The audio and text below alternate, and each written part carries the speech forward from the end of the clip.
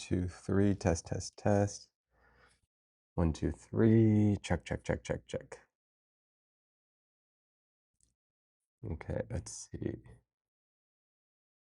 Now, if I wanted to connect,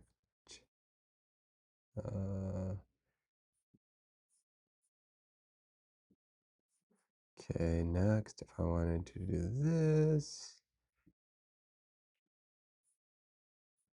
okay.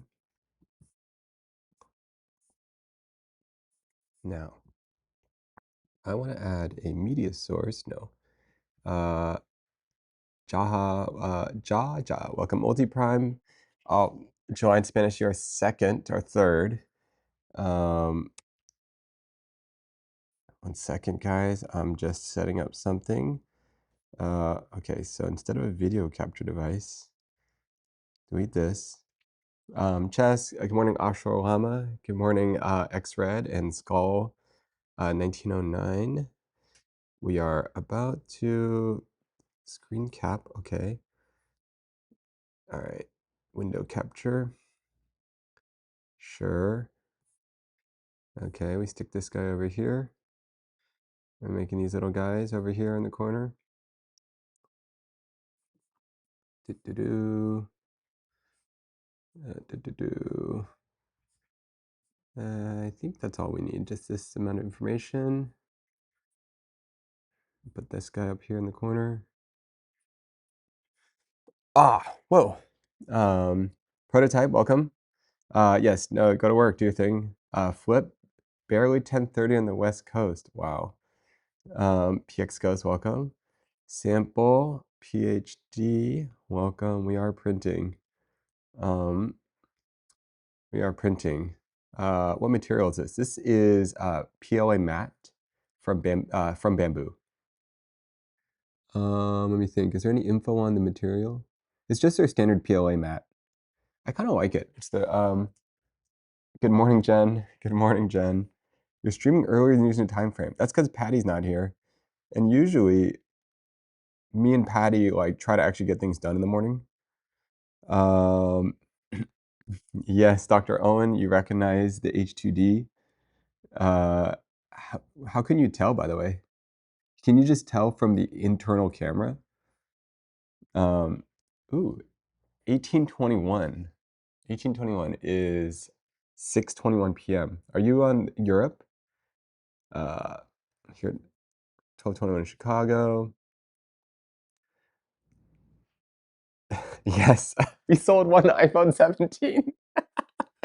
Time watch. I bought an iPhone 17 Pro because of Nate, and he was right. It's amazing. We sold one. Yes. How do we get? Where's the Apple Commission? Oh my goodness.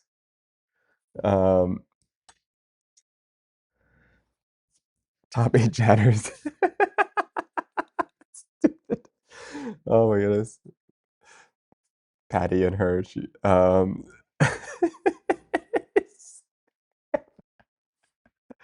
Oh my goodness.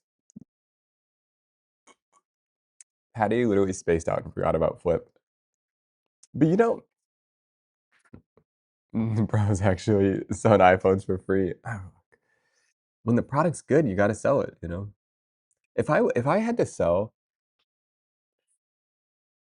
if I could sell products for free, man, what would I sell? Like, you just really have to believe in something. Okay. Okay. Brands that I really believe in that I would sell for free. It's like the quiet brands. Like you don't need to sell Apple. Um, um, you need to sell the quiet brands. The ones that do the hard work, you know? The best Twitch kind of advice. Be safe. Oh, okay. You need to sell the quiet brands, the ones that really don't market. Need an Adrian on the list. I think you know who should be on the list? Um, um, who knows actually? You know who should be on the list? Who's never even here? No, AK-87. AK-87 should be on the list. That's exactly why, because AK-87's because, dude, we're not doing the top 8 thing. Neil didn't make the list. Dude, here's the thing. AK-87 is making clips is not easy. You know who really you know who really you know who's you know who needs to be on this list that we've never seen before ever in the chat? There's this guy on YouTube. His name's Jake LOL. He shows up on my like YouTube feed and he just like makes random edits. Um, they're pretty good. Um, I first saw his like he did these like Minecraft edits. Um, dude, they're great. Good editor. Jake, have you guys seen Jake LOL? Are you in the chat? Is Jake LOL in this chat? We'll find out one day. Maybe they're in the chat. Maybe they have a secret account. Oh, they must have an account. Can we see? How do we find out? What if they are listening right now on the other side and they're like, oh, what do you think their Twitch name is? Expose yourself, Jake. Well, I think it's amazing because I feel like I went on his channel, just like pumping out videos nonstop. He's an alt account, yeah. It's a lot of work. I mean, think about it. It's like the same day edits. You've got to like, whoa, is that them? Is that Jake? No, we'll see. um, anyways, what are we talking about? We're just assuming. These videos are great, yeah. Yeah. The edits are good. The edits are good. There's an unofficial VODs channel. Wow. You know what? I think I did see that. I need to actually get my VODs things working. Now, you guys are welcome to do whatever you want with these edits. Oh, we're talking about brands that would promote for free. Yes, thank you. No, guys, you're seriously welcome to edit whatever the heck you want. Do whatever you want. It's all free me. Okay. You know what I was okay. You know what I was saying? That oh hey Case Feta. Okay. I think I had this thought a couple days ago. All right. I never finished it.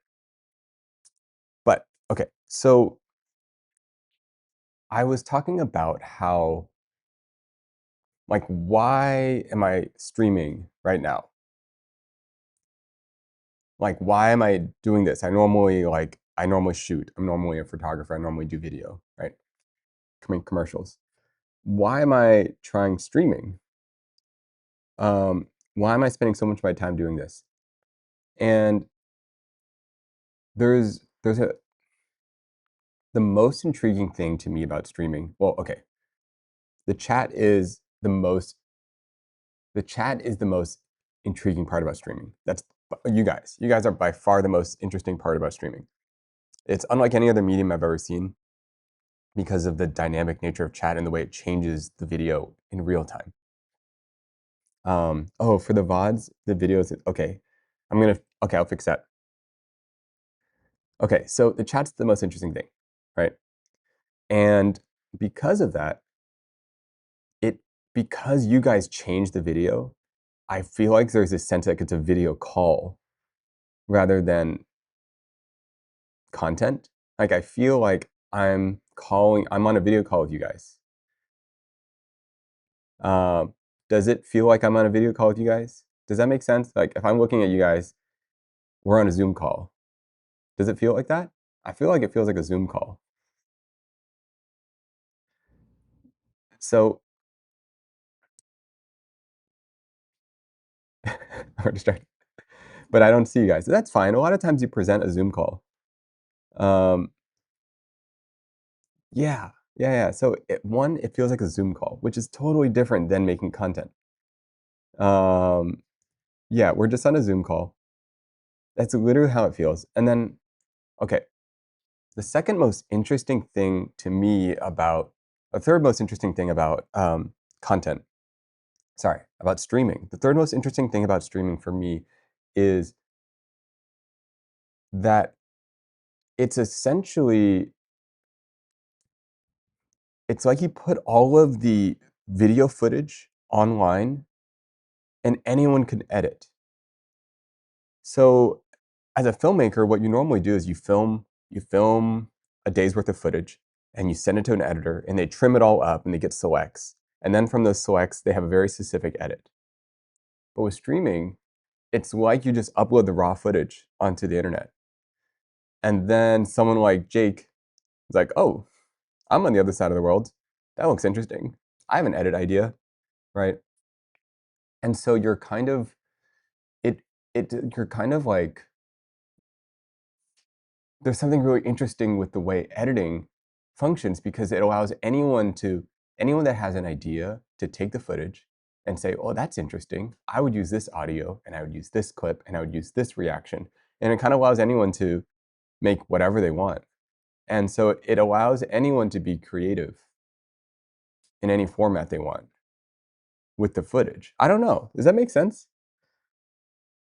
Does that make sense? I feel like that's like kind of a profound thing because as as a filmmaker, I've always worked with an editor, and you're kind of stuck to what the editor sees and you have just like one chance at something. And with this, you're just like, here's like 6 hours of raw footage. And if someone sees a moment, they could do something with that. I don't know. Kind of think that's really cool. Yeah.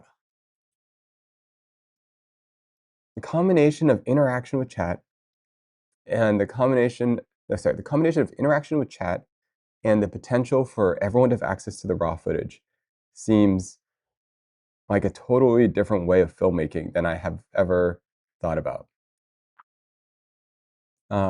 Oh, hey Connor.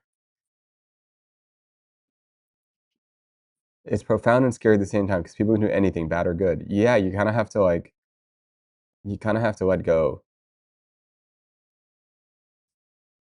You just like, you're just like out there for the world to perceive you, good or bad. And but you need a big enough audience and have dedicated fans and hater that will do the free labor. That's funny. I love how you add in haters for that. It's true. To have fans, you have to have haters, in my opinion. Like, otherwise, you're just kind of like trying to make everyone like you. That's not going to go well. Uh, Wait, what did you say? About to go to sleep? Flip, please go to sleep. Um, oh, Flip, you just got home from work, right? Definitely time to sleep.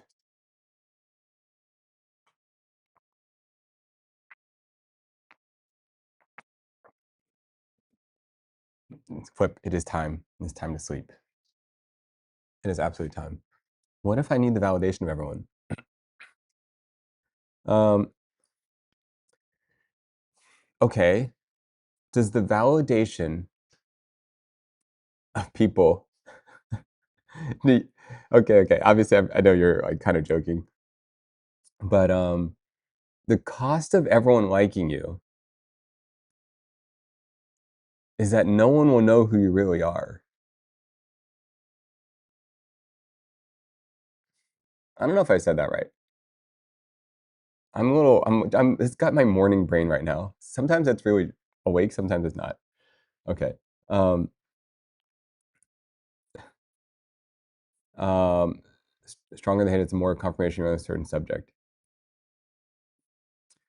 Uh, I went in 2 hours early, been up since 10 p.m. Yeah. Someone can make troll videos.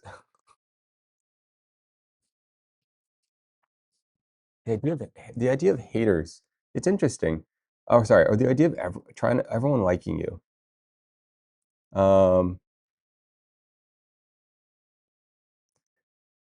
Okay. Do you know what we need to do? We need to talk about sleep. That's what we need to do, guys. Forget that. This is more important. All right.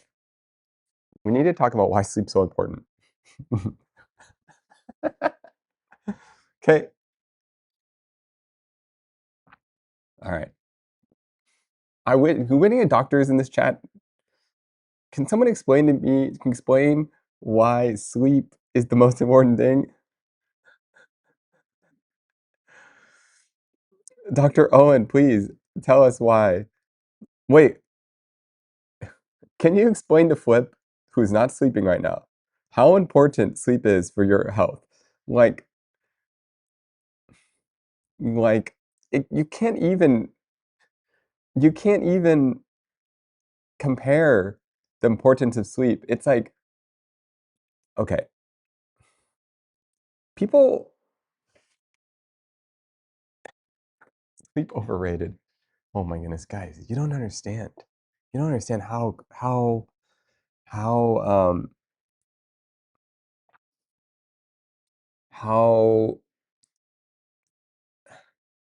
sleep, like, oh my goodness, guys, I completely track my sleep. I do a lot of things for my sleep.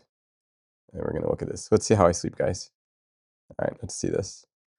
Oh, sleep score was okay today. Ew. Okay. This is how I slept last night. Okay, it's backwards. Um, let me send it to the thing. Okay, hold on.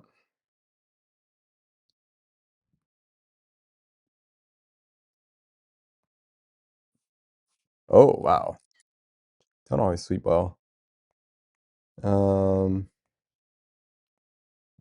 Okay, I have one good night's sleep here. I'm gonna share this, save the photos. What am I doing?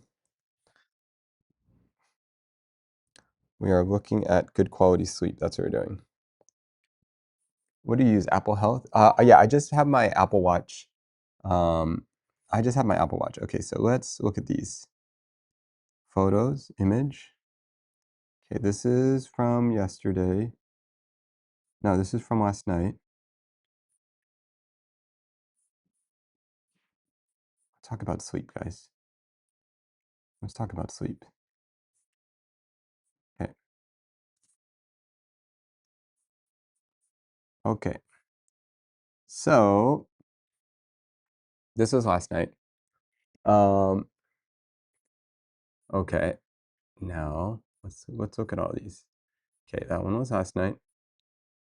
Let's add in another one.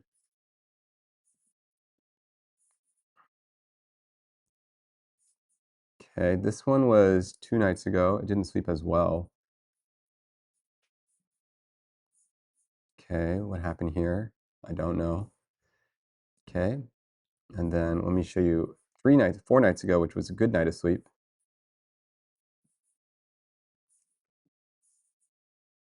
Look at this one, guys. Oh wait, this is not even that good. 6.5 hours. Wait, something's wrong. I didn't even sleep that well here. What the heck? Okay.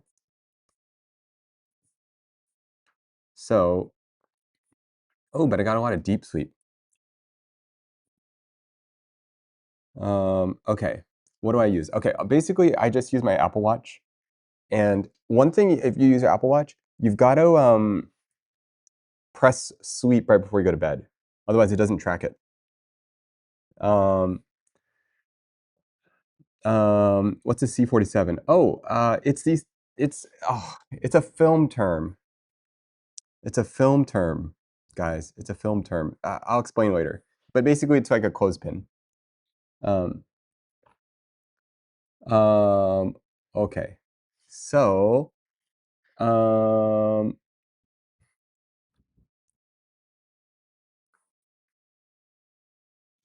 mine automatically, okay, fine. It kind of automatically tracks, but I feel like it's hard to explain. Sometimes it doesn't. Oh, welcome wins. Okay, so we're talking about sleep because Flip is somehow not sleeping. In fact, we shouldn't even talk to Flip right now because that's going to excite his brain and he needs to calm down before he sleeps. So just stay calm. All right. Gotta lower your. Okay. Okay. So, anyways, this is my sleep. I track it every night. Um. So, let's see. Last night, this one right here. Okay. So the one at the bottom is the deep sleep, right? Um. The purple on the bottom, the dark purple. That's a deep sleep. So I'm not getting enough deep sleep in general. Um, and for anyone that actually knows what they're talking about and wants to explain what the heck deep sleep is, please do, because I don't actually know. I just know it's like important for recovery. Okay, and then there's the REM, which is the light blue one, and then there's like when I wake up. Um, are those? Yeah, I basically check every night. Um, um, I finally got new pillows, so I sleep better with no neck pains. I mean, if it makes you feel better, probably. Um, um, the best thing you can possibly do to improve your sleep is to go to sleep at the same time every single day. That's the best thing you can do. Um, just try to go to sleep at the same time. So I try to go to sleep at 12 o'clock every single day. That's the timing I try to go to sleep. And I try to fall asleep within a half-hour window. I almost kind of treat it like a game. Like I'll try to fall asleep exactly at 12. And it's almost like it's like I just try to see within how many like 15 can I get it within a 15-minute period? Can I like be in bed? So 11 o'clock, I'm like, okay, this is my wind down window. 11:30, like I need to be really paying attention. Like 11:30 is when I start my that's when I brush my teeth. That's when I do everything. Um, do your clients do you have the cliche bedtime routine? I have a brain that is running around nonstop, so I sort of gave up on that, but it does have a lot of people. Calm down. I don't really have a bedtime routine, but I basically, it all kind of starts around 11. And then um, I basically start wrapping up whatever I'm doing by 11. And then I brush my teeth and do all things skincare, whatever, all that stuff. I guess in some way that is a bedtime routine, like flossing, brushing your teeth, skincare, drop the skincare routine. Um, you know, I actually I actually do use a lot of skincare. Um, okay, so well, let me explain to you my philosophy on skincare, guys. It's so stupid. Okay, my philosophy on skincare. Okay, so okay, it- okay, so I remember once, um, I I remember I had a lot of friends who were like, uh, I had a lot of friends who were really into sunscreen. Okay, so yes, all right. So I was doing a shoot, sunscreen, right? Okay, so I was doing a shoot. I can't say which brand, but it was a skincare brand, and we're filming. And in between takes, we would cut, and this was like a dermatologist, like a professional researcher in skin. And then in between takes, they were kind of just like going off script, just talking to themselves, talking to me. And then she was saying like, hey, like all these skincare products, they don't really matter if you're not using sunscreen.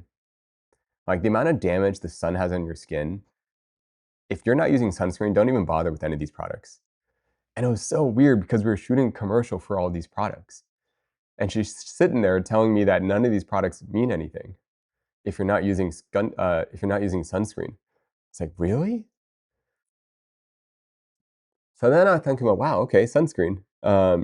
Just seeing her like casual off, like, yeah, it was just kind of this like weird off camera moment.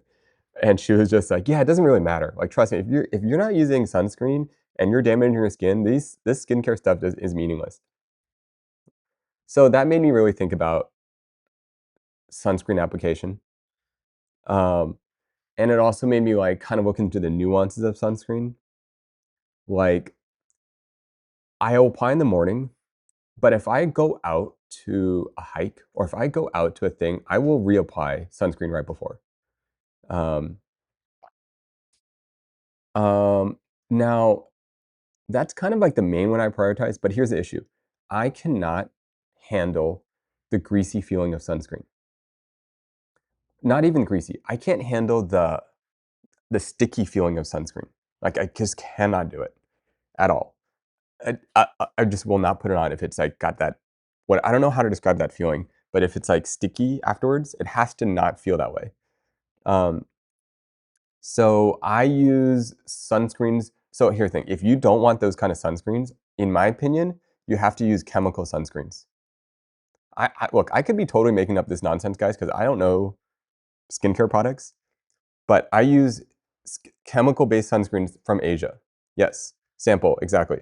So, like, as long as they have the UVB whatever thingy. Um, so there's a lot of ones. There are better ones, but from a comfort point of view, I like the Aqua Biore watery essence. Do you guys know that one? It was really popular like 10 years ago, but I never kind of like got over it. I still use it, and it's like really cheap in Japan. It's like $5. You guys know the watery essence Biore? Biore, Aqua Biore watery essence? Yeah. Is that how you say it? Biore? You guys know this one, right? It's in the blue bottle. It's like kind of like shimmery. Aqua Biore. Um, yeah, that's the one I use. I put a link into it somewhere. Here's the problem though. Okay, one issue with it is that when you buy it on Amazon, you don't all all of them are slightly different, and so it's hard to find the correct one. There's like ones that I use that too when I went to Japan. Yeah. There's ones that are more comfortable than others. Like, it's so annoying. It's like they have like 10 versions of this thing. Um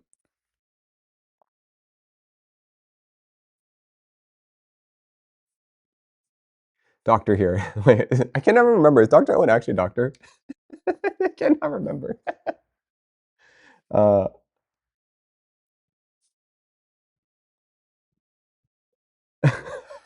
he's not. Okay.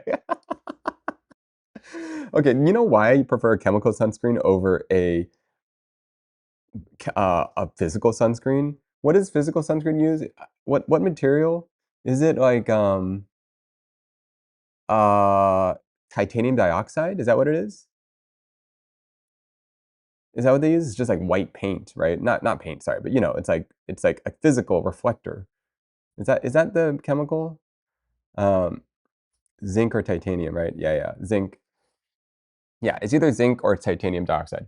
Um Anyways, those things, they're kind of like a I don't know, there's just like this like pasty feeling in it that I can't do. Just me. Um, so I do the Aqua Biore UV whatever thingy. Um, um, oh, FDA has not approved any. Oh, interesting. Yeah, yeah. So anyways, the Asian sunscreens, in my opinion, are much more comfortable. Um, uh, okay, so that's the skincare I use. Now, the main things I've tried, I'd like to know what you guys think.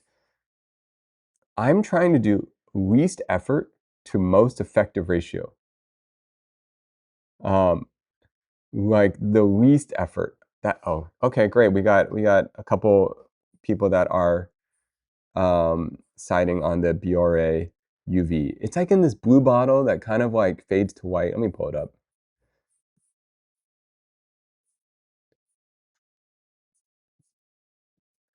Um, doo -doo -doo. Problem is like I feel like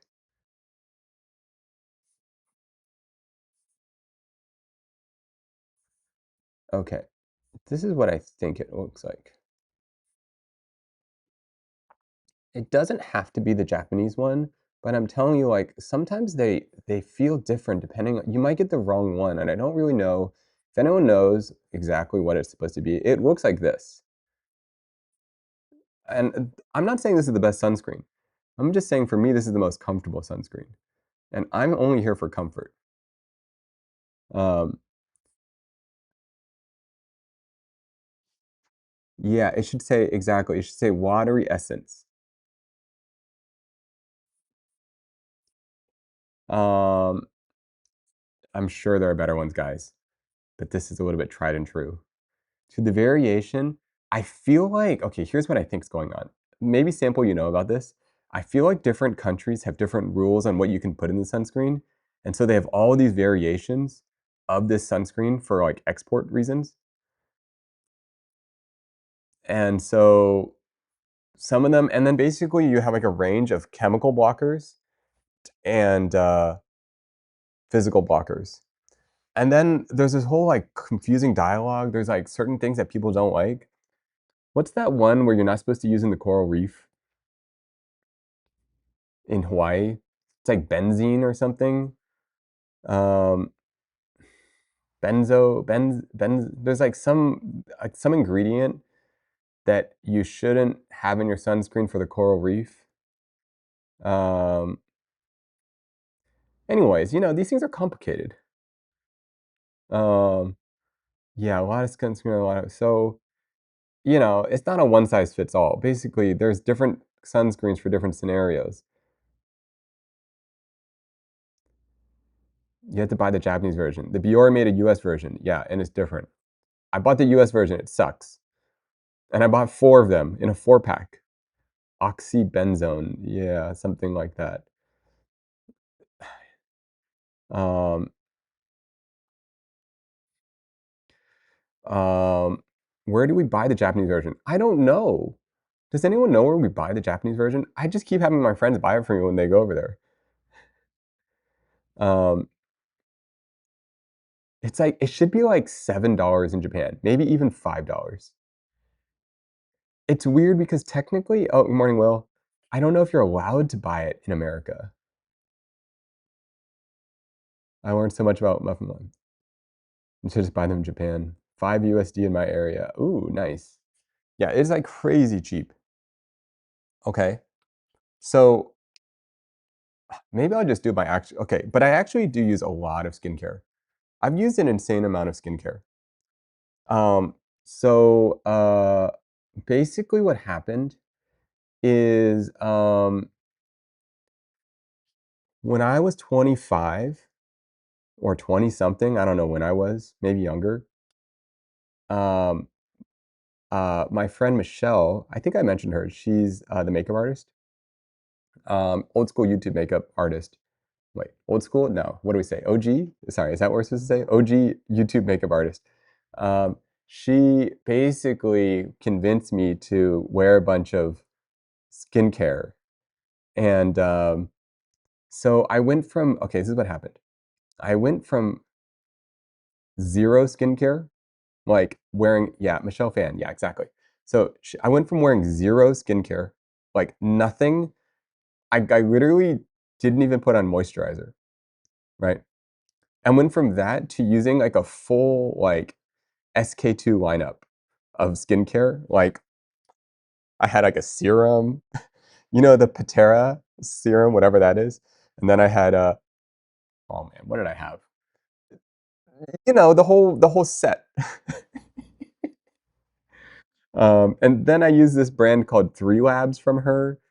Anyways, I went from like $0 of skincare to like $500 of skincare. All right. So imagine zero, no skincare, not even anything.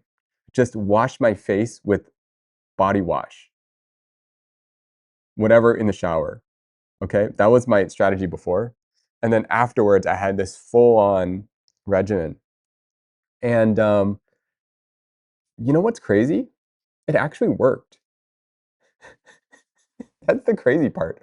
Like 2 weeks later, I was like, wait a second, guys, my skin actually looks different. Like I thought this was a scam. I thought this whole thing was a scam. The skincare stuff. I was like, I was sure you guys were getting scammed. And I actually one day I looked in the mirror and I was like, wait a second. Like I can actually see that my skin looks different. This is crazy. No, body wash in the face. All right, no, I promise you. I promise you there are people in this chat that they just use their Dove body wash and they just it's the same thing. It's a scam. It's a little bit of a scam, guys. A little bit. If it can wash your body, it should be able to wash your face. I promise you, there's some people here in this chat that uses their body wash or their leftover shampoo as their face wash. How many steps though? Anything more than 3 steps? Yeah, yeah. Depends. Okay, if I had to do just 3 steps, okay. Okay. Here's what I would do. Here's what I do. Let me show you my 3-step version. I have more than a 3-step version, but I will show you. Uh,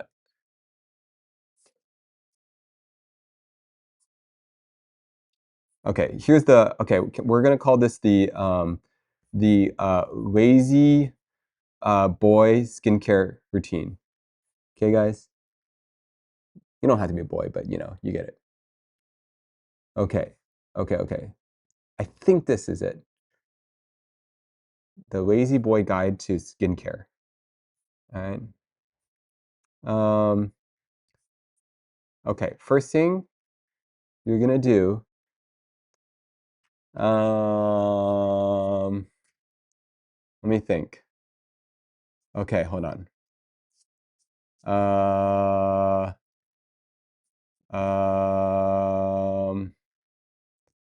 okay. This is the 2-part Lazy Boy Guide to Skincare. Just 2 pieces. Okay, so you can do 1 sunscreen and 1 moisturizer, gel, ceramide, hyaluronic acid all in one. Okay, guys? The reason this one's fun is because it comes with the hyaluronic acid and Namicide all in one combo attack. Okay? It's the combo. Okay? So you get the sunscreen and then you get the moisturizer hyaluronic acid combo attack. All right? You want 2-step? All right? This is it.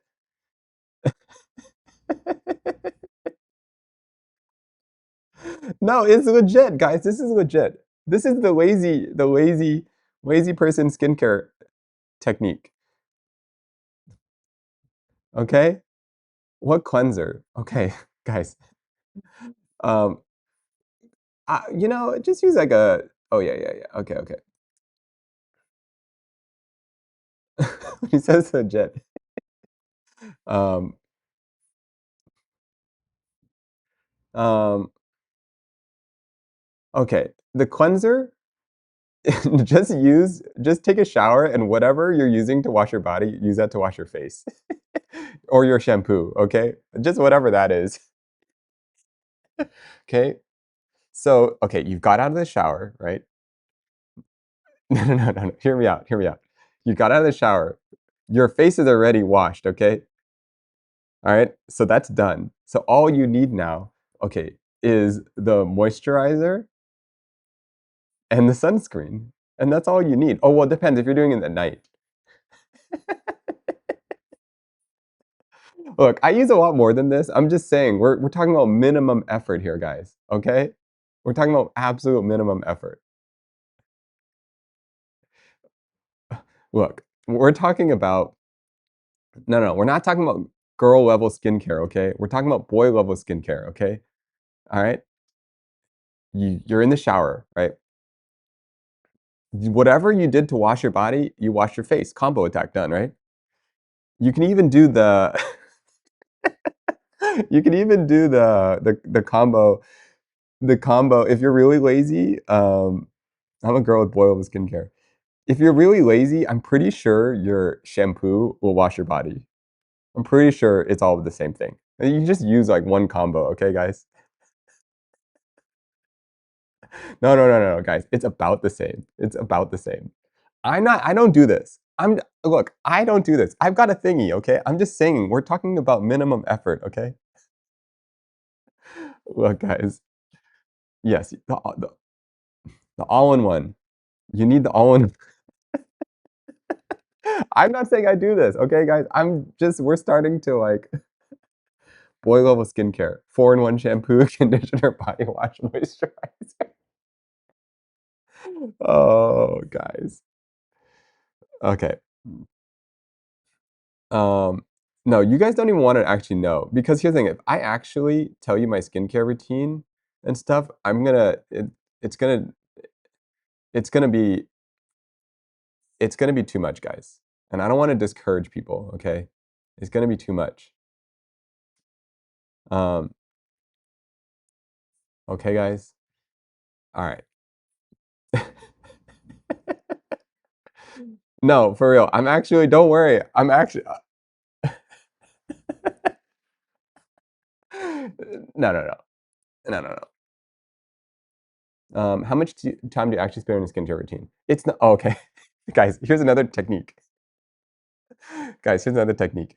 If you want to save time, let's say you've got your like serum, right? And then you got your serum, you got your toner, you got all the stuff, right? You could just pour the the moisturizer, just pour it all in one blob onto your hand, and then you could just kind of like make it into a combo blob. Then you don't even have to keep applying like all the layers. You just do it all at once. You don't need to do any order. All right, the one-time application. Just make it into a little ball. All right. Have you guys ever tried this? Have you guys ever tried this? Okay, if you guys do that technique where it's all in one, I recommend doing the ones where you have the droplets. So you know the ones where you squeeze the droplets and then you can drop it all in your hand at the same time. Okay, I'll be honest. I have done this for a little while. I did do the combo attack. The here's okay. Here's when I do the blob in your hand all at once. Okay, when I do the blob, the combo, the 5-part blob in one go, is because I don't have enough time that day, and if either I could choose to not do this, or I could do the blob technique, the little combo blob, right? And it kind of works, guys. I'm telling you, it doesn't really. I don't really notice any difference when I do this. Okay, I don't really notice any difference. All right, but if you no, but if you okay, so let's talk about the actual thing. All right. Let me talk the actual thing. Um, Man, I'd actually have to go to my place to find out what I'm using because I change it all the time. Um, no, guys, it's not that it's 3 minutes. It's 3 minutes in a really. Hmm, It's it's like an awkward 3 minutes because I also don't have my contacts on at this point, or have taken out. It's I either have taken off my contacts. I have contacts, right? So I've taken off my contacts, and I can't put on my glasses. So I can't see anything. Guys, my vision is so bad. I can only see like a foot away. So you got to understand, I can't even see anything. And the amount of times I've went to grab the bottle of some serum made of glass, and then I hit the bottle, and then it knocks over, and then you've like dropped some $50 bottle of skincare onto the ground, and my ground is made of concrete. Guys, there's no way. All right, there's no way. Um,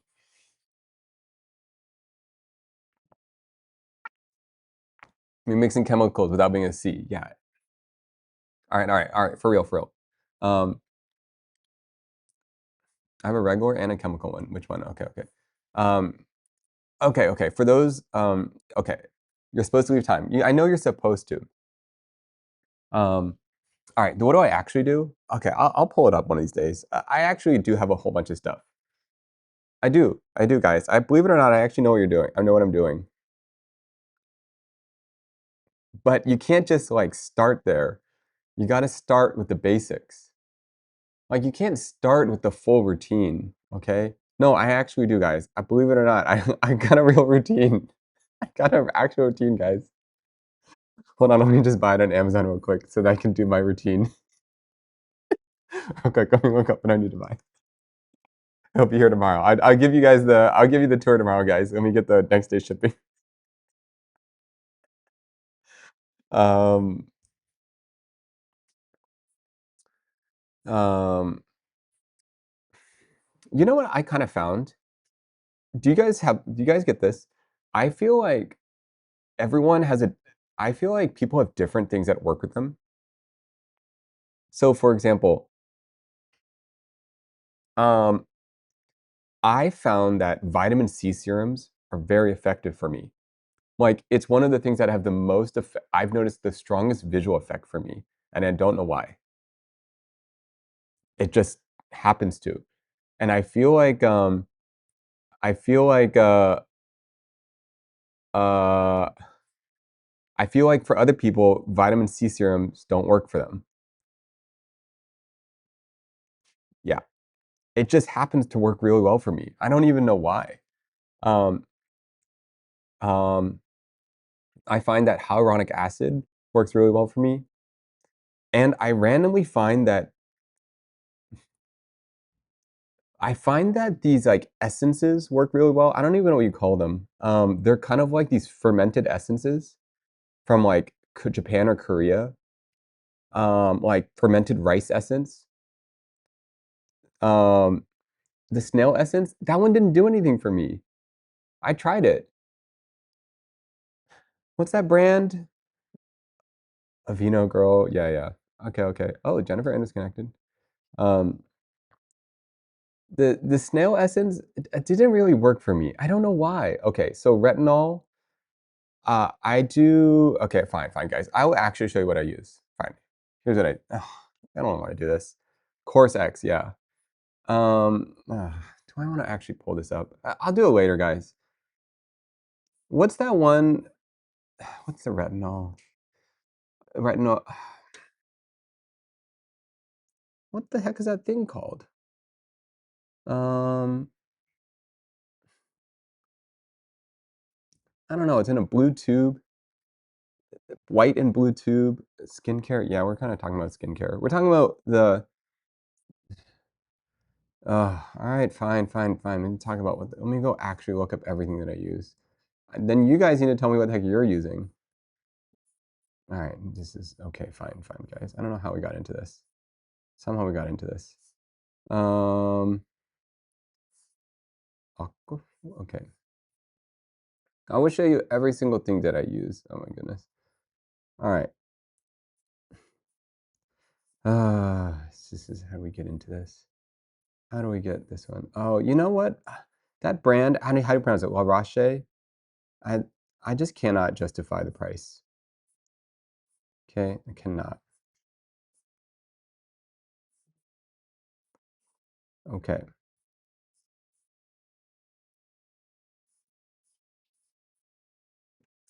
All right, let me just add in more things that I actually use. Hold up, guys.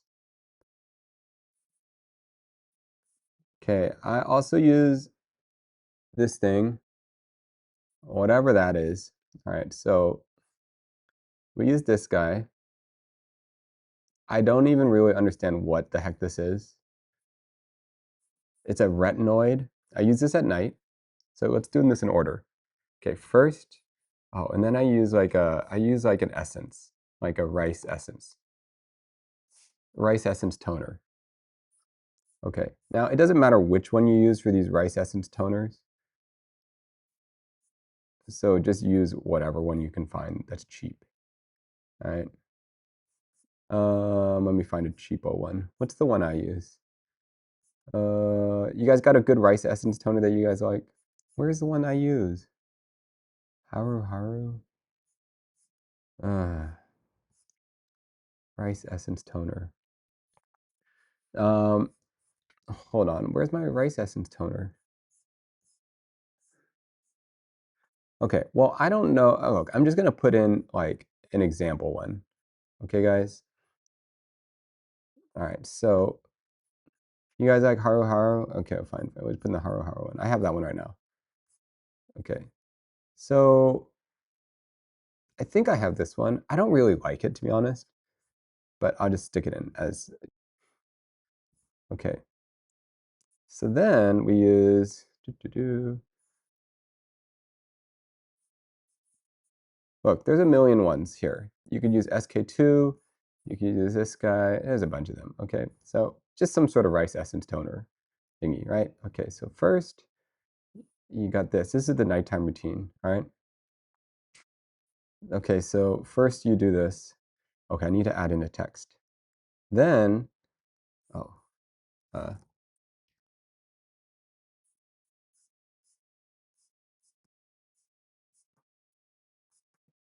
oh, where's the cleanser?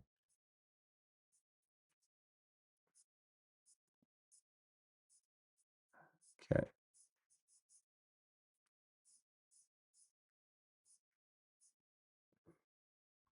All right, you guys recommend some cleanser because I just use a CeraVe cleanser. Okay, then what do we have? Oh, then you have a hyaluronic acid. Oh, you know what? Okay, no. Vitamin C serum. Um, okay. Um, okay. Now,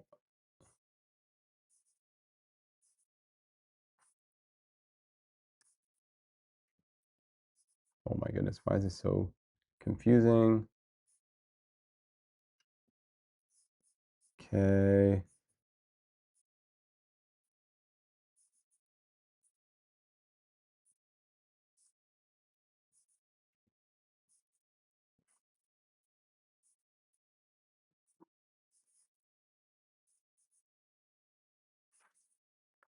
Do. Okay, then you want like a little vitamin C serum. Now, the best vitamin C serum I've ever used, personally, that's most effective, was I really like this dermalogical one or this Paracomb one. Um,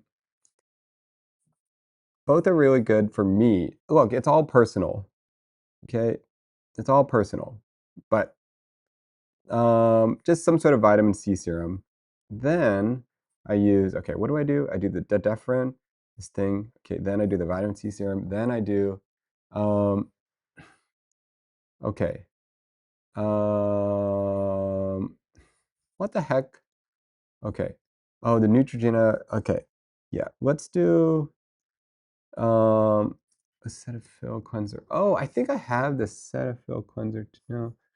Um, I feel like yeah. Let's just do the CeraVe cleanser because that's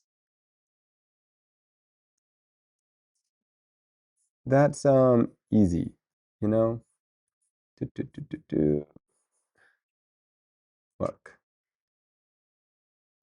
you just need a facial cleanser. Okay, guys? It doesn't need to be fancy. This one can be casual. Do. Okay, yeah, guys, please throw in whatever you're using. Okay. I don't know how we got into this. I don't know how. Okay, so next we have this guy.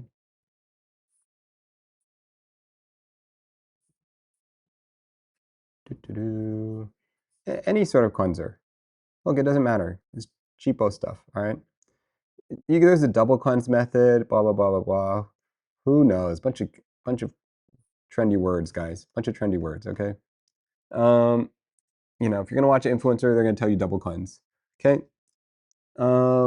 What's next? Then I use hyaluronic acid. Now, honestly, I don't mind the hyaluronic acid from The Ordinary.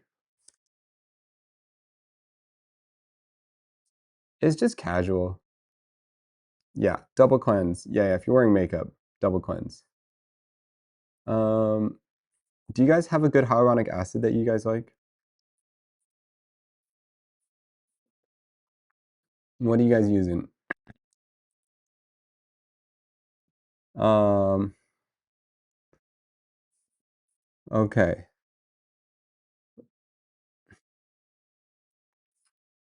Which one are you guys using? Started to use The Ordinary? Okay, what are you guys doing for the hyaluronic acid? The fraction. Look, guys, you started this, okay? I didn't want to go here, okay? I had a nice, easy solution, okay? Wash your face in the shower and then put those things on, okay? Cetaphil. Um,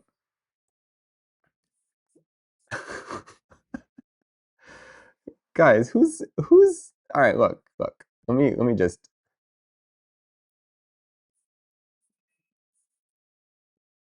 what is this? Coors RX. You like that one? Dude, I kind of got burned from Coors RX. Coors X. All right. I mean, whatever. Just let's just stick in like a random one. Okay, guys. Just stick in The Ordinary because you can't really go that wrong. Okay, so all right, so then you need the hyaluronic acid. Okay. Oh, and here's the thing, guys. All right. This is nighttime routine is going to be different than daytime routine. Okay. So you're not going to want to use this dodephrine thing during daytime. Okay. It's going to make your skin sensitive to the sun. Okay. Um, 5 more minutes won't be seen anymore. Uh, stupid. All right, look, guys. Um, what were we talking about? Um, okay. Nighttime, nighttime versus daytime routine. Okay, so vitamin C. Wait, which is the one that makes your skin sensitive to the sun? It's the dodephrine, right? That's the one that makes it sensitive to the sun, or is it the vitamin C serum? Ah, now I'm going a little crazy. Okay, and don't forget, guys, it's thinnest to heaviest. Okay, so retinol, right? Yeah, thinnest to heaviest. So you want to do your yes. Okay, so don't do this one right here, guys, in the daytime. And oh, Crystal's here. All right. So Crystal doesn't know much about skincare, so we're teaching Crystal right now. Um, um, all right. So, Crystal, what you need to do, all right? See all these ones on the bottom? Useless. You don't need any of these things. This is all hype. This is all marketing hype. All right. All you need to do is you take a shower in the morning. Take a shower in the morning, all right? And the shampoo should clean your face in theory, okay? Just kind of like wash your hair and then the leftover suds, you know, should clean your face. Make sure you get the ones with Sudafed that really foam up because the Sudafed, not Sudafed, sulfates, lots of sulfates, okay? You need to get the extra sulfate so it's really puffy, right? And then that will go into your face, right? Okay? So, all right. Um, all right, all right.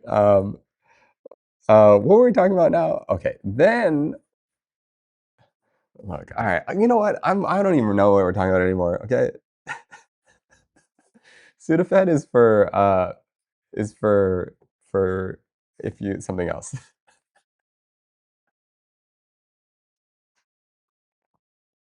Okay. Um. Okay. So shampoo for the face, right?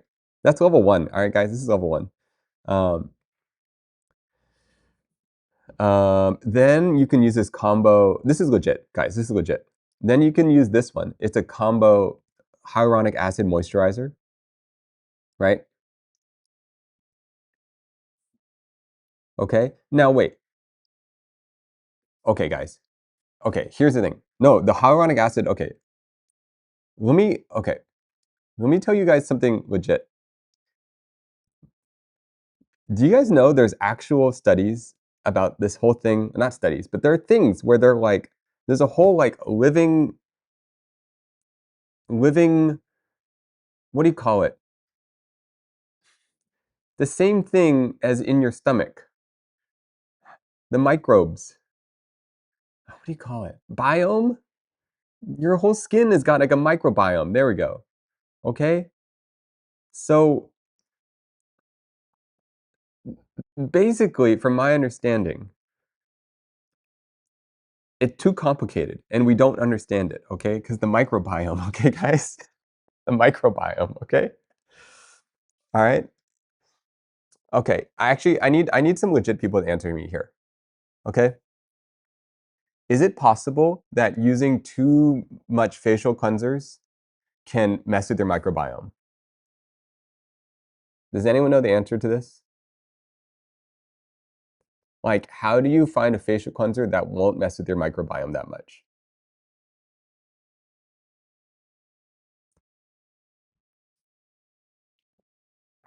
Um, the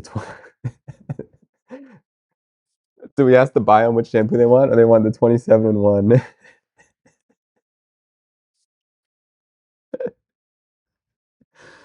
Guys, the microbiome. What are you supposed to do? Does someone explain the microbiome to me? What's happening here? Okay?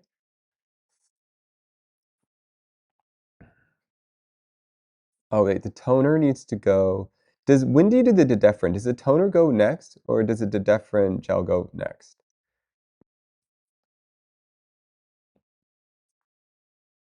Please explain what you believe a microbiome is. Okay, here's what I think it is. What I imagine is that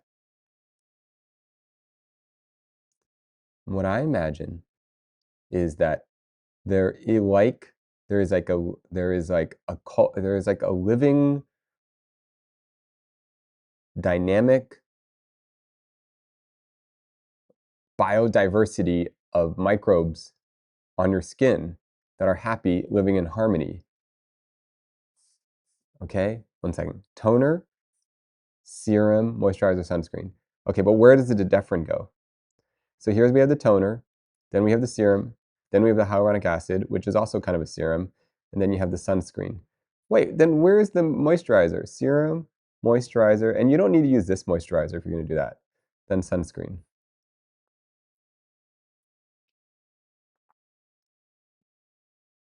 You use this after the toner. Oh, this order? Guys, what the crazy? Toner, then this. This is the order, guys? Okay, and this is not this is not the moisturizer you would use because this also has hyaluronic acid in it. You would use a different one. Um, oh, what's all these lotions? Lotions? Wow, you seem like you don't know what you're talking about. These are not lotions, okay? These are serums, okay? And acids. Um, okay, guys, look. Here's what you need. Does all this go into the face daily? I do it once in the morning and once at night, and sometimes I do something in the middle of the day. Okay, but I switch up my routine between the morning and the night. Oh, wait, wait. Also, you guys, you need one big thing. You need a lip balm with an SPF. Do you guys have a recommendation for that? Because you'd be surprised. It's real easy to not put sunscreen on your lips. And it's really easy to burn your lips. Supergoop has one. All right. SPF lip balm. Okay. So you need, trust me, guys, you can bring one tomorrow. Okay. No, for real though. You'd be surprised how easy it is to burn your lips. And on top of that, you'd also be surprised uh how okay, one second. Let me add this in. Let me add this one in. Oh, the B one? Okay. Okay, then we need this guy. Doo-doo-doo. All right, then you need this guy. We don't need this one here. Okay. You know, guys, I actually use most of this stuff. That's the crazy part. Like my skincare is kind of intense. Um,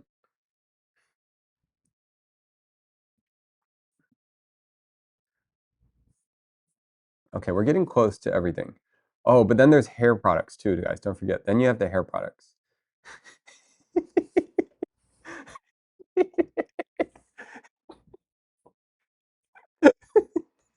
Okay, okay. All right, all right.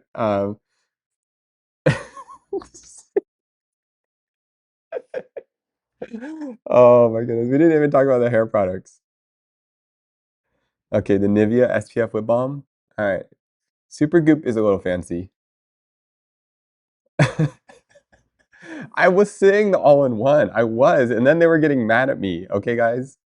So then we had to explain to them what the strategy was. Okay. All right. So do we even want to start with the hair products? Dude, this is gonna get crazy. And here's the crazy part. I'm a super casual. I'm like I'm like literally the most casual skincare person. Oh my goodness, we've actually run out of room. We need to remove these things. Oh, okay, okay, here we go. No, no, I'm actually casual. Like, look at Jen and Crystal. How long did it take? Oh, see, no, I am casual. I'm casual.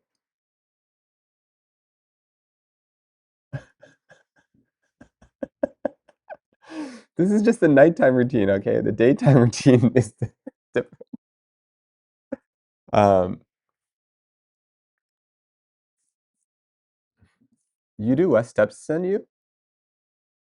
Oh, wow, Crystal, super casual.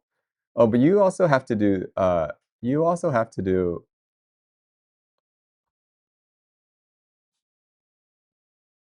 average guy is not casual. All right, is this not casual?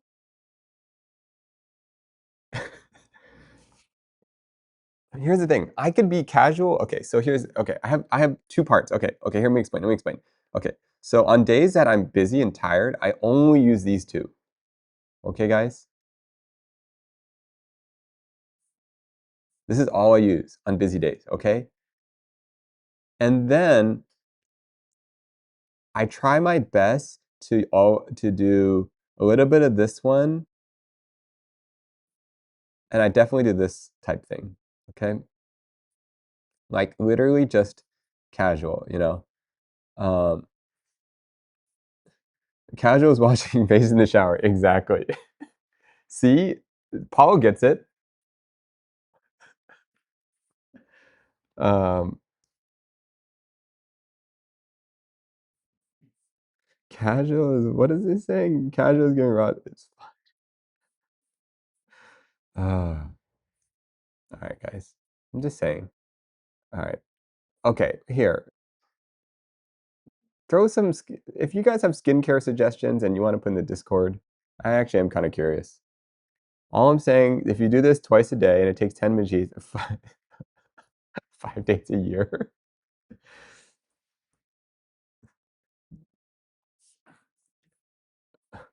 Guys, this is why I was saying earlier the low-key one, okay? But then you guys made fun of me, so I needed to show you the whole routine, okay?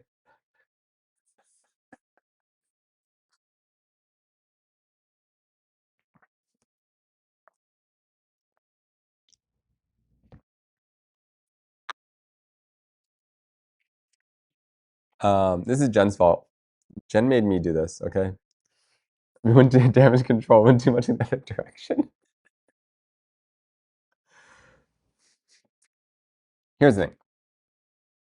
But at its core, all you really need, at its core, all you really need is one cleanser, one toner.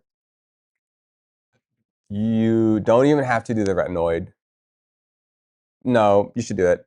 Retinoid, uh, one serum.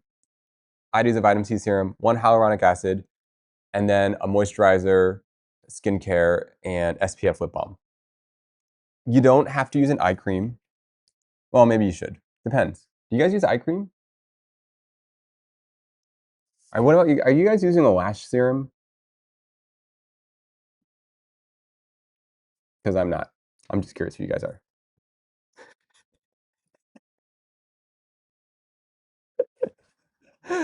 No, legit, I actually was using an eye cream for my eyes for a while. Okay, I'll show you the eye cream I was using. This is actually legit. Okay, okay. Dermalogica eye cream. I actually really like this one because I really like the applicator. Guys, this is not my fault. This is your guys' fault. Oh my goodness. No, for real, this is like a really good one. Hold up. All right, hold up. This one's actually good. Hold up. Okay, I think this eye cream is really good. Dermalogical Bioswim C Eye Serum. Because the applicator is really, really nice. This is Jen's fault, okay? This is literally Jen's fault. We were not gonna go here, okay, guys?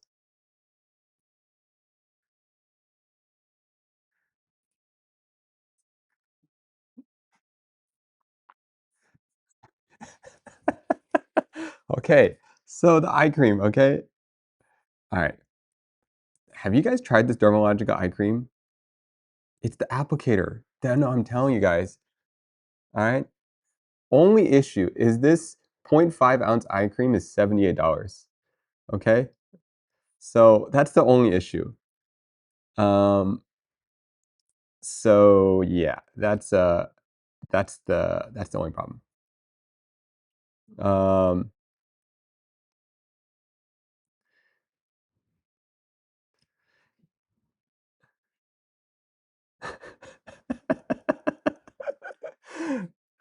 okay.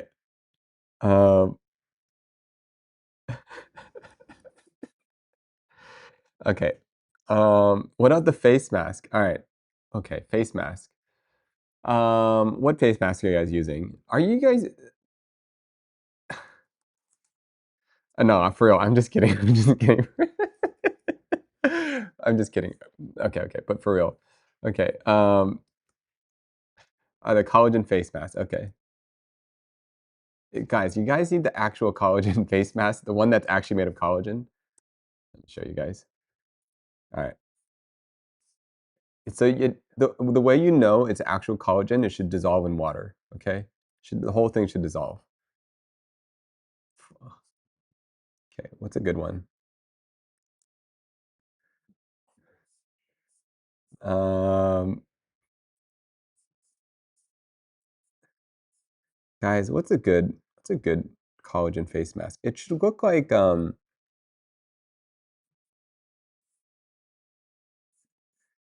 it's a good face mask. Guys, are you guys doing the Metacube stuff? What do you guys think of the Metacube? Is it legit? For real? Who actually bought one of those Metacubes? Did you get scammed or is it legit? Metacube. that little thingy. Do you guys not know what this is? Oh my goodness. Seriously?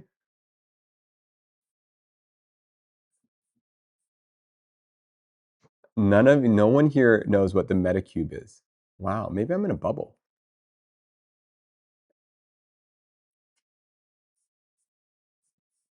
You bought one for your mom, but then she stopped using it. I seen it, okay. Maybe I'm spelling this wrong. Medicube? M-E-D-I?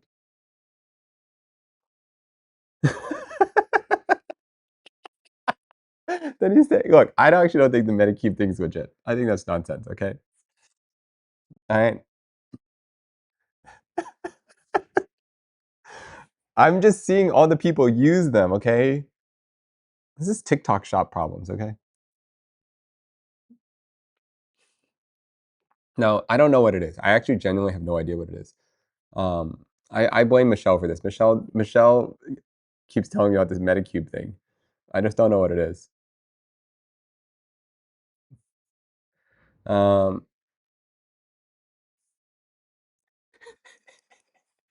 all right, all right.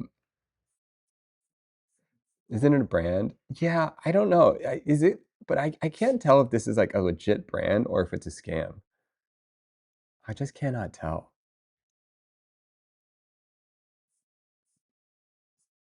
Um,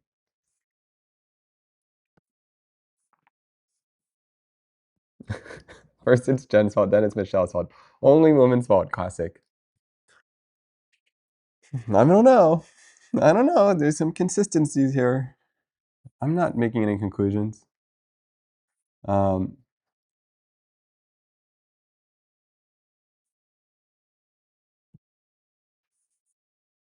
okay. I feel like this is just confusing people that are. I feel like this. Um, all right. I don't know how we got in here, guys. Oh man. For those who are just joining, okay, guys. If you just joined, I'm not actually. I don't even know what to say at this point. I feel like I got conned.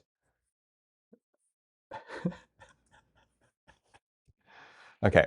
Okay. If you're actually just joining, okay. So here's my strategy. Let's re go over things. Okay. So I'm confused. Yeah. All right. So basically, if you got no time, put this in the wrong place. Okay. If you have no time, you just use a sunscreen and a moisturizer, hyaluronic acid. Okay. If you got more time, and just take a shower, right? Okay. If you got more time, then you can use the facial cleanser, and then I would say a hyaluronic acid. Okay. And oh, you should also use a lip balm. Okay. And then you have more time, or you're a little bit older, then you can use a retinoid. Oh, the first lazy step. Okay, first lazy step is you just use shampoo. Okay. I need to write this out in a graph. Casual boy routine. Yeah. Casual boy routine is just shampoo. Okay. Um, Shampoo only. You don't even need a conditioner. Okay. Okay. Um, what if poor? Oh, guys, Tresemme. If you're poor, get this Tresemme stuff from Target. It's so cheap. Just use this. That's all you're gonna use. Okay. Okay. So, all right. If you're poor, you only need one thing. You only need one thing. All right. Trust me, guys. This is the worst, but it looks like a shampoo. Okay. So if you want a shampoo bottle that looks like they know what they're doing, but actually isn't good for you, this is the one. All right. Put that in your bathroom and people will be like, oh, yeah, it looks like. But you know what's kind of random? Don't they randomly make a good hairspray? Like, I don't understand. That's what I don't get. It doesn't make any sense. Okay, so this is the ultimate lazy boy tier. Okay, just none of these, all right? It's got a black and gold bottle, so it looks fancy, all right? Yes, their hairspray is legit, right? I mean, it's not good. Do you guys know that Orbi brand? That's the Orbeez? Orbi. Orbi hairspray. Orib? Orib. Orib.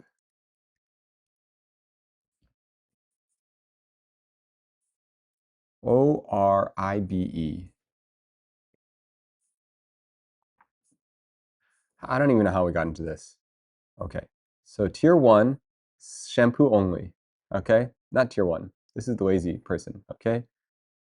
I love Orbeez. Okay. Okay. Um, then all you need is this. Okay, that's the next tier. Then you have this tier. Okay. I think I'm understanding now. We make a graph of importance. So the more effort to importance ratio. Okay.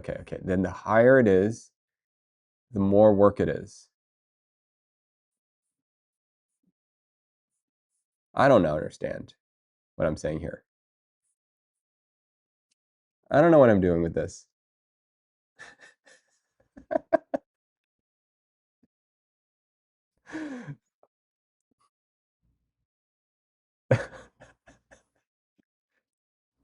Look, it's just something for everyone, okay? You get the high level and low level all at once. Got to label those axes. Yeah, I don't know. Okay, guys, so that's the skincare talk. We lost the plot. We did. We went too far, guys. We absolutely did. All right, we lost the plot. Okay, we lost the plot. We don't even know what we're talking about at this point. Let's put this all away.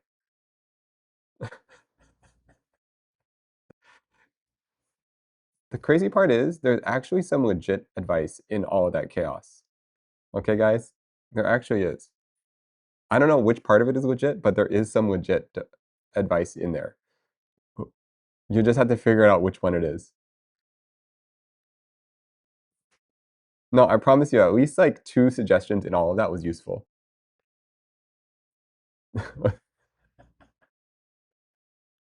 Mix all those products, apply at once, yes. Okay, here's the one that I actually think is legit. I think,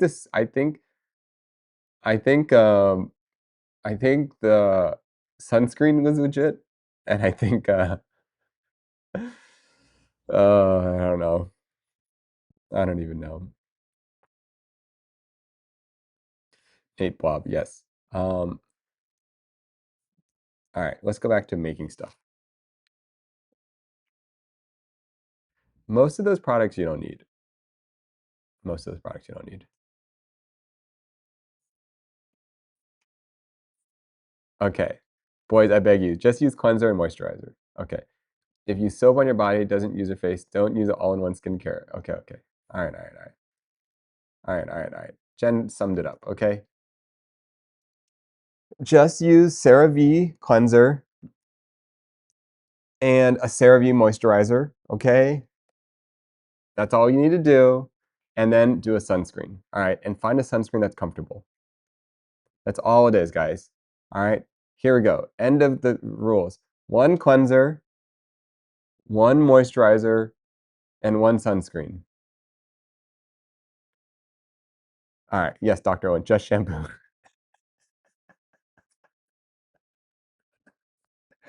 Look, guys, you guys all have your own technique. I'm just showing you what I'm doing. And I'm okay. All right, you guys want to know? Do you know why? Do you guys know why I have so much skincare sometimes? The reason I have so many skincare things is because I don't even know if I should say this. Okay, no, I shouldn't say this. Okay. Um,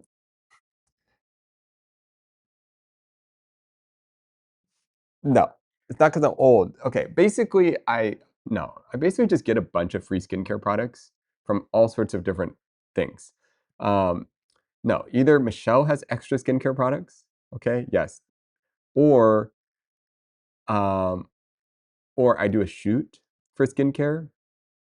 So like I'll shoot for like Tatcha or some random skincare brand, and then there'll be so many of these things afterwards.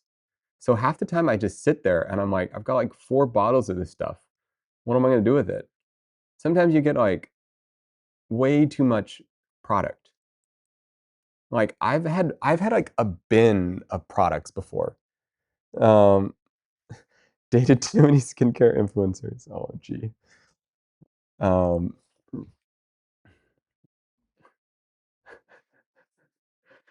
um, did you get any skincare products during the volcano throat shoot? No. That's crazy. You get free Tatcha. Okay, here's the other issue though. The other issue is then I get these skincare products, and then all my friends that know what they are, they take them from me. So half the time I don't end up with anything. And then I have to actually go and buy skincare products. And the thing is, the girls, they actually know. Like they'll look through the stuff and they'll be like, I want that, that, and that. And then they'll like leave behind like 4 things. And I'm like, you don't want this other thing? They're like, no, I don't want that. So I use the thing that they leave behind. I'm like, well, no one wanted this, but I'll use it. Oh, it's so sad. Yeah, it'll be like a bin. They'll just they'll literally be like, I want this one. This is the one I want. And of course, it'll be like the $75 one that they want. I don't know why. I think they just go for the most expensive one. I don't think they even know what they're using. So that's how it happens. Anyways, that's what happens when you work in the beauty industry.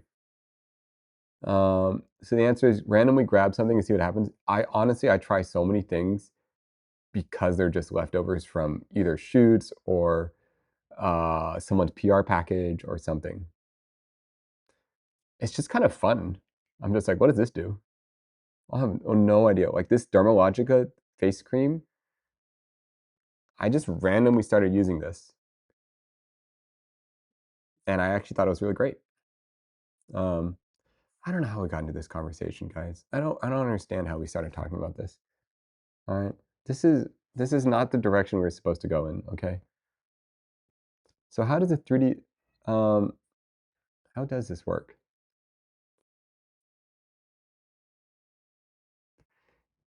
If you get a Shishido, you know what? I used to really be into that Shishido sunscreen. You guys remember the one that looks like a funny pill? The blue one? And it kind of looks like a seashell. That used to be my favorite sunscreen like 15 years ago. Um, then you still use that one? Come on, dude. That was 2005. No, no, no, no, no. We can't be using that one anymore. No, no, no, no. That's dated. That's super dated. We can't be using that. No, no, no, no. No, no, no, no, no. No good. I mean, maybe it's good. Is it good, guys? Do people still use that? Dermalogica in the corner. People are gonna come in here like, what is this guy doing? No, no, guys, we make stuff. All right, we're not. Somehow this stream turned from a boys stream to a girl stream. Somehow I got tricked. How long has the 3D printer been running? Maybe 2 hours, 3 hours? No, maybe 4 hours.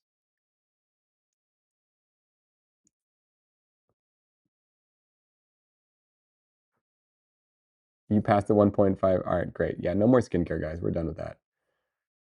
For real. Um, it turned into a boy stream, calling lazy boy stream into a skincare routine. Is Patty sick? Patty's no, she's just not in today. Um, Patty also does her own thing. You know, you know. Yes, these things are being made. Let's talk about sports. All right, guys, Dodgers. Did you guys watch the Dodger game last night? Anyone? You guys see what happened at the end?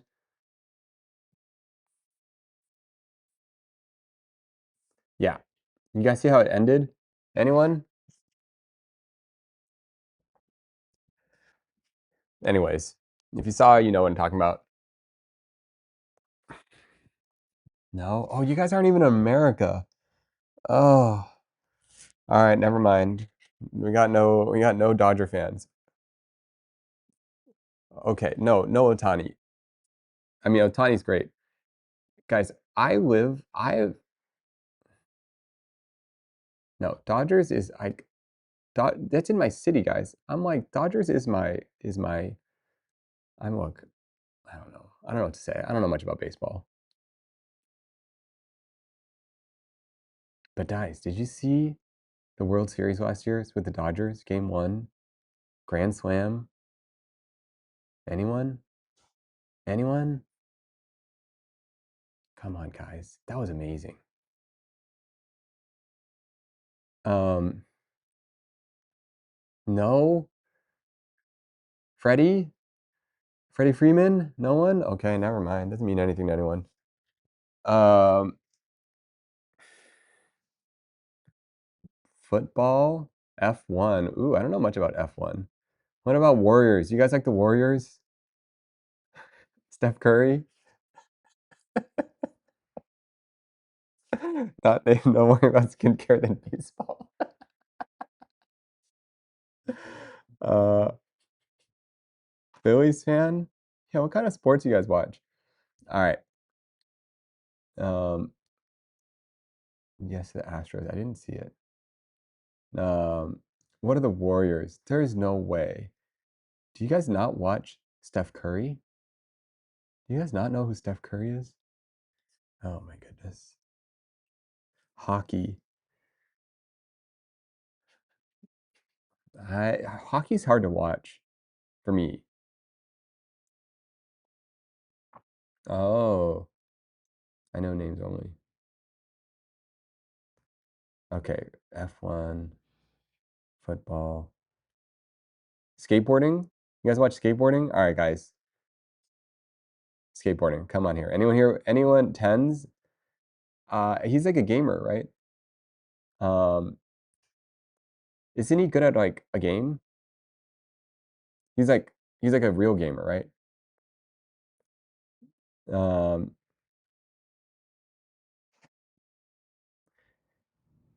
um, Jason's brother-in-law. What does that mean? Jason who? Um, hockey. No skateboarding fans here.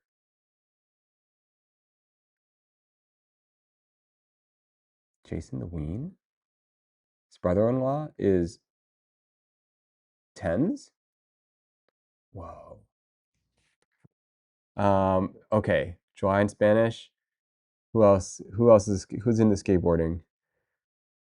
No one?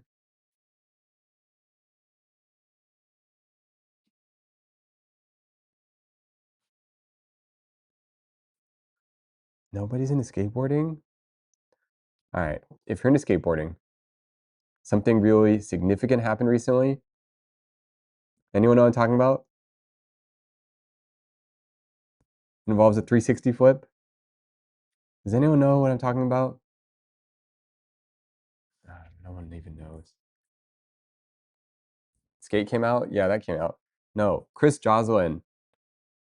Come on, nobody even knows. She doesn't, nobody knows. Okay, never mind. I'm not even gonna mention it. Chris Joslin. Okay, someone did one of the most epic tricks of all time. Basically, what happened is, all right, let me just show you guys. This is what you guys need to understand. You need to know some skate history, okay? All right, all right. I'm gonna show you the most epic skateboarding trick ever done that wasn't finished. Oh, sorry, it's loud. This is a very important skateboarding trick, okay? If you need to know this because a little bit of it all just kind of got okay. This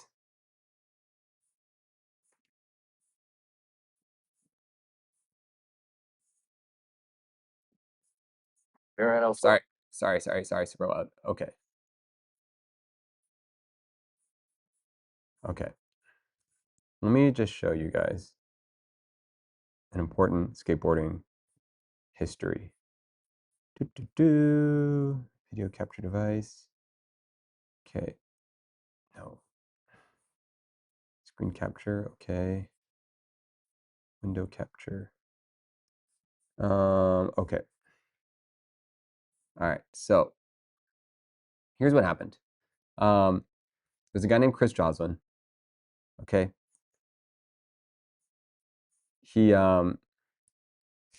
This is the trick. Okay. So this place is called El Toro, right? It's one of the most famous, largest places to do tricks down, right? And it's kind of like it's kind of an impossible place to skate because it's ginormous, right? So what he's trying to do, he's trying to do a trick called a 360 flip. It's never been done on this stair set ever. Um, and it's a flip where you spin the board 360 degrees sideways and 360 degrees vertically, right? And it's 20 stairs. This is probably, to me, this is the hardest trick ever done in skateboarding. Okay? Um, and I'll give you a warning. In this video, he does not succeed. Okay? He does not succeed. Um, um,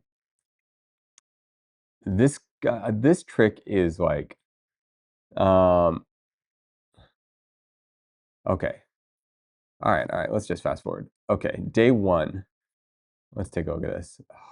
This is 8 minutes long? All right, we're not watching 8-minute long video. There is no way.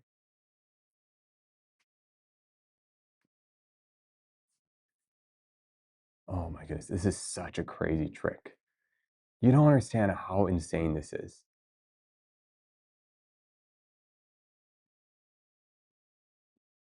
Um,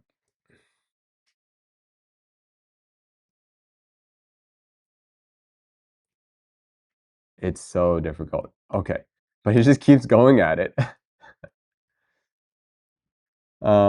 He comes back the next day. He like wrecks himself trying to land this trick. Okay, guys. Um,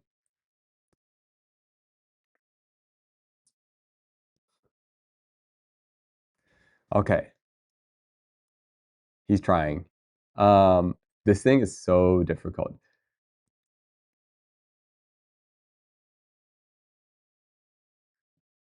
He gets so close to landing this.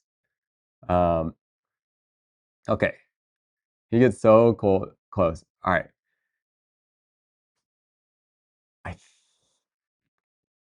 Chris Joslin right here.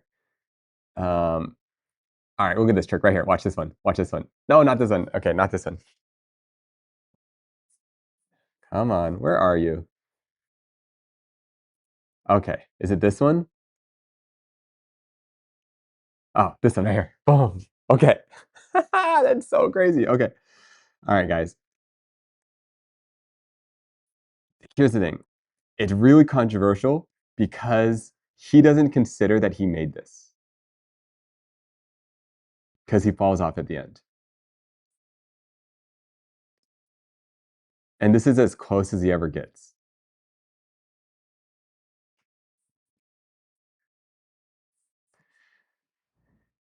And I think skateboarders are kind of divided on whether or not he lands this or not. I think Chris himself says he didn't land it.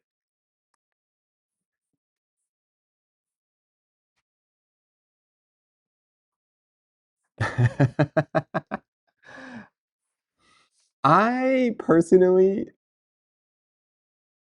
also don't feel like he landed it, but I also feel like he landed it. Like, come on, he landed it.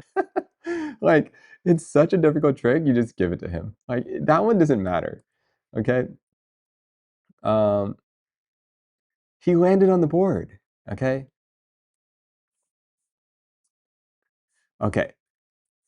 Um, the reason I bring this up though is because this happened like This happened like 5 years ago, right? I don't know how long this happened ago. 10 years ago? When was this? Okay.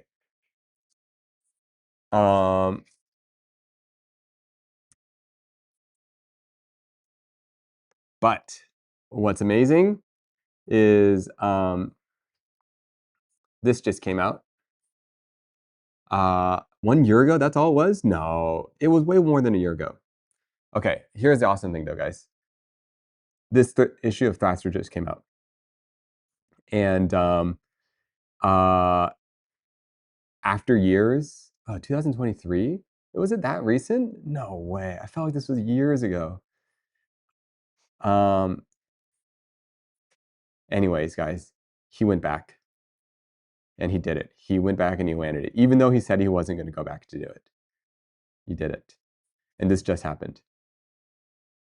Yeah, the video uploaded in 2003. Yeah, this happened like 5 years ago, guys. I'm telling you, this happened a long time ago. There is no video footage currently of him landing it yet, but he actually went back and he landed this trick. And it's like the most awesome thing ever. If you guys like know skateboarding, this is such a like a cool moment that he went back. I actually think it's the most epic trick ever done. Maybe not the most significant trick.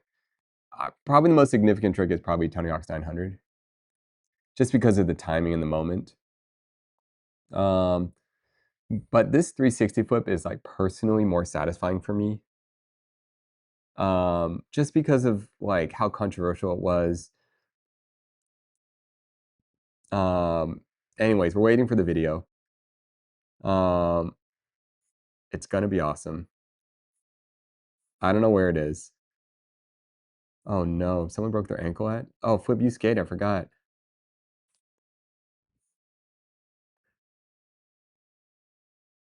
The 360 flip is always so fun. Not as hard as it looks, and it looks so nice. I agree. This 360 flip, it could almost be easier. Okay, if you get really comfortable with the 360 flip, it can almost be easier than a kick flip, if that makes sense. Like, I feel like it's a more natural mechanism than a kick flip. Because kick flips can kind of like, they kind of like can do this little weird, they can tilt to the side. They can kind of not, you cannot catch them correctly. Like if the flick doesn't, there's more room for error for that flick with your foot. It's more in your ankle. But the 360 flip, it's more of in the scoop. So it's more in your right, well, for me, my right foot. And so majority of the momentum comes from your right foot. But with the kick flip, like that flick is a lot, there's like a little bit more, there's less room for error. I remember wanting to skate as a kid. My dad wanted to skateboard. I sucked at it. That makes sense. That makes sense. Skateboarding is difficult. Yeah, skateboarding is difficult. Oh, and if you're just joining us, so what you want to start out with is your hydrating facial cleanser. Okay, that's your first thing you start off with. Then let's ignore this Tresemme. That doesn't make sense. Okay, then you want to go to the toner, right? I like to use one of these rice essence toners. Okay, I think that's really good. Everyone's got a different opinion on this. Okay, and then the Deferin. Okay, this, I don't really understand what the retinoid does. All I know is that people use the retinoid, okay? And from there, the serums, right? So I like the vitamin C serum. It works for me, and I can't explain why, okay? Then basic hyaluronic acid, whatever one is fine. And then you want a moisturizer, right? The moisturizer is next. And then you need a sunscreen. Get a comfortable one or get a fancy one, who cares? And then SPF lip balm. And if you're being extra fancy, you can use an eye cream. So here's the eye cream. The retinoids promote cell turnover. Oh, is that what's going on?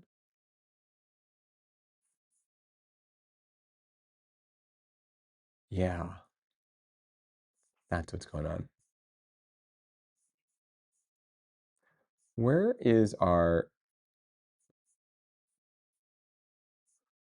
where did our 3D print go? Okay, well that's the skincare line. Okay,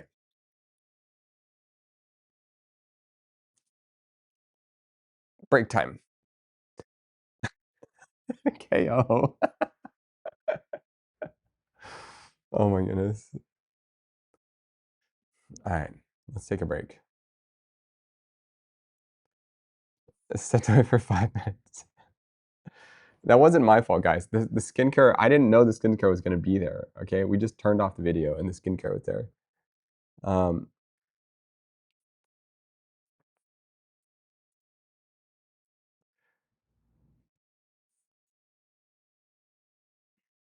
skincare and skateboarding. Yeah, it's these things actually they're the same philosophy. All right, it's the same philosophy. I don't know what that philosophy is, but you know, duality. Yeah, there we go. That's it. Duality. That's what we're talking about. You know, multiple things can exist at the same time. Yeah. Skateboarding, skincare. Wow. That's an undersold market, guys. Skateboarding, branded skincare. Wait, guys, this is the marketing idea. Because the skateboarders aren't using skincare. Wait a second, guys. What if there's a marketing idea here? Under tapped market, because you know the skaters aren't using skincare. We need to brand the skincare to skateboarders. Wait a second. What if the bottles? Wait a second. Yeah, how do we do this? Skateboarding, skincare. Skateboarding, skincare.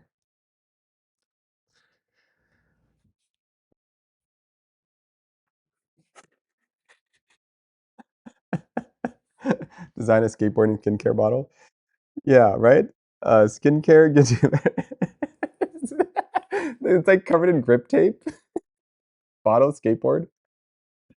The wheels are like the roller dispensers. Wait, there's something here, guys. Skincare for skaters. There's something here, right? It's like, it's like a nail file. You know the nail files for grip tape? It's like an exfoliator. Oh my goodness. Skateboarding skincare ad. All right, guys, look. I'm pretty like I'm pretty not here for AI doing stuff, but I feel like this is a job for AI. All right, guys. Okay, all right. Let's see it. Let's see it. Where are you? Where's the AI? This is all you're good for. You making dumb products like this. All right, where are you? Okay, so what's the prompt? Um, design me a skincare line directly marketed to the underserved skateboarding market. You know, like boys who don't care about themselves, but it's cool, you know? Give me the full lineup. Cleanser, cleanser, toner, the works. All right, make me a mock-up of a, of a few ads and the full lineup of products. All right, here we go. Let's see. Oh my goodness. Where's the pictures?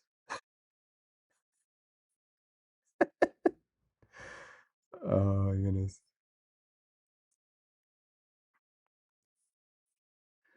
Um, this is stupid. Oh my goodness. All right. This is all right, all right, all right.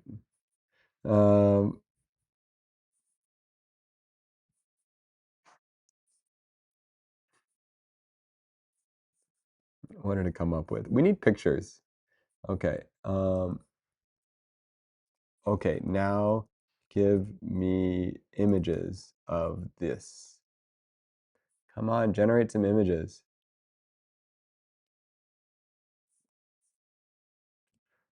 Mission. Normalize self-care for those who eat pavement for fun. Okay, okay.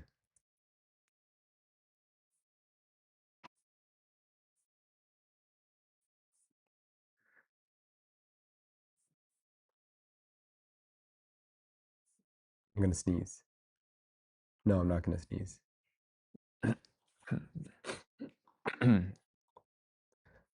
Hoggy. Um, Ladies and gentlemen, it's number one at Patty's top 8. Hoggy doesn't know what's going on. Oh my goodness.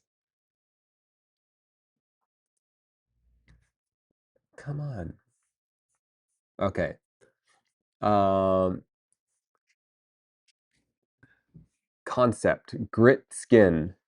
Tagline, keep your edge, lose the grime.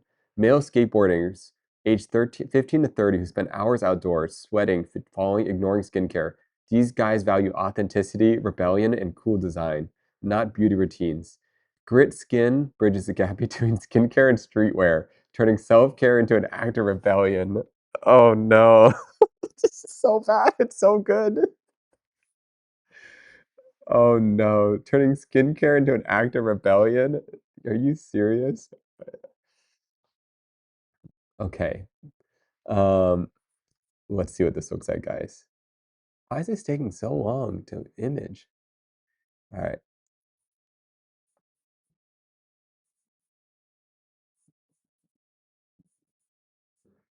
You guys want to see the ad campaign? Here we go. All right. Look, guys, we are not pro AI for stuff, but for this nonsense, we are. Okay, here we go, guys. Let's see how we did. ChatGPT, skin.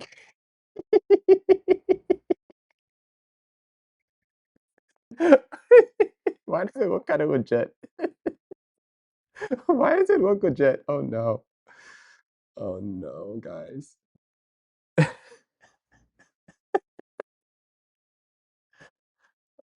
Oh no. Guys, is this underutilized market here?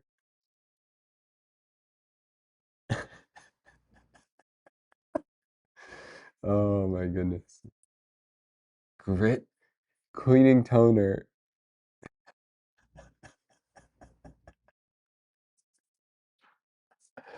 Toughen up, look good. Grit skin. Take care of your rough skin. Skin first skaters. Oh my goodness. All right, guys, underutilized market here. Skincare for skaters.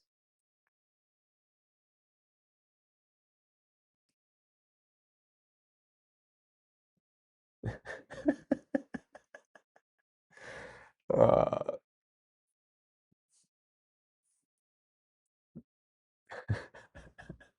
Sometimes we shouldn't ask if we could, but if we should. Yeah. The problem is there's actually someone out there that actually thinks this is a good idea, that actually thinks skaters would buy this. I will admit, it didn't do a bad job though. It didn't do a bad job, like with the lineup and everything.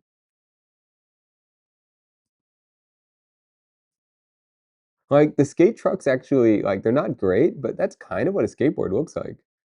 It's a little off, and this is kind of what a skater looks like. It's not bad. Gave me some options and then the full lineup right there. I know. I kind of see it.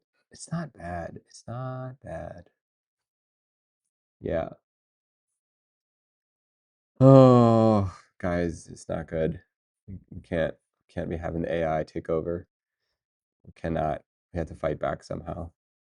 I don't know how. It's too good. That's the problem. Ah.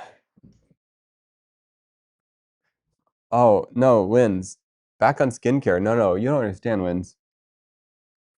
We have combined skateboarding and skincare. That's what we've done. This is skincare for skaters. Okay? The most underutilized market. All right? Think of it this way, Win. Male skaters aged 15 to 30 who spend hours outdoors, sweating, falling, ignoring skincare, these guys value authenticity, rebellion, and a cool design, not beauty routines. Grit Skin bridges the gap between skincare and streetwear, turning self-care into active rebellion. Do you get it? You got the Grit Cleanser, all right? It removes dirt, sweat, and pollution from skating all day. It's got subtle scents of cedar, asphalt, and cold metal. The texture, a gel to foam with volcanic ash micro grit. There's no way. It actually sounds kind of ridiculous. I'm actually curious. Oh no.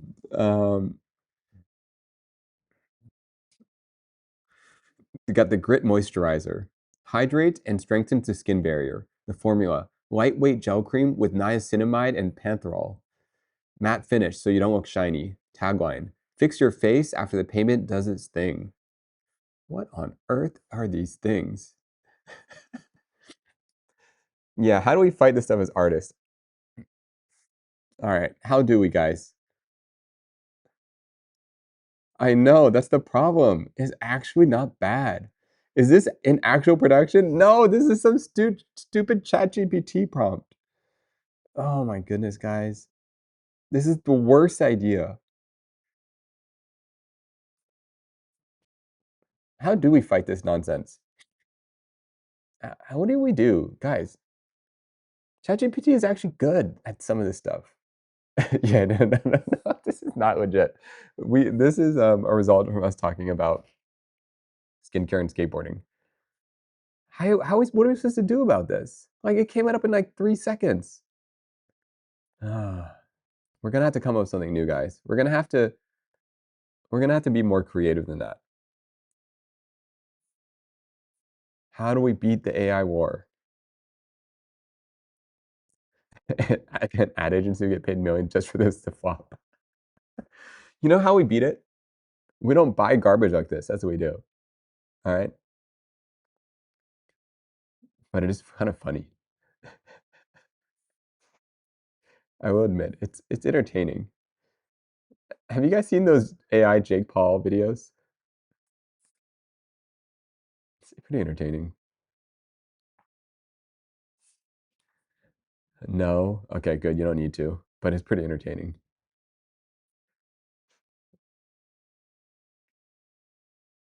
I noticed a small detail. Is the chat cropped in the wrong way? Okay, let's see. Um, is the chat cropped in the wrong way? Uh, can you explain what that means? Do I have it wrong?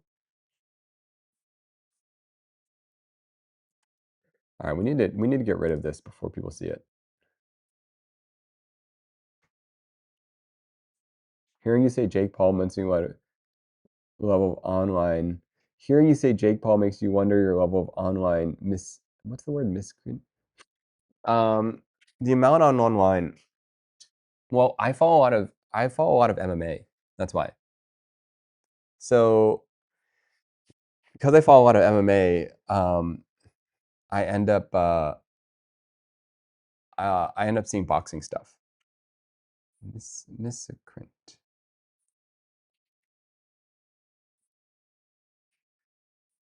I feel like I feel like we all have very different TikTok feeds.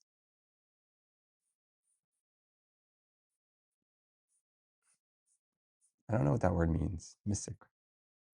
Miss.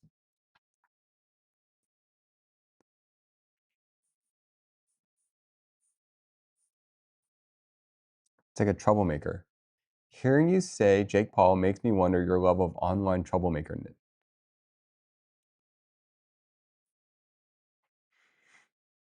Don't use TikTok. Yeah, try not to use TikTok. I try not to.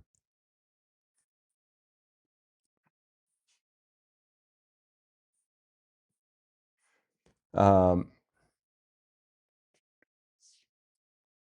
yeah.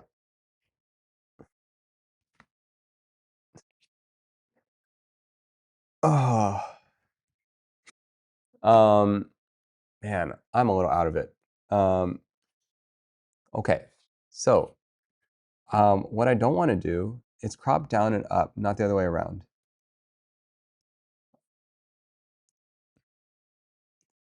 Basically, it's cropped from down and up and not the other way around.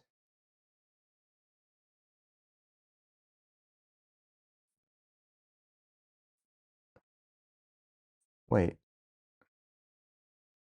what? It's cropped from down and up and not the other way around. Basically, see the old messages. You basically see the old messages and it doesn't line up.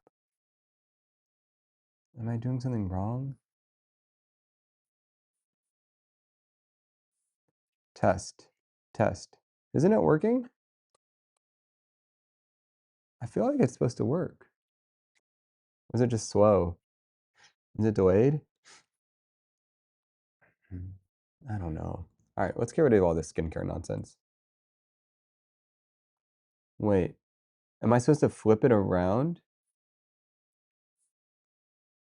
Okay. So I think it's just a chat delay.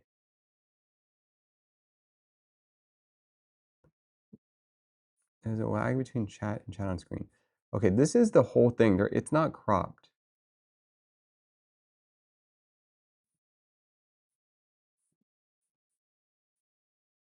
It's not cropped at all. It's the full thing. Do I need to just refresh it?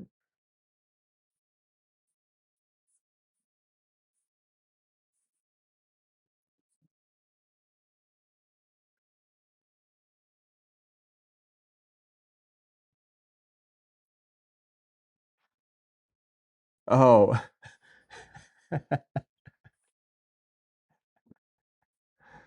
Nice. Okay. Um, um,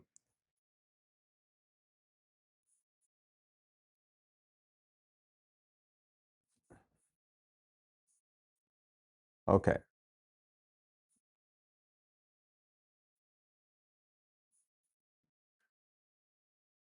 How are we doing on this guy? It's going. We're making them. It's only 39% done though. It feels like it should be way more. It looks like it's almost done, but I guess not. Something feels off. Um,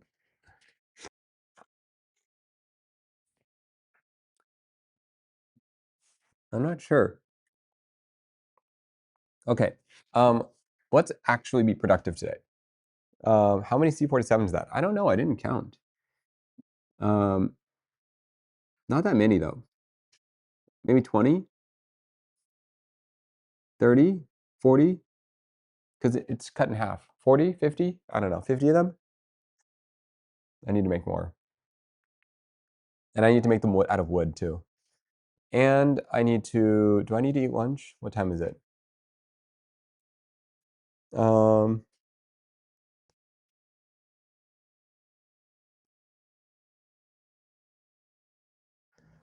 okay. Are you going to lunch soon? It's noon now. I should. Oh, okay. So, I was going to prep for TwitchCon as well. Okay. Um, we're gonna prep for TwitchCon. Did I ever watch Big Wave Surfing? Only highlights. Okay. Um, ooh, there's a password. Okay. Okay.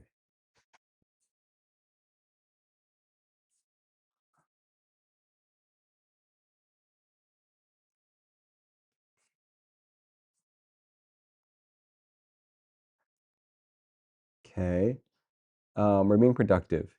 Skincare. Have you been before? No, I have never been. Um,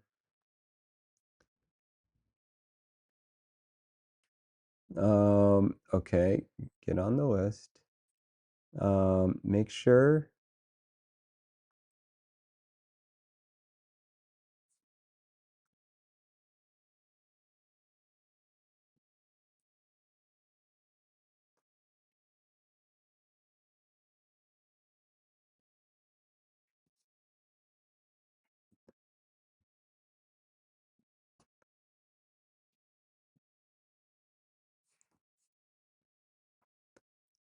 What?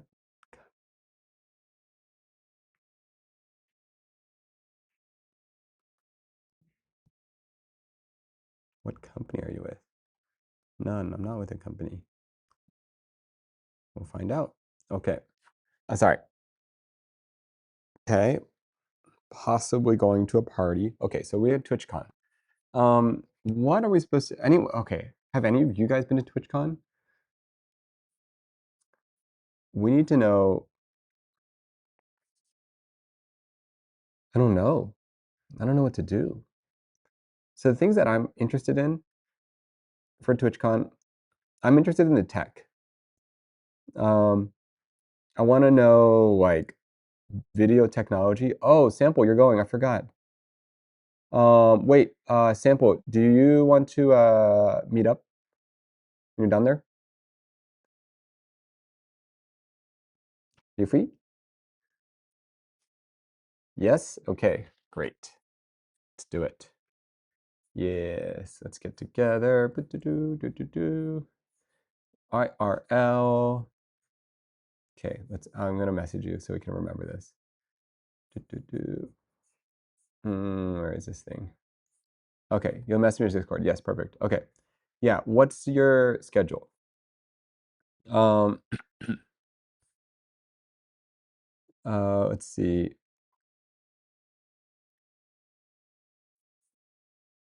Whoa, Connor, rare occurrence. Oh, no, we're actually trying to be productive. Really, guys, I feel like you only see the unproductive version of me, but I actually am really productive in life. It's just that somehow Twitch makes me not productive.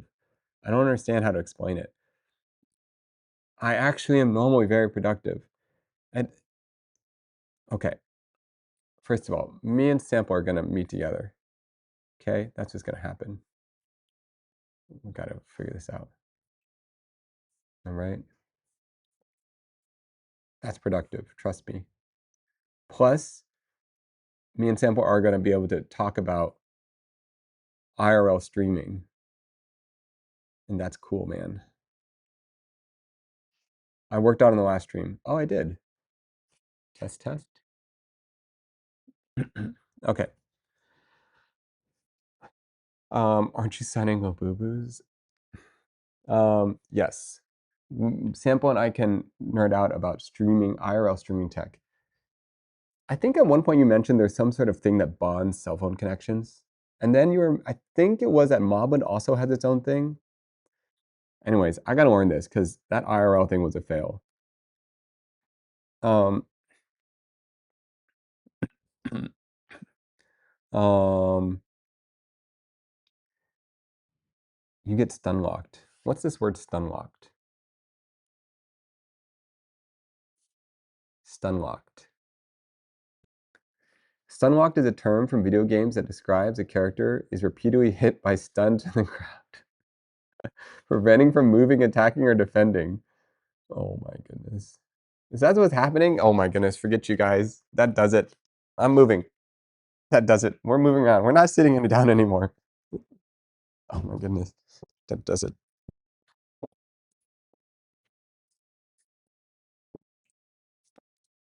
We're moving. We're going to make something. Okay. What are we making?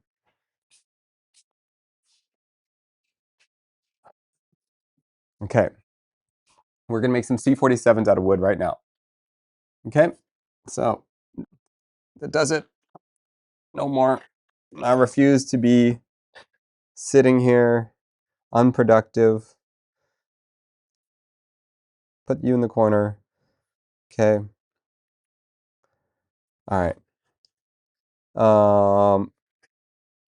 We need to, okay, this is going to be in the corner here. Oh my goodness, guys. I knew it. You guys are making me unproductive with my life. I'm making myself unproductive. I'm my own fault here. Oh my goodness. Okay, did I ever spring? No, we did, but we didn't. So we're trying to learn how to make this part. I did get some quotes from some people online on some things. So I'm waiting for the quotes to all work out. All right. So we're gonna make some wood ones. All right. You need to pick out a wood.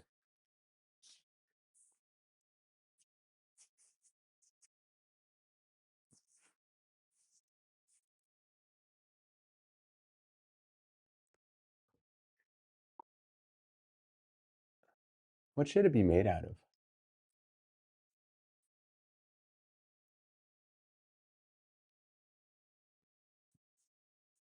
Hmm. Maybe this one.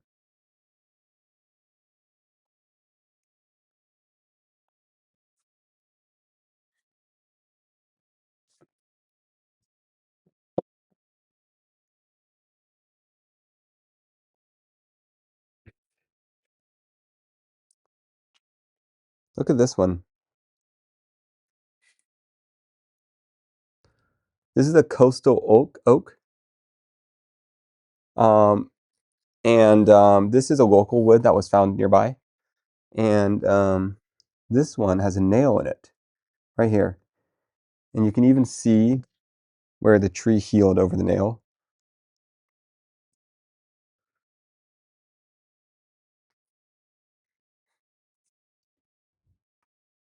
So this one's a little tricky to work with because there's a nail in it. Um, but look at all the textures in this wood. It's kind of cool, right? And the colors. Like, look at that. Look at that section right here. I think this section's really beautiful. Um, um, yes. Okay. So why don't we start with one of these? So here's what I'm going to do. I'm going to use the bathroom, get the other camera running. I'm going to figure out food, and then I'm going to start making some stuff. I'll be right back.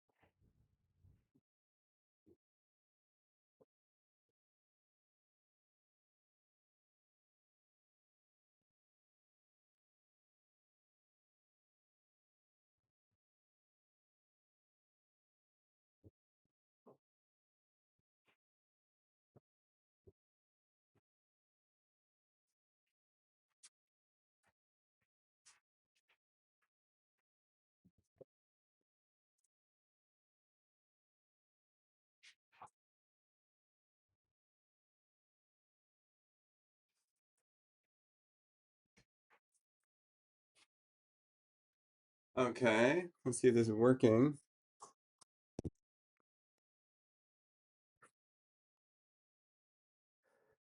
Okay. What the? What are you guys doing? Video capture device. NDI source. Okay. Okay. So, I'm here. I'm also here.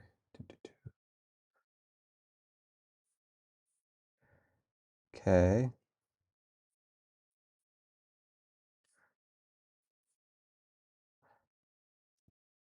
Okay. So, what we need to do is we need to turn this into our shape. Okay. Or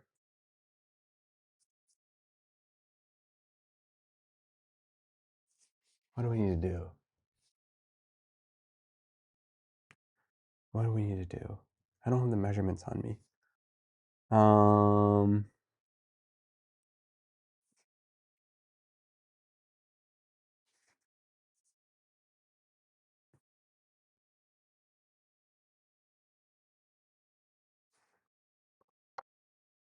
is this what we want to do? Here's an example. Template.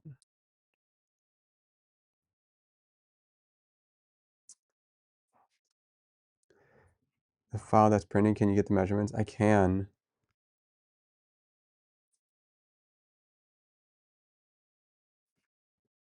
Huh. Okay.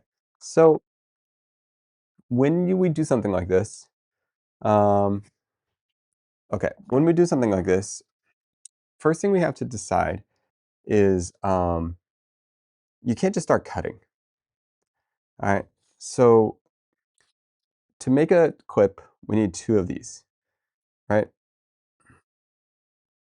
Um, so we have to you can't just start cutting. You kind of need a game plan. So let's take a look at this piece of wood. You can see it's not just like, you can't just start cutting, right? We're first going to have to make a little plank that's about this size. And it can't just be in any direction. You need to like pick the strategy from the wood grain, okay? So let's talk about this wood grain. Like this tree has fibers basically, right? And you can kind of see the fibers will split in certain areas. Um, if you've never started cutting, how do you cut? Well, we'll talk about that. Yeah. First, you got to decide like this tree, it's not just like a random solid piece of wood. There's all these grains and fibers that go through it. So you got to pick how you want to pick the fibers. So this piece of wood is a little confusing. Let's look at a simpler one. Okay. Here's a simpler piece of wood. So this one is called Douglas fir. It's like looks like a pine tree, looks like a Christmas tree-ish vibe, right? So this tree, it grows like a stick up, right? And you can see that's closer to the center of the tree, right? And it starts, and it's this ring that's kind of like goes around. Um, so you can kind of see that's the fibers, right? And then the water, it moves through the fibers up the tree, right? So this is the grain here, right? So this is the grain. And on top of that, guys, there's another grain direction, which is kind of hard to see, but there's a grain that kind of moves up and down here. It's not straight. And there are some scenarios, um, um, hate to be that person, but can we pin an example of what you're making? The only C47 I know is an airplane. I'm lost. Oh, it's just a clothespin. Sorry, my bad. We're making a clothespin. But you're right. Let's take a picture of it.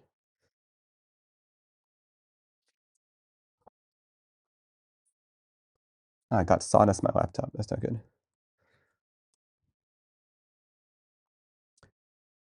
Okay. Clothespin. Let's pin. Okay. Save image.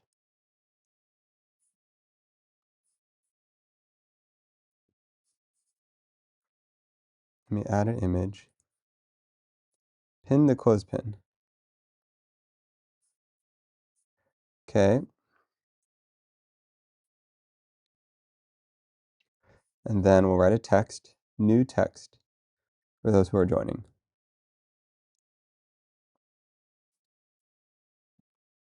Making a clothespin from making a clothespin. Okay.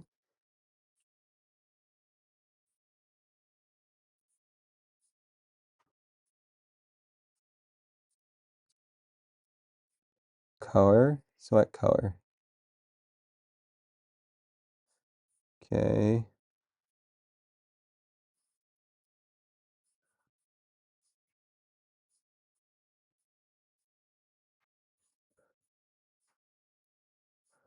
All right, what the heck is that? It's not what I wanted at all.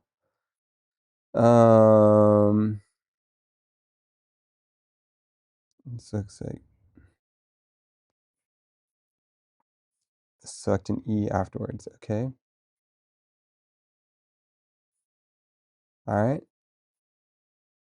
So making a clothespin. All right. So we had the measurements in the Discord. We did. We did. All right, let's go find the measurements. All right, let's go find the measurements. We did. We had the measurements. Let me go find them. All right. Here they are.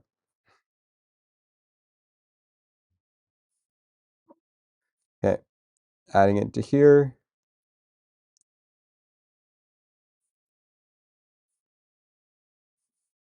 Okay, here's our measurements to make this. Oh my goodness, guys, this is starting to look chaotic.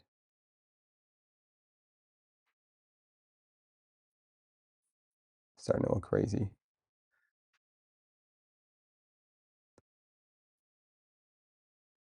Okay, I found it. All right.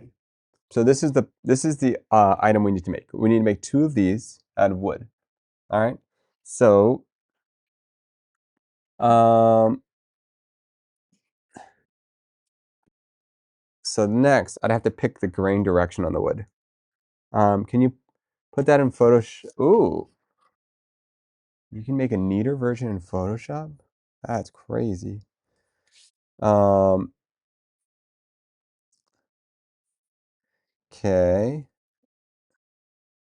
One moment.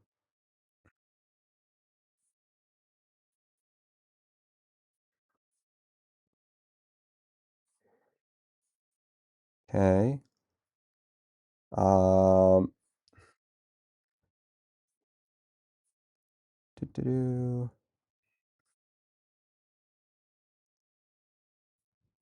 Okay. So I put that in the general. Okay. Why not just use the first one you made as a template? Because it's important for me to know the numbers, I think. Okay. So we're making some out of plastic, making some out of wood today. 3.5 inches, 3.25 inches. So gotta pick a grain direction that's gonna look pretty, but also that won't break. This wood is pretty bad on that front.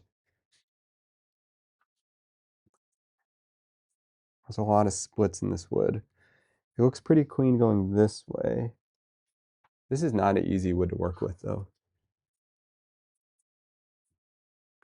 Ah, this might be too challenging of a wood to start with, since we're already kind of newbies at this. I would laser cut it, I know, but I don't know. I don't know about the laser cut right now.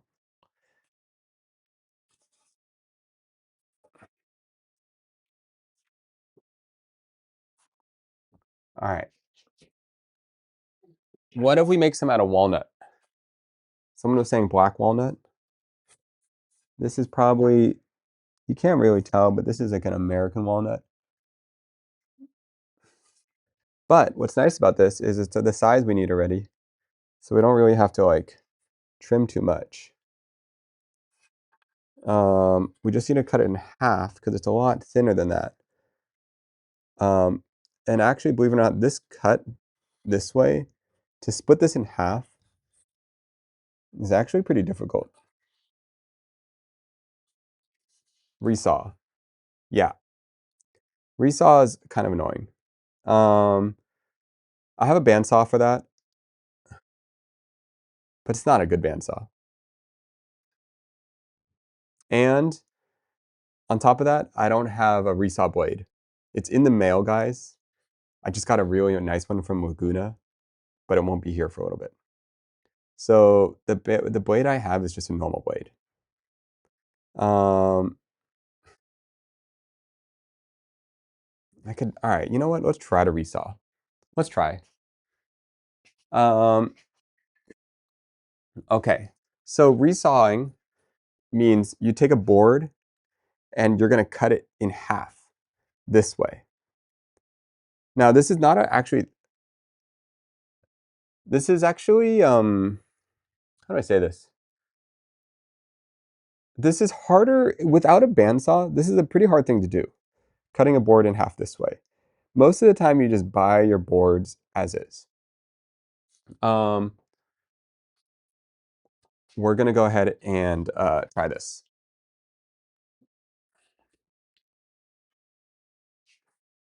Okay, so what I need is I need to move this over here.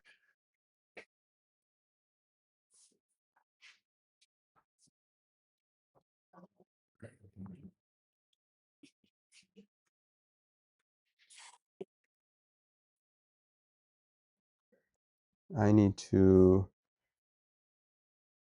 put this over here.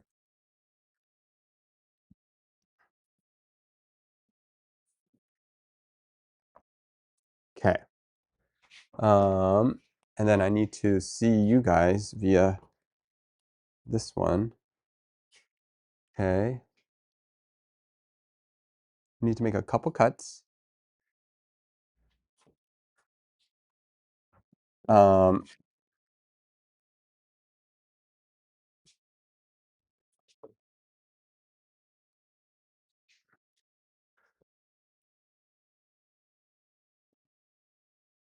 and you got to set it up. Okay, it's a little messy here. A little messy. But we got to make some of these for TwitchCon. You know, it's just what has to be done.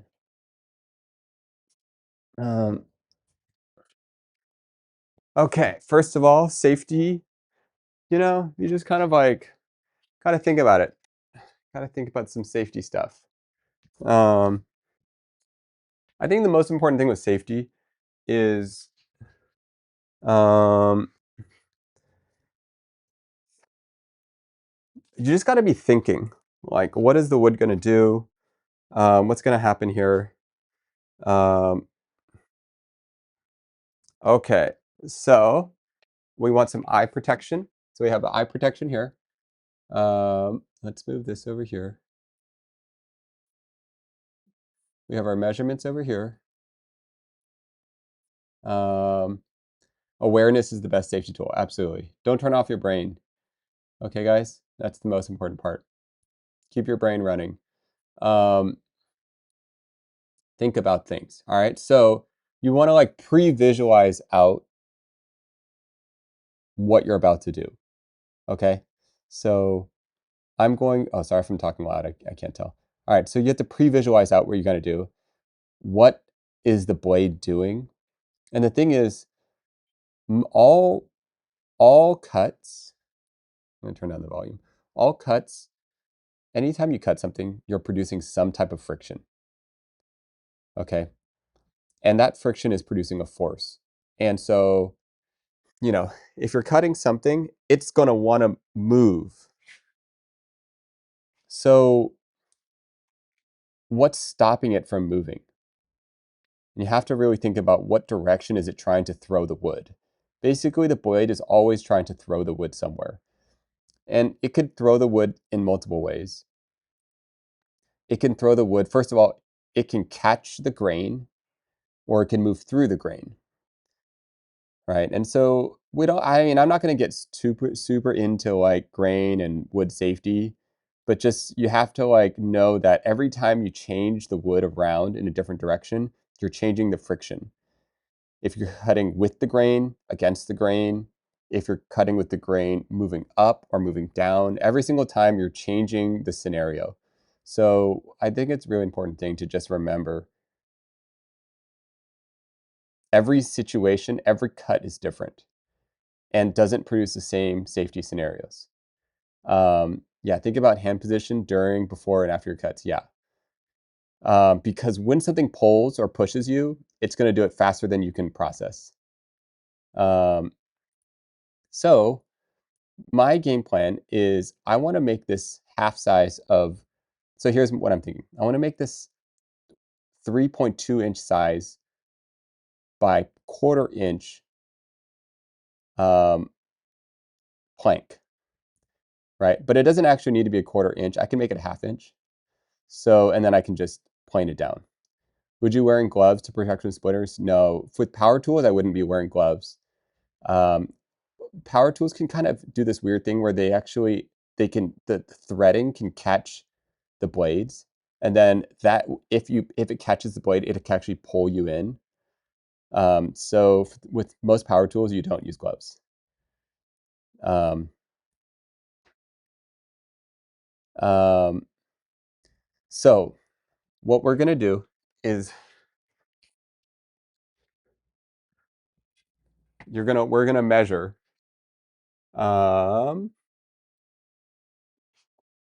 Okay, so if you look at our little graph, you'll see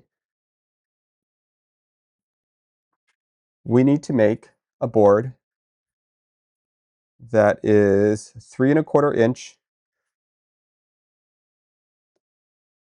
Wait, no. Okay, we're gonna need a big board that's 3.25 inch.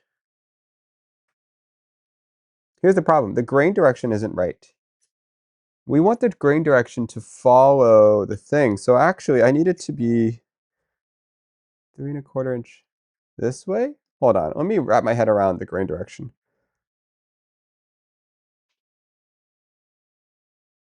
I think I have this wrong. This board is not right. Because if I do it this way, I want pieces that come out. No, this is not right. This is not right. I need a different kind of board. This is not right.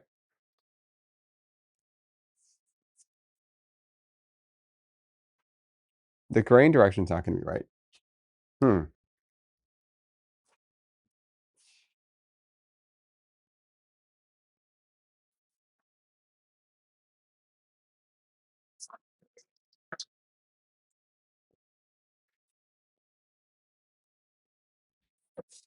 All right, let's cheat. This is a teak board that for some reason already comes in 1/4 inch. Okay? This is the 1/4 inch teak board. I don't know why it came like this. It just did. It's a beautiful piece of teak. All right. Lynn's, good test, good test. All right, so this is a teak board. Now, we want to figure out how do we want the grain to look? When did you make? No, this one came like this. So if I make the grain look like this, it's gonna break easily this way. So I actually want the wood to be this way. Does that make sense? Because then the grain pattern will go this way and it'll be stronger. So what I'm gonna do, just as this first one, I'm going to cut this thing. Most wood planks are cut with the grain along the length of the plank. Yeah, so this wood plank, yeah. Connor, give them some info, you know? So this is that way, okay? It's going to be stronger that way. All right, if I cut it this way, it's going to break in half easily. So we want it this way. So what that means is we're going to measure out, what does it say, 3¼ inches. And we're going to go a little extra because then we're going to sand down the remainder. So give it like 3 and a something. Chat was coaching out. Linz, you're back. Oh, thank you. Welcome back. What are we doing? Who knows? Okay, so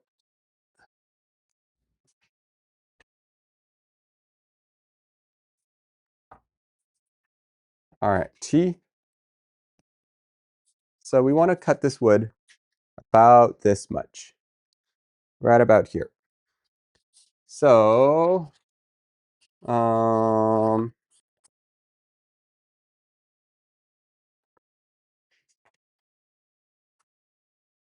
moment.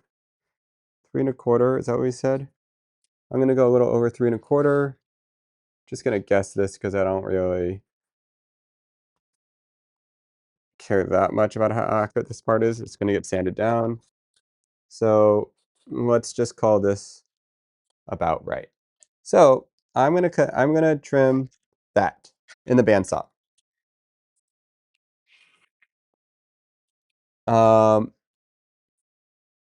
So what we do, I'm gonna run this through the bandsaw and I'm gonna cut this piece of wood, this line here, and then we're gonna come back. And you know what? We'll make 2 of these. So check, check. This might be a little loud, guys. Sorry if it is.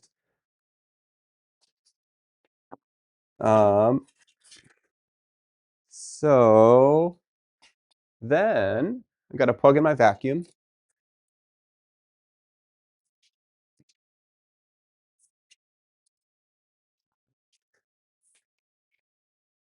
All right, so this vacuum right here is powering the bandsaw. So when I turn on the bandsaw, it should turn on the vacuum. So let's see. I think you'll be able to see it better if you're over here.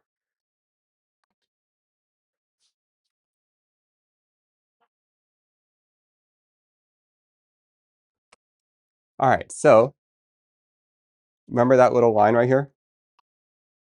We had a line right here. So all we got to do is cut across that line. So I'm going to just stick this here. We see the line. Pretty straightforward. And then I'm going to align. We don't need to do any of this too accurately. Wow, this piece of wood's not even straight. That's annoying. Okay, well first let's make actually a straight piece of wood. That's what we need to actually do. Okay, so you can't assume any of these lines are straight. Let me show you what I mean by that. I just kind of assumed that the lines are straight. That's totally a mistake by me. Nothing is ever straight. Let me show you what I mean.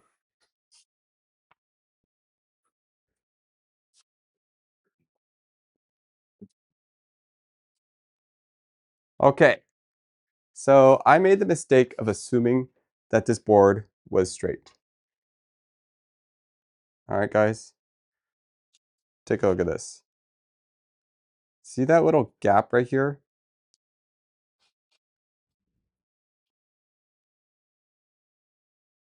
Not straight. Let's double check that. Okay, this is better example. Okay, so if I'm here in this corner, right? Look how far off that is. All right. So basically, you can never assume anything is straight. So let's redo that. And let's cut a straight bit out of this. And by the way, this bandsaw is not going to produce a straight cut either. So we got all sorts of issues, okay?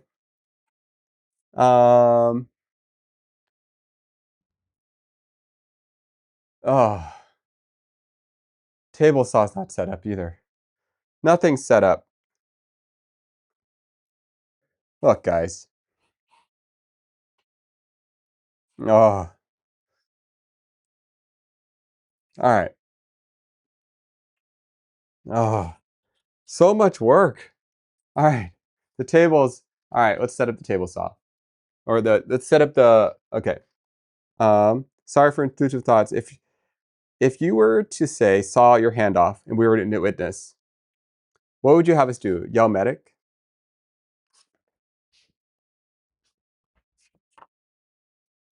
Um, oh, that's a pretty morbid question. Um, um, has that ever happened, guys, on Twitch? Has anyone ever like seriously hurt themselves on Twitch before?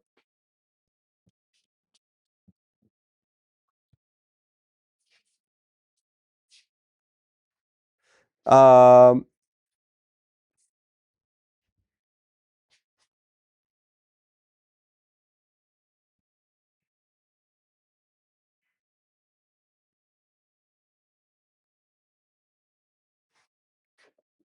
I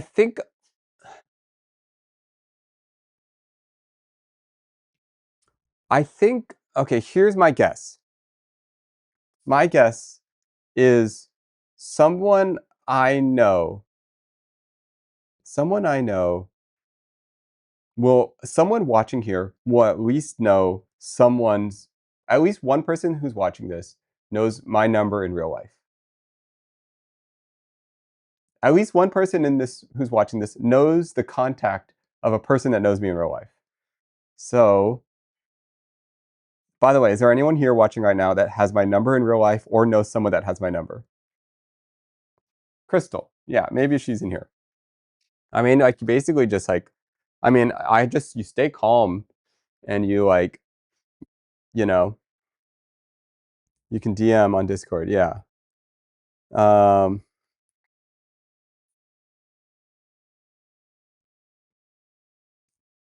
it's just like really got to keep things. I mean, I'll probably give one of you guys my number one of these days so that in case uh any of those scenarios happen. Um, you know. No, it's a great question. Okay. So, next, we're going to set up this table. So this table is really cool. This is a no, let's keep talking about this. This table is really cool. It's a portable cutting table. Um, so it folds up in like this. Show you guys. This is the Festool MFT table, if you're curious. All right. So it's got these legs that you unscrew, and then they kind of come up. This table is really safe. I'll tell you that. And I'll explain why. Um, it's just like the way that you cut things on this table that make it very safe. You basically you're never, oh my gosh, I don't know why I have this on. You're never in contact with the blade. You're never even close to where the blade is. Okay. Ow. Okay. Safe, but you can still hear yourself. Um, okay.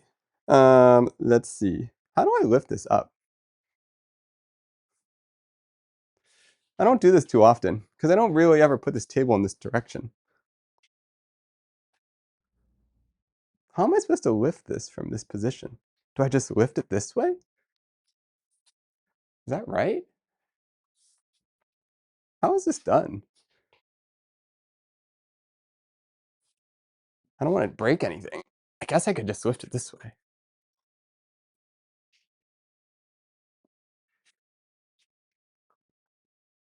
Okay. Guess it kind of works. All right. So that's what I wanted. I'm sure. I feel like there's a more proper way to lift that. So we had to go back and we needed to reset this whole thing because that corner wasn't straight. Okay. And we also decided the bandsaw is not the best way to do this. So instead, we're going to use this type of table saw. Okay. So this is a different tool. Okay. All this stuff here. Sorry, guys. All right. Track saw. Yes. Track saw. So we're going to use a track saw because the track saw is a great tool for this.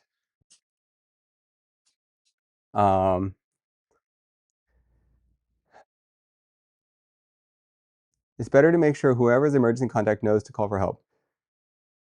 It's quite common for people to assume someone else is already handling the emergency call.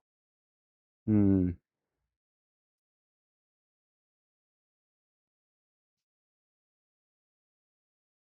waiting on lunch.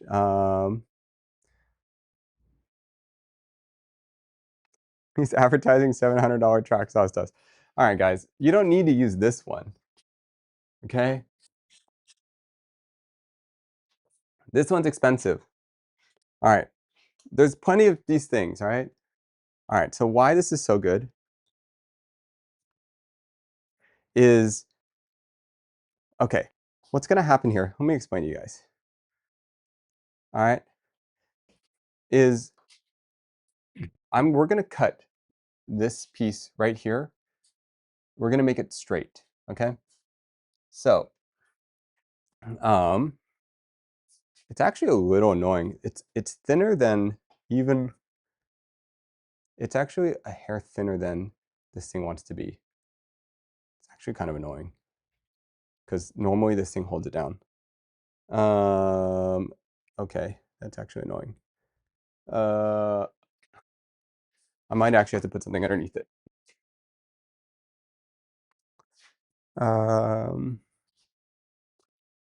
That might be the easiest way to do this.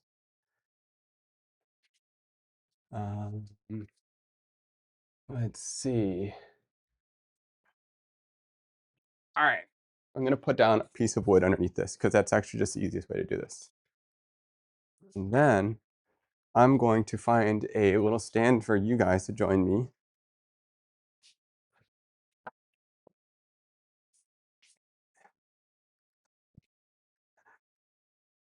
Okay. Look, guys, now you guys are here. It's you guys. All right. So I'm gonna raise this up a little. All right. Oh, now it does that. I just need to raise it up the smallest amount. So annoying. Let's see. All right, do this. Okay.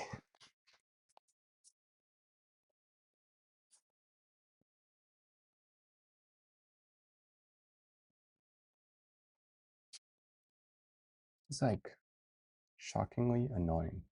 All right, whatever. Maybe we'll do it with this on top. Yeah, I think that's the way to go. Okay. We'll do it with this on top. I just need something to put some pressure on this thing. All right. So basically, I'm gonna lower, this is like a fence or a little guide for it. All right. And then this thing gets lowered into place. And what you'll see here, I don't know if this is the parent, but I'm actually gonna lower it. Normally I'd have this thing touching. And if it's not touching, it's actually gonna splinter the wood. It's not good. It's not the way to do this. You don't normally cut boards this small. Okay, so I think what I have to do is I think I have to just slide this whole track over. Yes, okay, that actually worked. Okay, that's it. That's all I need to do. Okay, problem solved. Okay, so what I needed to do is I needed to get this little wood board right here to be flat here. So,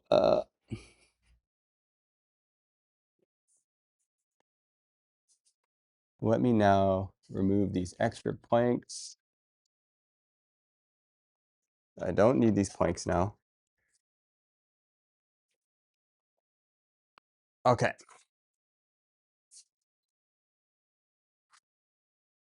All right, all right. Half of this stuff is just like these little problem solving things. Like you're always trying to problem solve these little ways of prepping. So let's take a look at this. Okay, so what I've done is I've gotten this piece of wood straight up against this, and this should be 90. I have this track thing here. Ignore this guy. You can imagine what happened there. And what happens is the saw blade's going to come in, and it's going to move here, and it's going to trim all of this like that in a nice straight line. And then we'll have a perfectly straight little guy. That's the game plan. Um,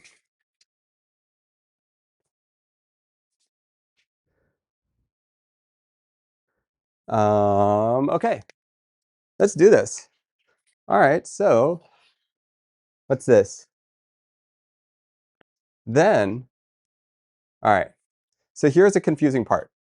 One of the confusing part about all track saws on tables is you have to set the blade depth. All right, guys? So this is the blade, right? It's gonna come in and it has a depth. So how deep do you go? Because if I just let this go however far it wants, it'll cut through the table, right? So there's actually a stopper on this. So on the other side of here, there's a depth stopper, right?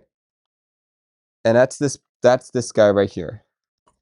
So it's just gonna hit, right? So what I wanna do currently, this thing is set to 30 millimeters or 1 1/3 inch or 1 1/4 inch, all right? I wanna lift this up. I'm gonna bring it down to 1/4 inch, 1/2 inch, 1/4 inch, a little more, 10 mil, all right?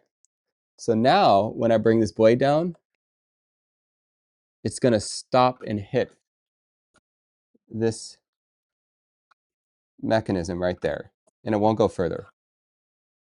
So we're gonna watch it cut this little piece of wood right here.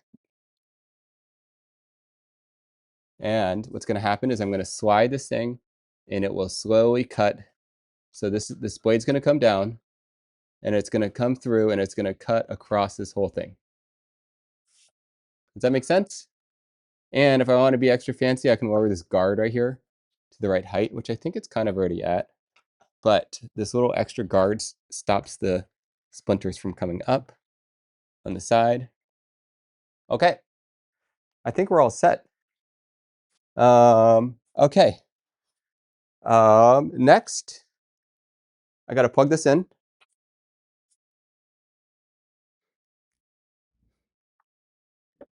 Guys, this is like a very safe way to work because you'll see the blade has this very little place for the blade to contact or get in contact with me. All right, and I'll make this wider just so we can actually get some context of what's going on or what's happening here. Okay, so what I'm going to do, I have this vacuum attachment plugged in. I have it set to automatic. When I start this, I'm going to focus on keeping the blade straight. I don't want it to wobble left and right. I'm going to make sure everything is correctly in the right spot. Make sure this wood is good. I'm going to look at the path. Okay, let's go and do this. Okay, so I'm going to start the blade.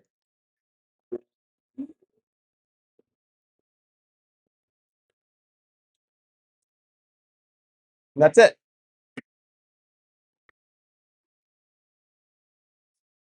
So let's take a look at this.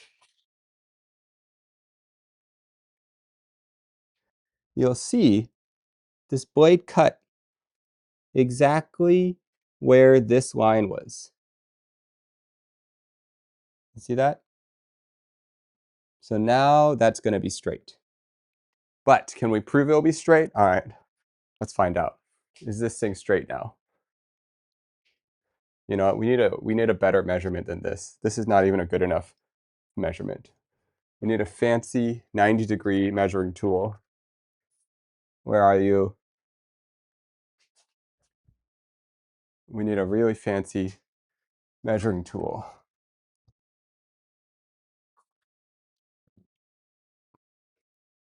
What the heck? Where's the straight edge when you need one? Whatever. Use this thing. It's good enough. Okay.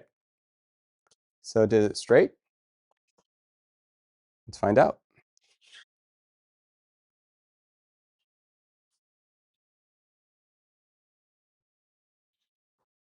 See this corner? See that corner? It's perfect. Now everything is straight. So we made one right angle. All of that work. There's a dip. Who said that? Jack? There's no dip. This thing's perfect. Please. All right, next we got to make that 3.5-inch cut. So, literally perfect. All right, so then we're going to go back in and we're going to do the 3.5-inch cut here. 3.25 inch. Honestly, I think we could just freehand this. I don't think we even need to like measure it.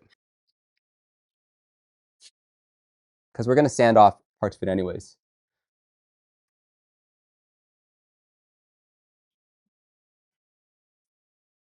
It'll be fine, guys. Even if it's a little off, it'll be okay.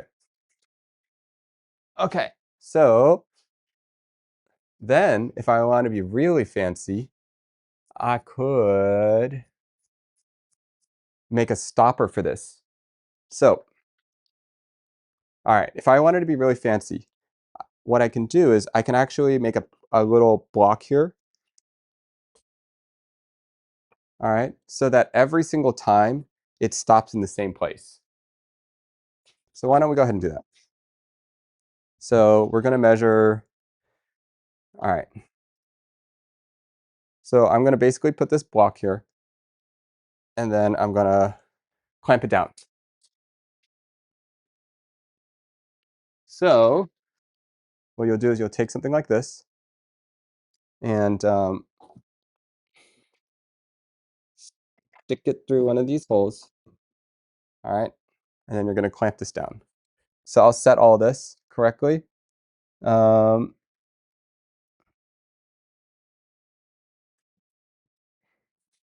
just going to say here, it's okay if it's a little off, guys.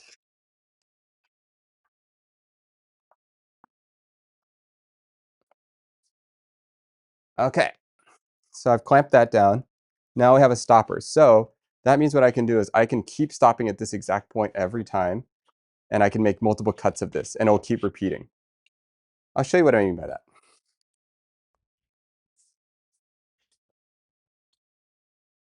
Let's do this again.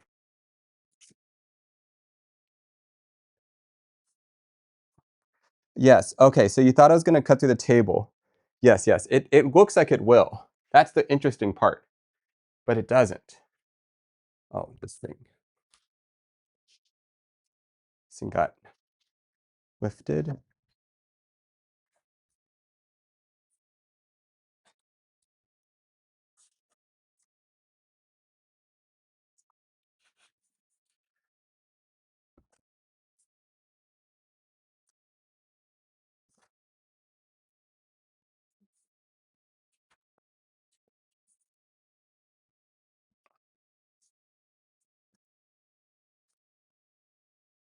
Let me just measure one more time because you never know. You can always measure once more. Okay, I actually think I need to give it a little more space.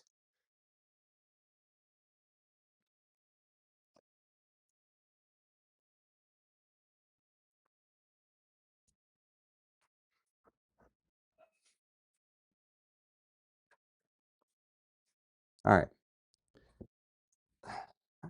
Honestly, though, a lot of woodworking is just this. Just back and forth, tinkering with the stuff. It's not that glamorous. Okay. All right, where are we at? This thing is, there is a saying that everyone uses that I don't really believe in. I think it's measure twice, cut once. That's what they all say. Something about that saying just doesn't sit right with me. And I don't know why.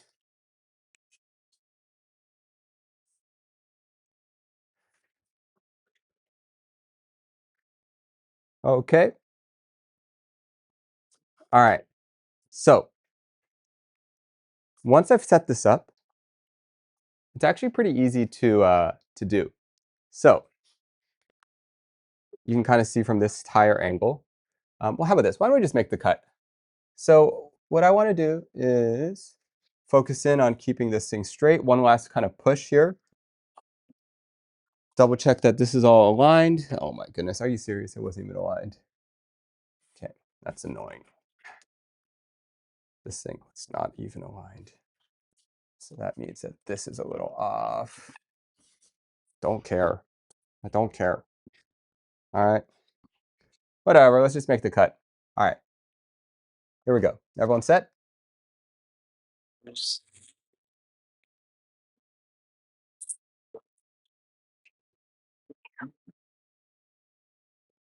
Okay.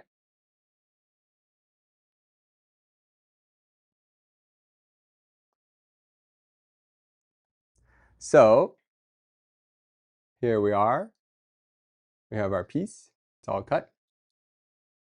Oh, wait a second. It looks like something happened here. It's weird. Didn't look like it cut it perfectly. What happened? Ah, okay. So here's what happened.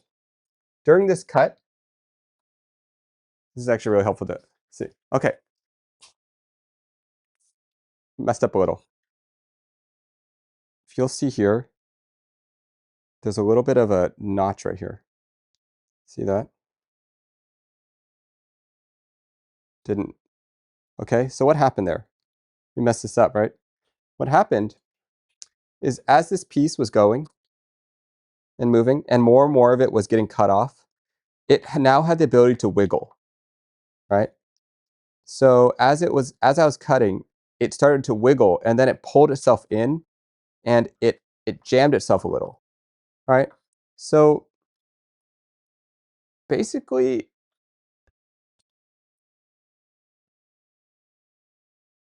what I should have done is clamp down this side too, if I want to be extra safe. So let's go ahead and do that.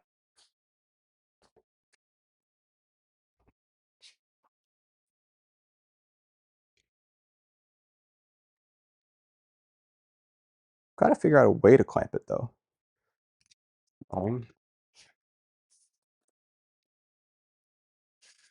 So let's just slide this in.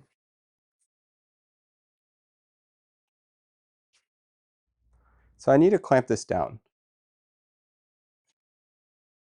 It's annoying. How do I get this to clamp down? Oh, I know. I know. Okay.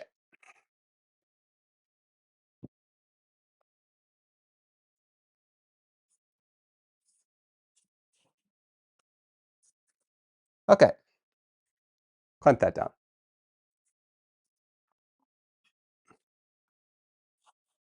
All right, let's try this again. Um, yes, it wiggled. All right, here we go.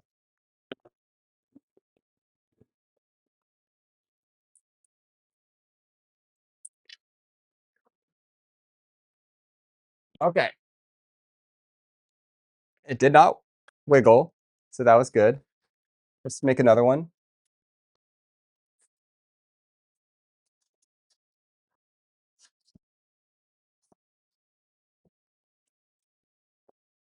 We'll do a couple of these.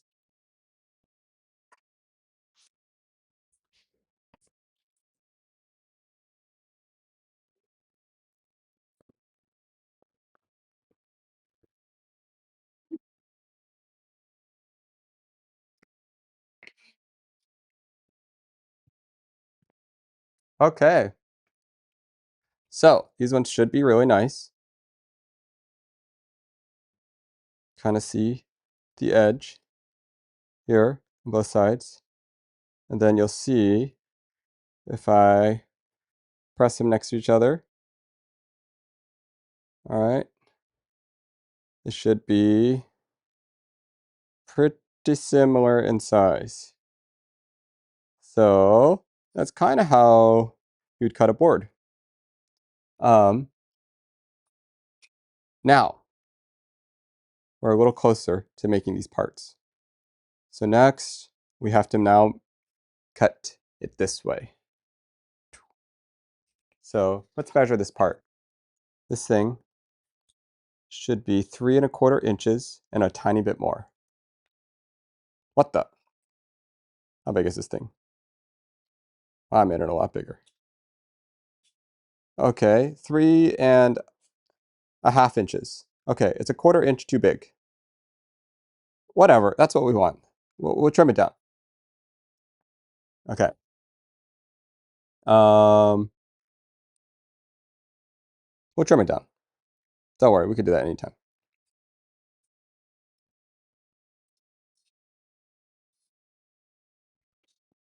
Okay.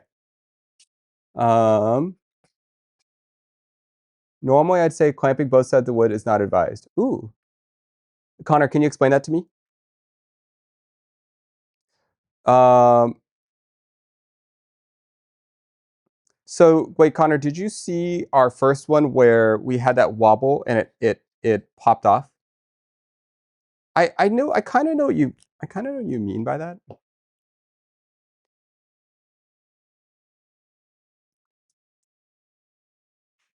Is it because when you clamp the other side, if it binds, then it will produce too much force?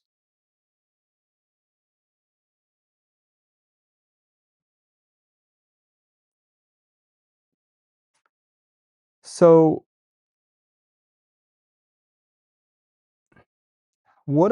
but Connor, what do I do? So I was kind of feeling the same way. That's why initially I didn't have a clamp on there.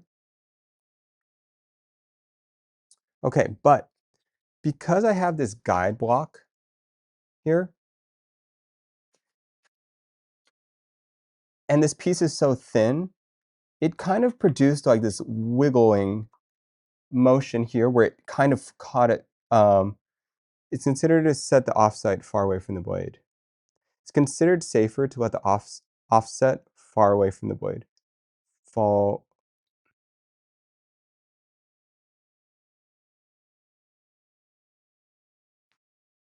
Oh,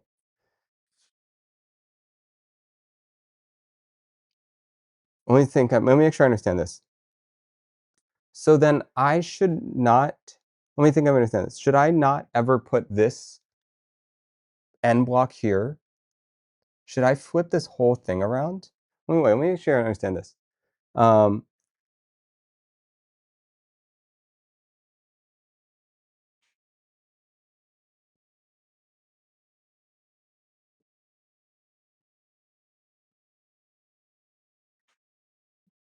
the placement of the guide block is normally not directly within the cut.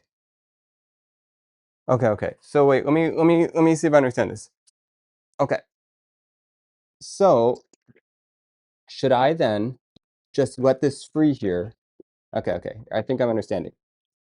Okay. Should I let this just be free?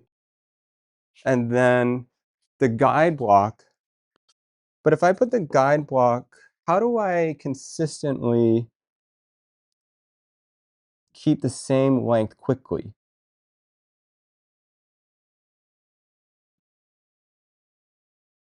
How do I reproduce this quickly then?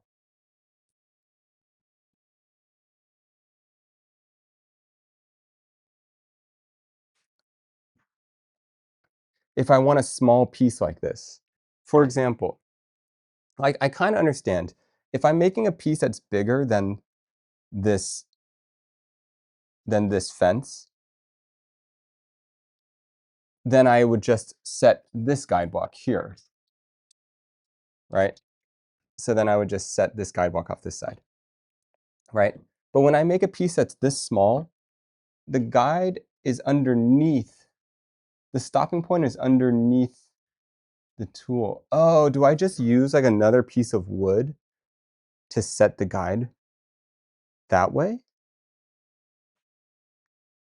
Oh, yeah, yeah, Techno miter saw.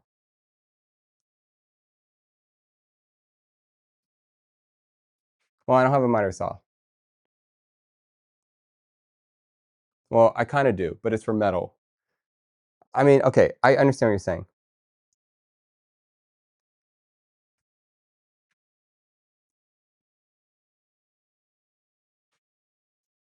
That's a good point.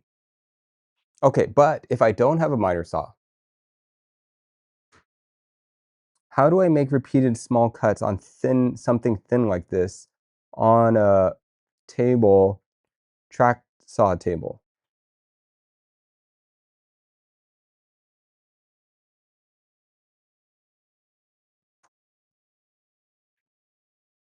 Okay, guys, and if you're for those who maybe don't understand what we're talking about, okay, so basically, by having a piece of wood here, that okay, what I'm trying to do is I'm trying to put the reason I wanted to put a piece of wood here is I want to consistently make this same size, right?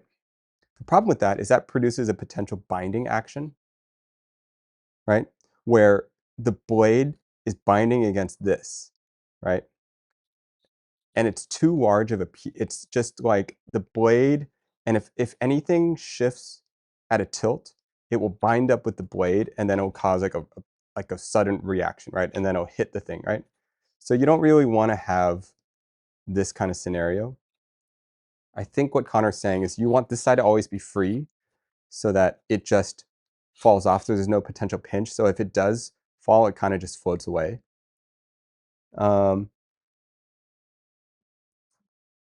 but so what you would do then is you would set, from my understanding, you would set this distance off of this side, right? But the problem is this side is too small. It's underneath the track saw. So it's tricky for me to do it that way. So we should technically use a different tool. It's called a miter saw. Okay, the best way for this method is to use your prior cuts to set the position of the track work on the workpiece. Then move it out of the way. Oh, move it out of the way.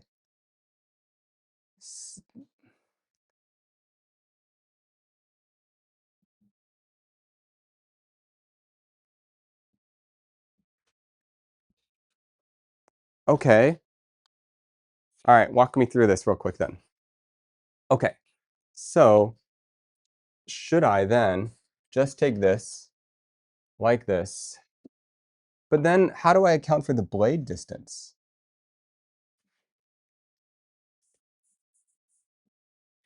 Do you know what I mean?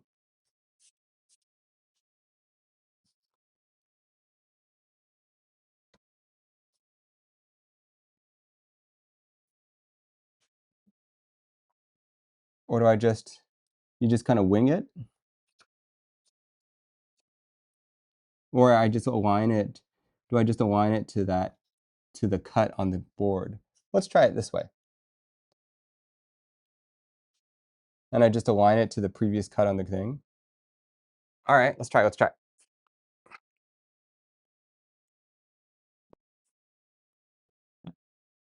So this should be safer and prevent the bind up of that thing.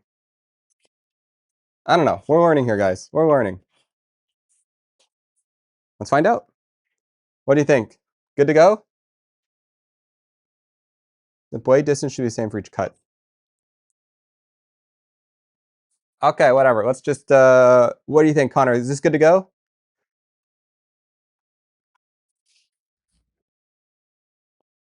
Make sure this is good here. Yeah.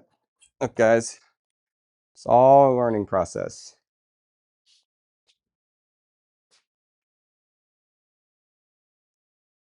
Looks safe from here. All right, let's try this. Here we go.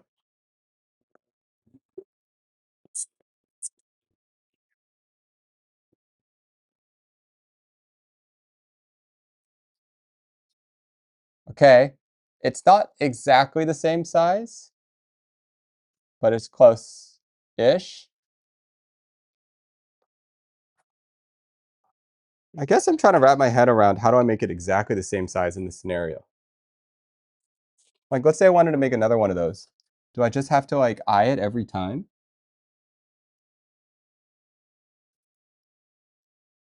I don't know.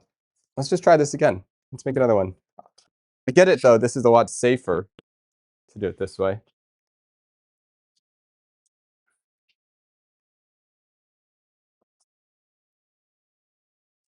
Here we go, let's go again.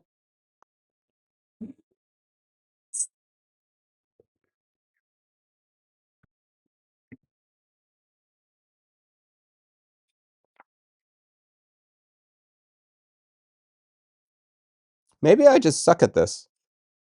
All right, they're all slightly different sizes. But that might just be a skill issue.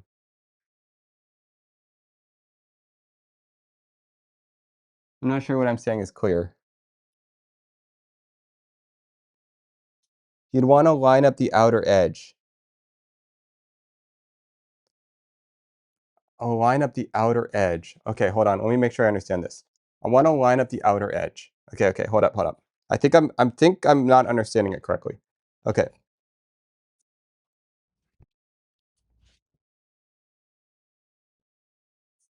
All right. Line up the outer edge.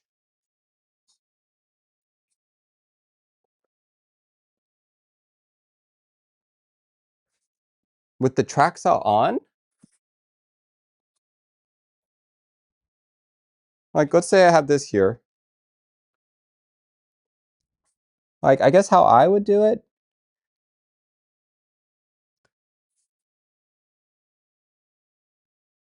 And then just kind of guess the blade distance each time with the track down. But the thing is, if I have the track down, then I have to account for this blade width, right? Each time.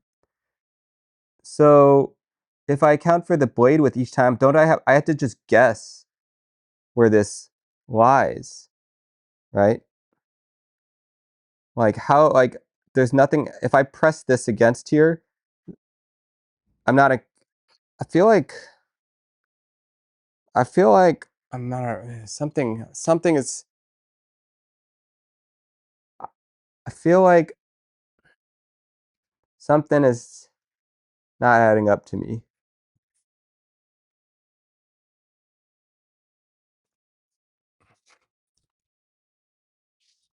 So place the first piece cut against the edge of the cut. Okay.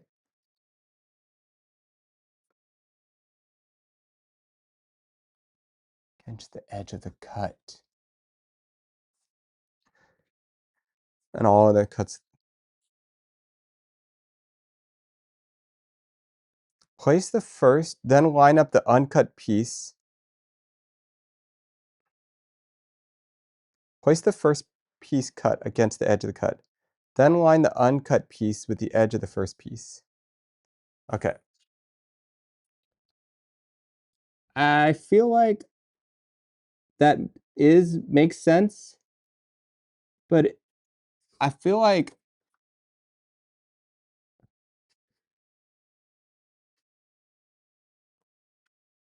I gotta be doing something wrong. Okay, here's a couple things. Okay, the problem is, okay, all right, yeah, okay, here's one other problem. See this cut right here, this line?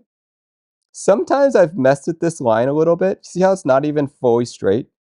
So this cut is also off too, because once in a while I've had the blade like wobble out a little. So I feel like I can't trust this line either, this outer line, which is why I do my weird method. But I see why my method isn't that safe. I feel like either I'm not really understanding quite what you're saying. Like you could even clamp down the first piece since you're not cutting it. Okay, well now we're getting somewhere. Okay, okay, okay. Yeah, yeah, yeah.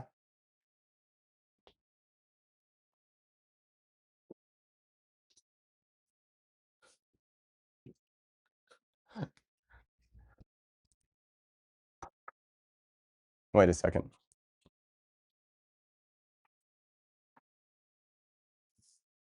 No chance of the first piece binding the blade.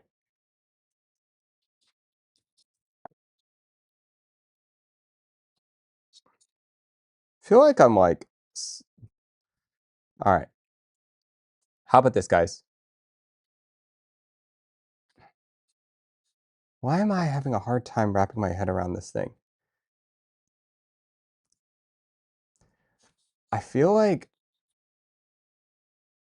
this is just the wrong tool for this, too. I feel like you're right about this being more of a miter saw cut. Because everything that I'm doing is like a bunch of extra steps for using a different tool.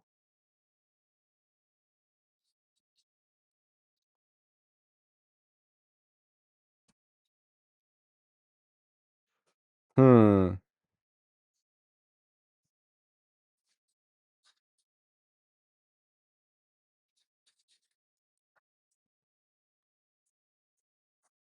Okay.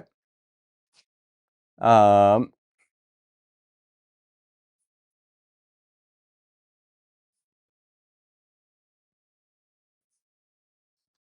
just by the miter saw. Okay. All right. Let's all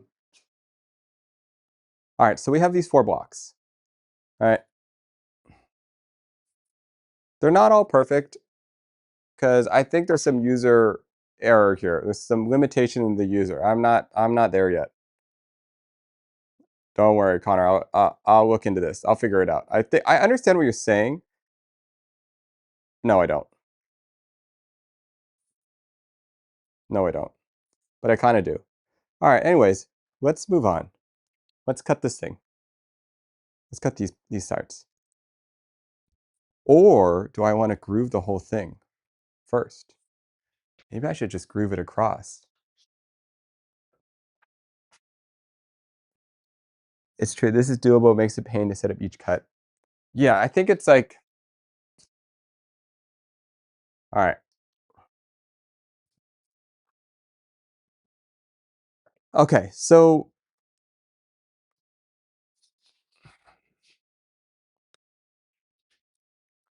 let's uh let's take our template. Where's our template piece?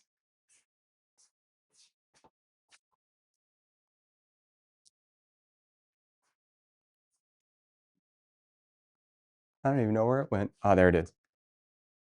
Okay. Okay. So, all right. So we have, okay, let's look where we're at. So we've made this thing, right? And it's eventually going to be this part right here. It's a little longer. Don't worry, I'm going to make them longer. Um, so what I need to do is I need to have this profile. I need to match this cut, this diagonal, which is, that's insane. We haven't figured that one out. And then I need to match this one and this one and this one. 3 cuts on the top across, and then 2 notches. This is probably done with the router, like this, and then we route it across. This one is done with the router, and then we route it across. And this diagonal, that is quite difficult. And I don't have an answer to that. Does anyone have an idea on how to do this diagonal? It's a 6-degree cut. We don't know.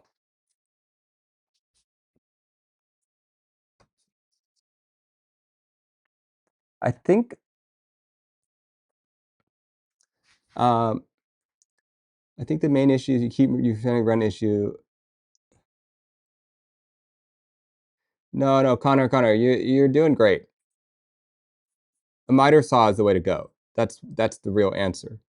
This tool is not the right tool. Yeah.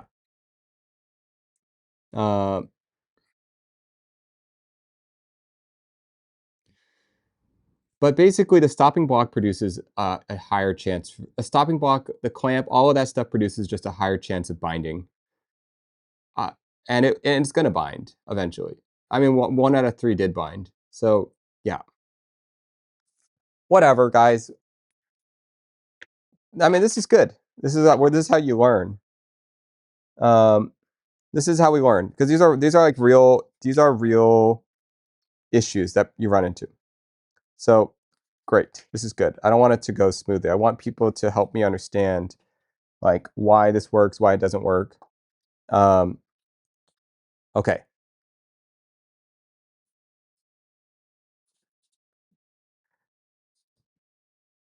So one thing you could do to get all of these pieces the same. Oh, I could just trim them all after.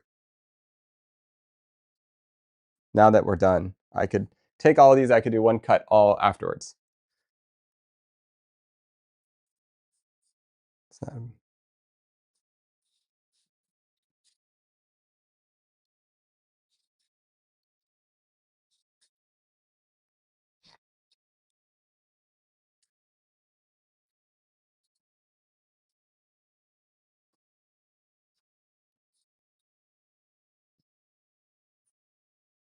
yeah, so you can use the fence. All right, maybe we do that. Maybe we do one nice trim together after. Oh, what's that sound? That sounded like, what did that sound like? Was that a Discord message? What was that?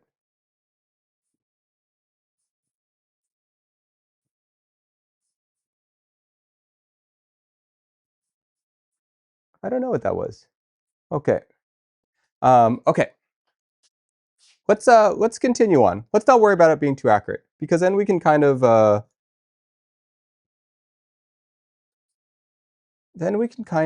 okay, here with us. Let's trim all of these down. Let's do that. So I want to trim all 4 of these down and make them nice and straight.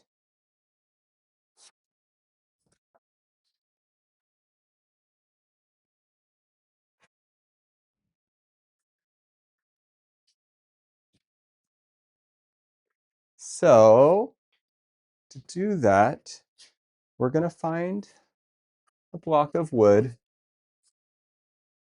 It's a little smaller than this.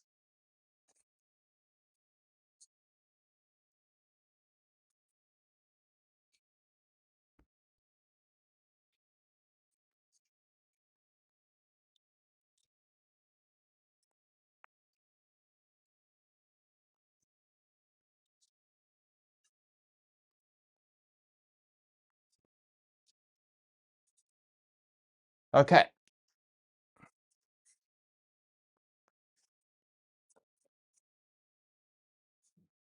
All right. So what we're going to do is we're going to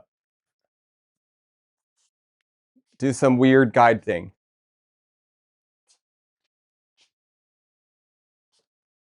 Don't worry, guys. It's going to be a little off, but that's okay. All right. It's going to be a little off. Just going to trim them all at the same time. Plus, they all need to be a little shorter anyways, so this will be good. So here's what we're gonna do one trim on all of them at once. Afterwards, half of woodworking is fixing your mistake. At least for me, we're not at that level.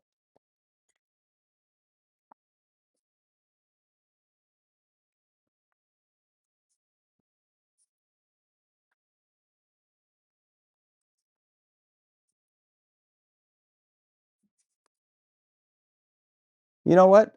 Screw this. This is too much work. Let's just, it's gonna be uneven, guys. All right? It's gonna be uneven. We're okay with that. We've come to terms that it's gonna be uneven. All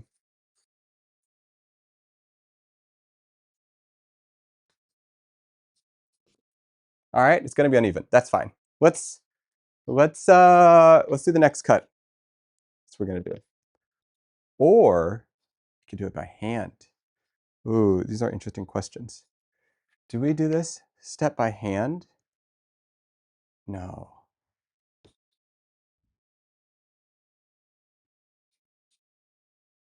Do we cut these? Do we route these all out? Or do we grind them out by hand? Huh.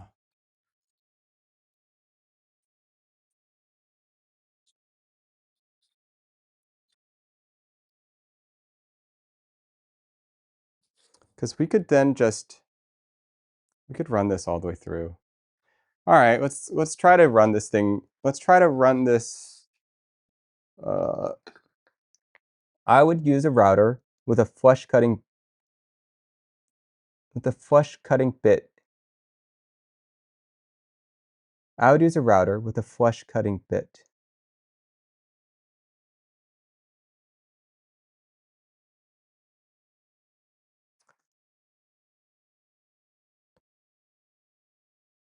All right. All right. Let's see if I understand what we're talking about here.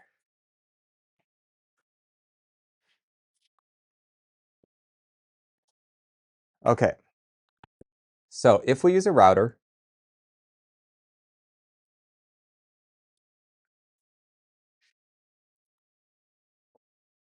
um, oh yeah, but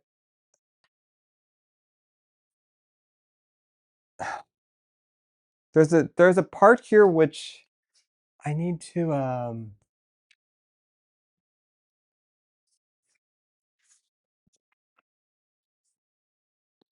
even if this is here, this is actually kind of a tricky part to route. I don't know how to hold the piece.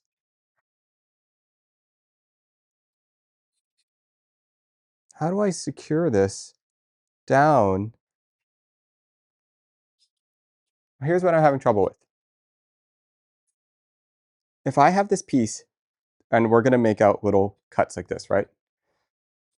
I'm going to need to route out this part all the way across. But this thing is too small to work hold. How do I hold this and run a router across this way? Do I just clamp this down and run the router that way? Do I just clamp this down here and then run the router like that?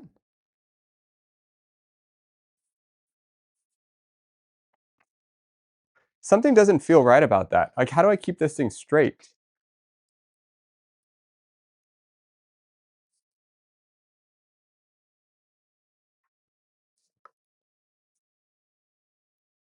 I don't have a router table. I just have a regular router.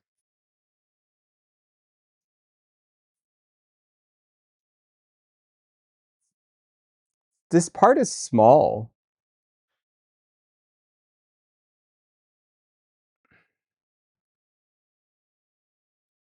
All right, let's just try something, guys. This is somewhat difficult. This part is really small.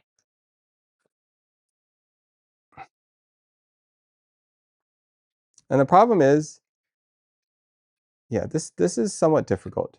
This is not that easy because I got to get the depth just right too.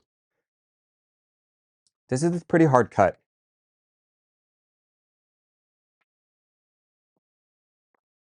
So here's what makes this difficult, right? So we have this profile and we need to cut this shape with this, right? So what would you do? You would take this blade, spin it, and then you would move it across all of this, right?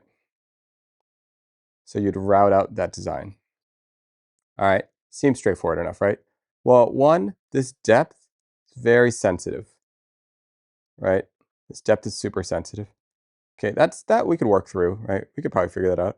The second thing is I need to move this router like perfectly across this at a certain distance, and I need to hold this down.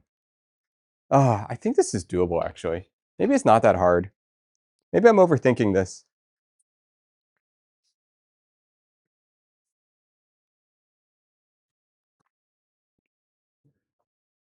So maybe we're overthinking it. Maybe it's actually pretty easy.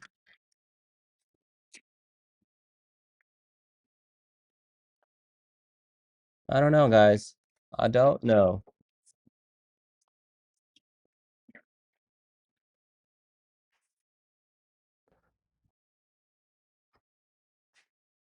Does a router fit on the vertical mill? It does. I could mill this. Interesting.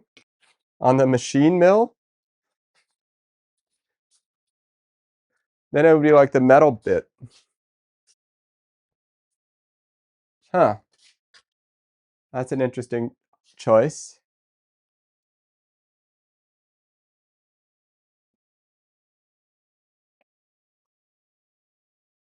Route it on here.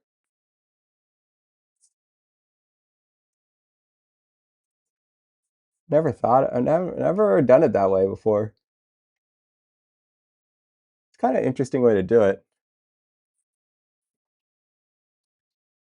Well, it's definitely going to be way more secure. And the DRO will make sure it's like in the same place each time. So that's kind of interesting.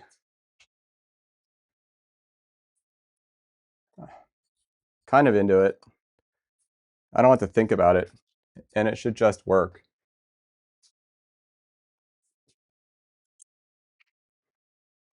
I don't know. Should we try it this way? All right, so if we try it this way,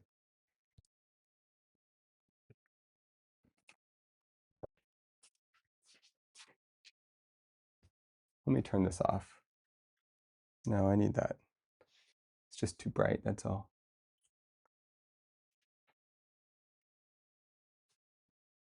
One second. Too bright.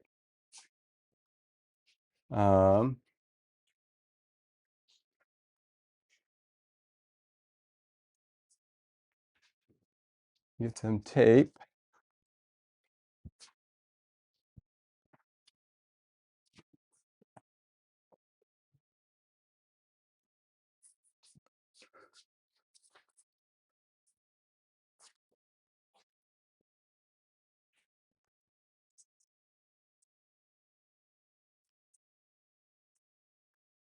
Okay, a little better. Okay, there's a router bit, yeah, on the vertical mill. All right, guys, let's try it this way.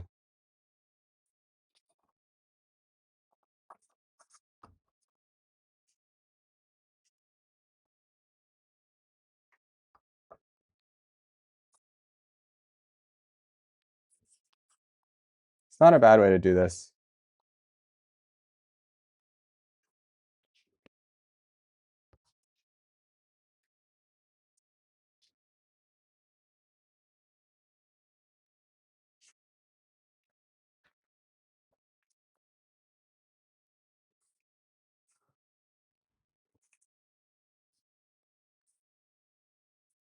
Does everyone understand? Not gonna lie, I've been more productive at work during this productive making part of the stream. Work with me, stream success. All. That's actually incredibly cool to hear. I think that is awesome. Yes. Um, okay.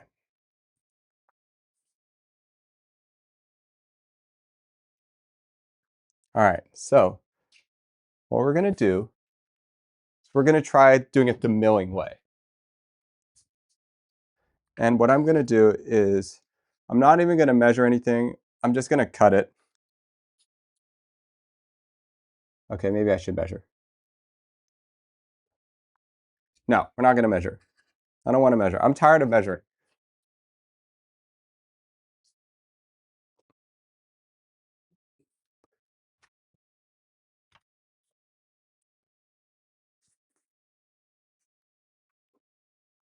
All right, guys. So here's the idea. This thing would cut this, right? So what we're going to do is we're going to move the wood. This is the same as the metal thing, right? Same as the metal thing. All right. So look, we're thinking too much. That's the problem. Not even the depth of the cut. Look, don't worry about the depth of the cut. We got the DRO here. Okay, guys? We got fancy tooling here. We don't need to measure anything anymore. All right?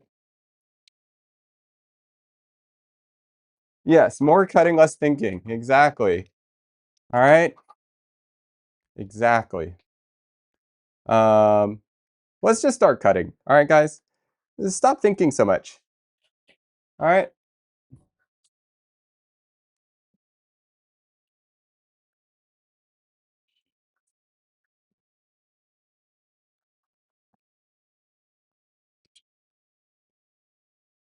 Just visually guess it. All right? Just look at the thing and tell yourself, does that look right? And then you say no, and then you go deeper. And then you're like, no. Okay? And that's it. That's the measurement. Zeroed out. All right, here's our new measurement. What do we do here? We just guesstimated this thing. We set it to 0. And that's it. And we're good to go. All right, you don't overthink this. All right, so what do we do now? Easy. All you do is move this across.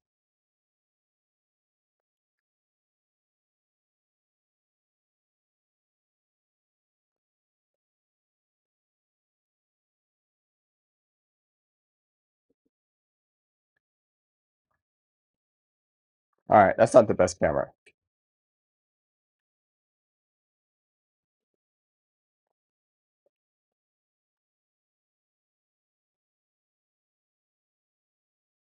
And then what do? Drop it another little bit and then run it the other way back.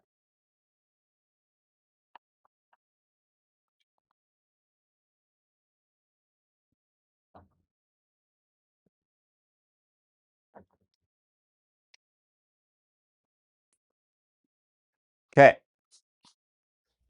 Easy.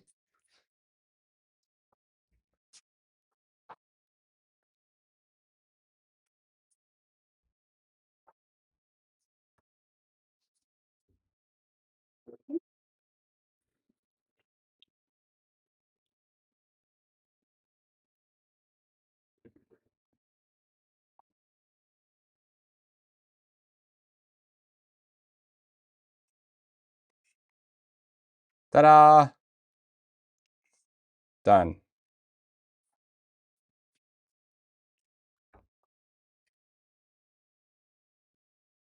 Was it deep enough? I don't know. And you know what? It looks like it kind of rose on one side. Random scrap of metal in there.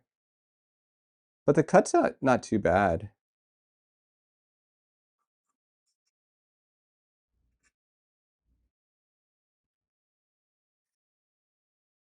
I don't know. Maybe it needs to be one more pass.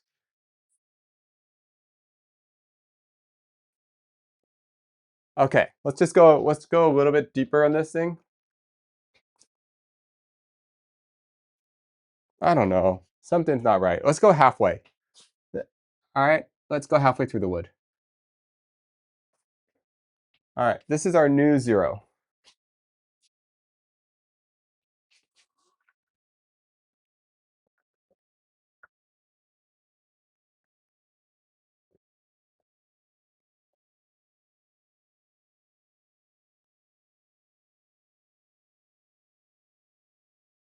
Wow, is machining this easier than actually doing it on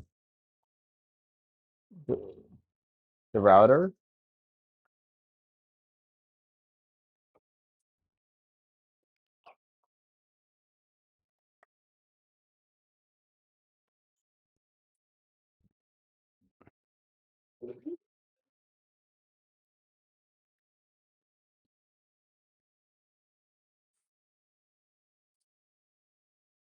Oh, it chipped a little.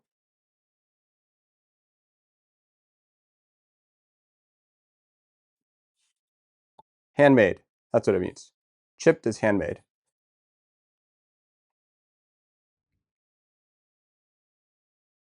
Ah, just going in a meeting. No worries, Jen. Do your thing.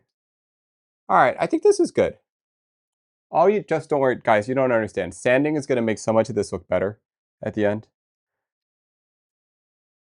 Connor understands. Trust me. It's all on the sanding. It's going to do most of the work. All right. So here's what we're going to do. It's all sanding, guys. The sanding will get all the mistakes out. It'll look like everything was on purpose. Trust me.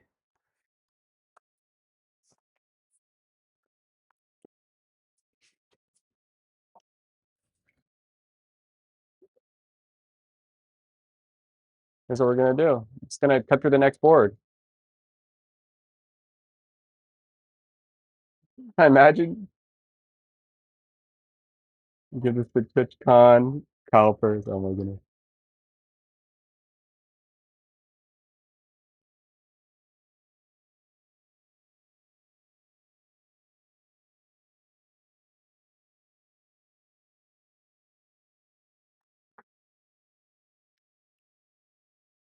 Next one done.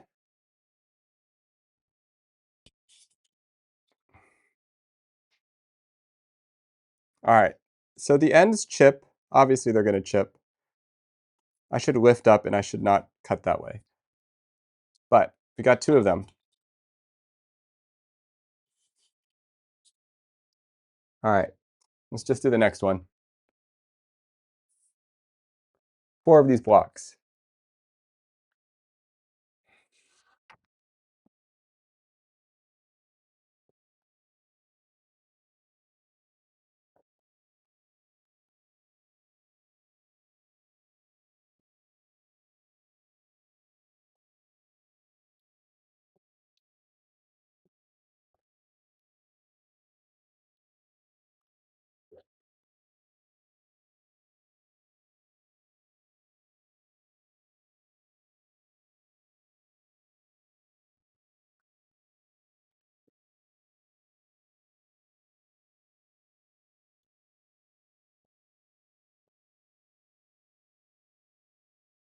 So this bit at the end always messes up. You'll see it. It's going to chip right here at the end. It's just too much force for it.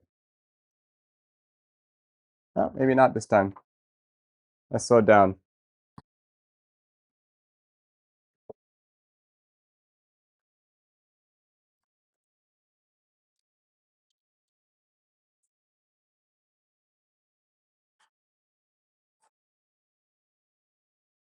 Okay, one more.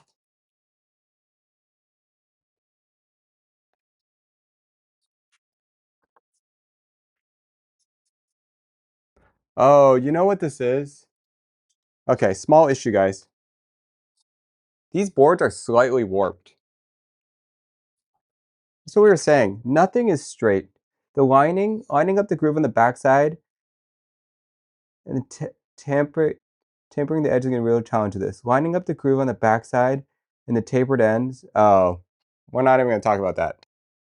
I don't even want to think about that. Okay. All right. All right, guys. So here's another issue. Remember how we said nothing is straight? These boards themselves are not, they're cupped. See this? So this end's touching, and this end is touching, and look at the middle. It's called cupping. And if you flip it, you'll see what I mean. It's wobbly. See that, guys? See how? So nothing's even straight. Nothing is straight. It's all crooked.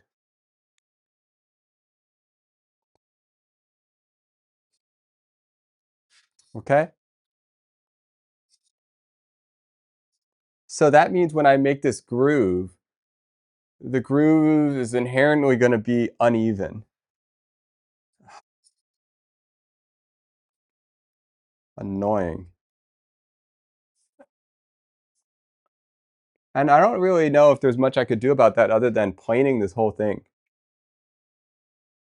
Yeah.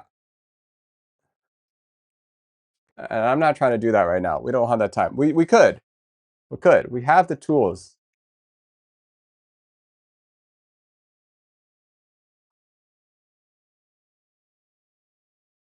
Next time.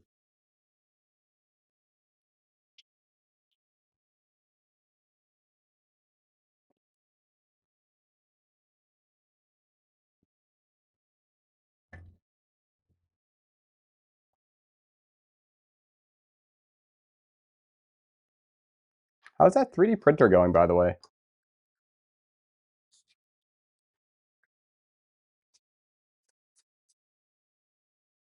Why does it look like the 3D printer stopped? What's going on at the 3D printer? Is it done? Wait, maybe it's done.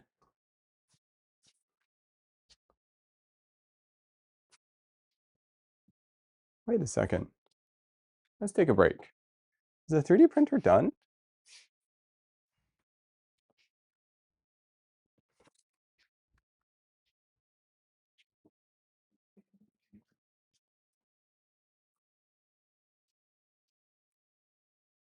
It says it's only 50% done, but maybe the 3D printer is done. Oh, doesn't look done.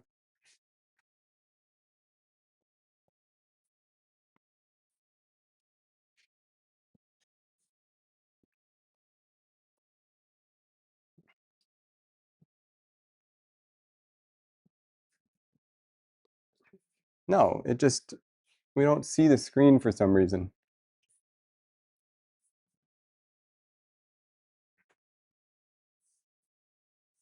We're back. Okay.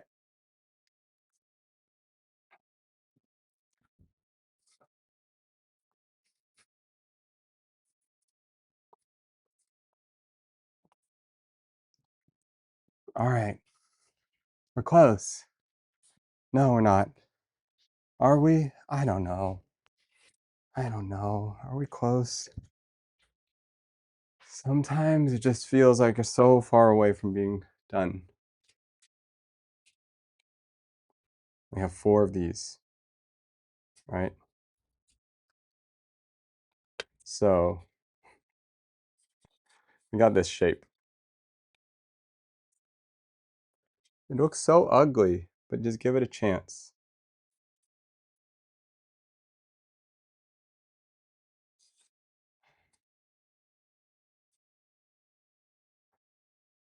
Then we have to cut the next, oh, so many parts. Okay.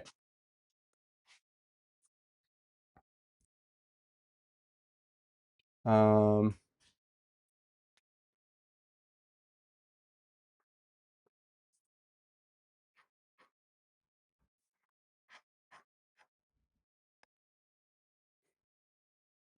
okay.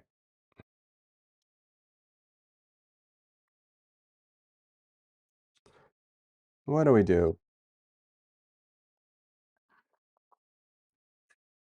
We put on the smaller part and cut the next 2?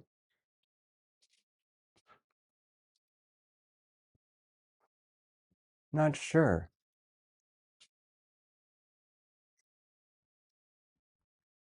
Maybe we do that.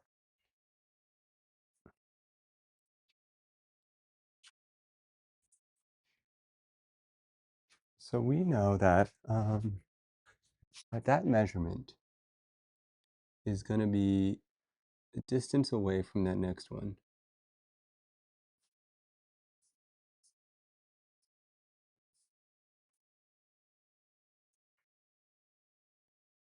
Okay, so that's 5/8 inch in, and that's an 1.75 inches. Oh my goodness, what number is that? That's very hard to measure. Oh my goodness. I have no idea what that is. I just have to guess it. I'm not going to do the math between these two round sections. There's no way. I got to guess it.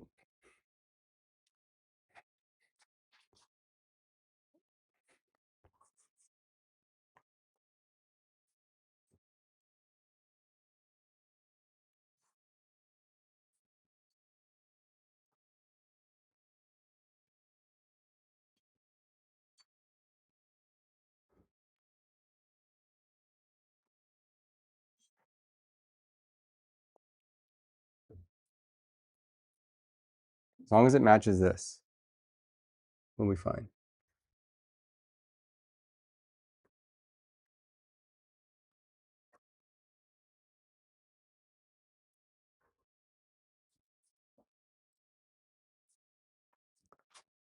Wait, flip. How come you haven't gone to sleep yet?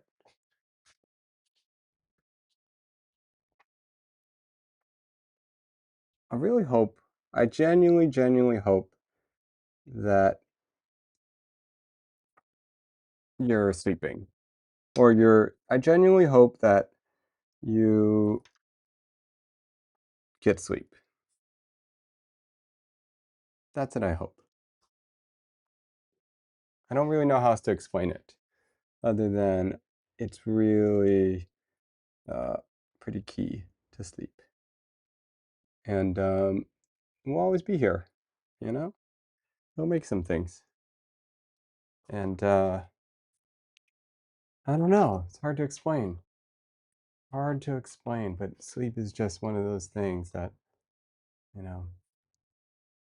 But I get it. We all have a complicated relationship with these things. Complicated relationship with sleep, with stuff, you know.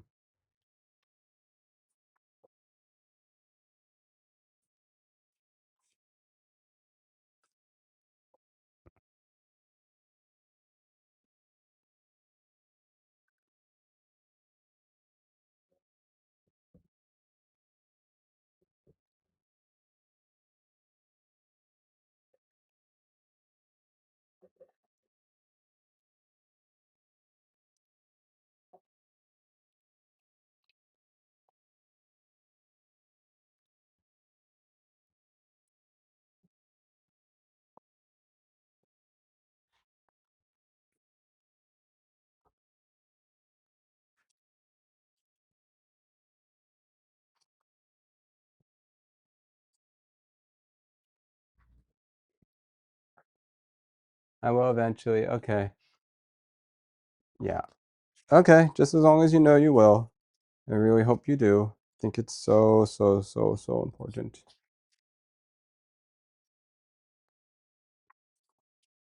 Um, but I get it. It's complicated. It's complicated. Yeah.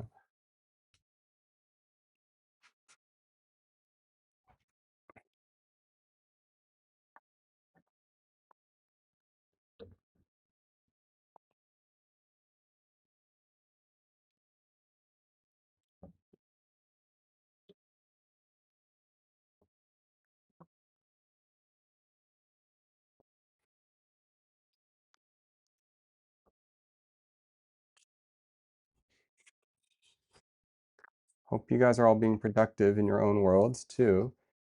If not, whatever you guys are doing, we're, I think Win is right. We're kind of co-working together.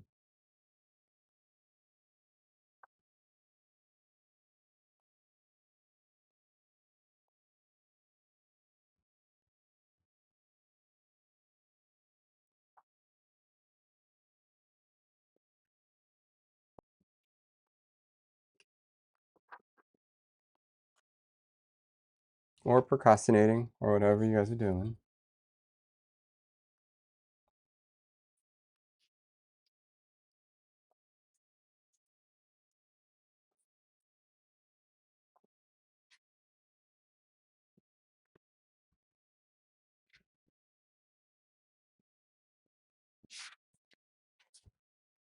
I'm drawing a tarantula while listening.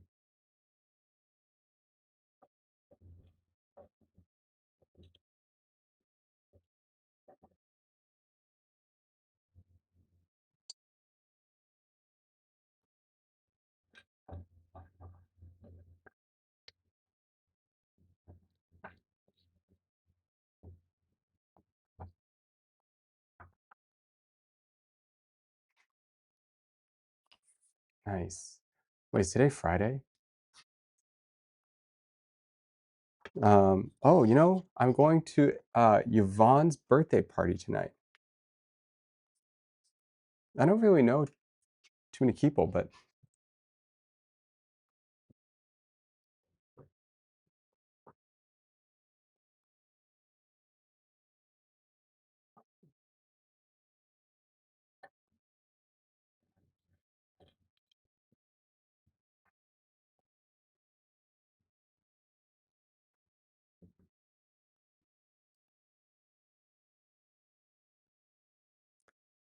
yeah, that'll be interesting. It's always kind of fun to not know people, and she seems nice. Um, yeah, gotta figure out what to. Yvonne's one of my favorite streamers. Her vlogs are so cozy. Oh, nice. Yeah, we're gonna do a little cafe together. That's what's gonna happen. Um, all right, guys. So we've gotten. Ignore it. Don't worry, guys. Trust me, it's gonna look pretty in the end. I know they don't look nice yet, but don't worry, they're gonna get there. All right. I don't know if I cut these deep enough, to be honest. Let me see.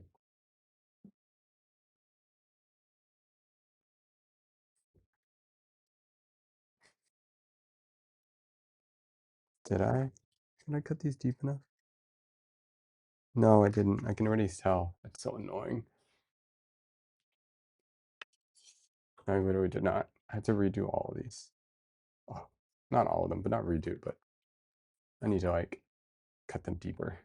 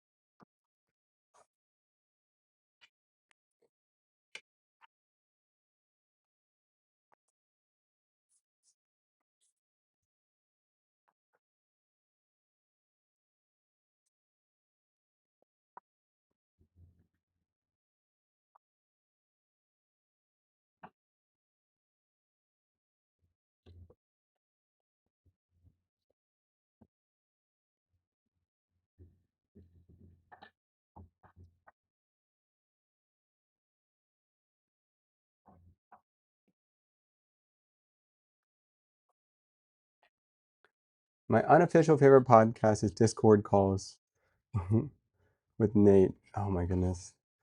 Those are fun.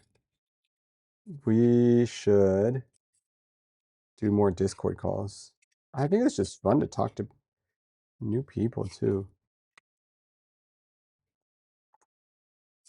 Did I do this one already? I think so. I don't know. So many people I want to talk to or get to know. Just like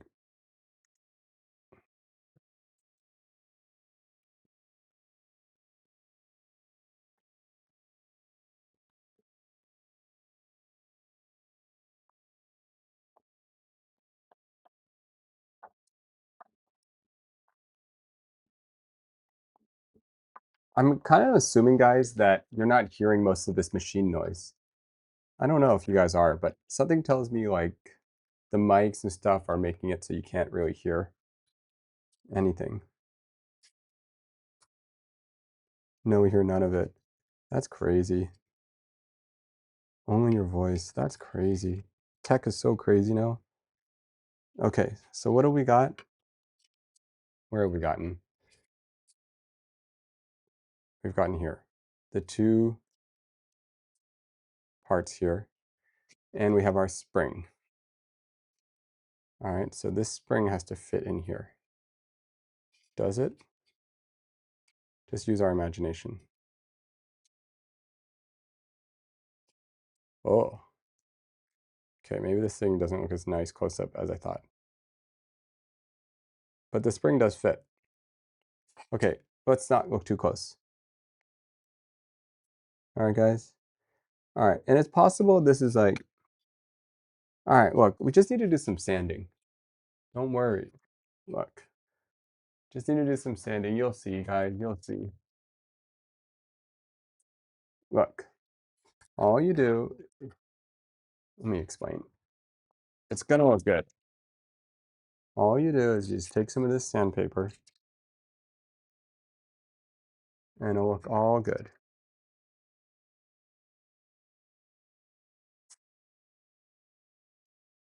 Like it was supposed to look like this the whole time.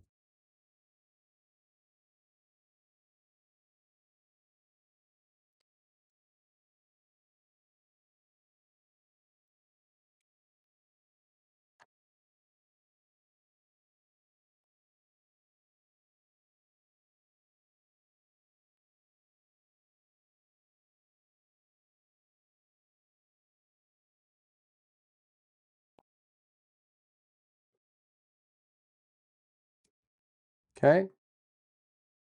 All right, it's not the best sand job, but you get it. Okay, so what's next? Yes, that's a lot. Okay, I know, okay? It's because, don't worry. We know. We know. We know, okay? Look, here. Let's just sand some more of these. All right.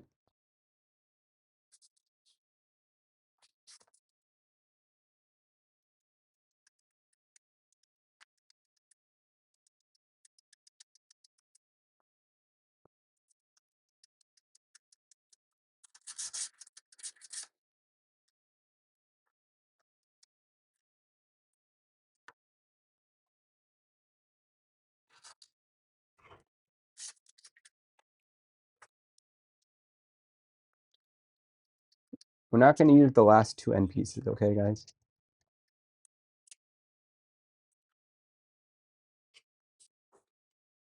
What time's the party?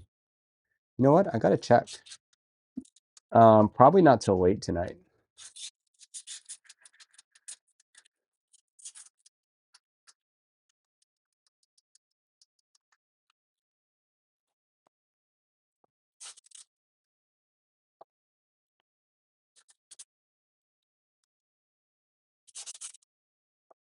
Okay, 1, 2, 3, and then this last one.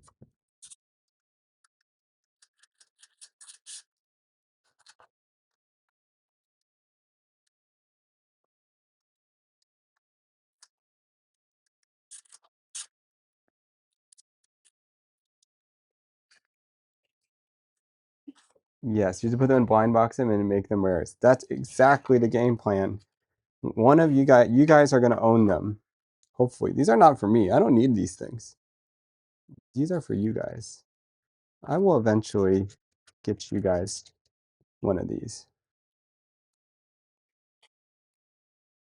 They're not all gonna be great though, I promise you that. We don't need them either. Go away. Someone wants one.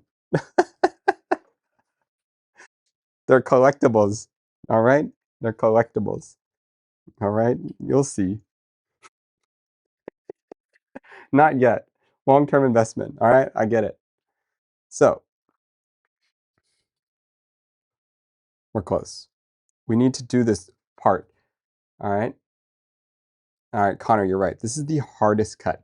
This next cut. Because I don't even know how to do this next cut.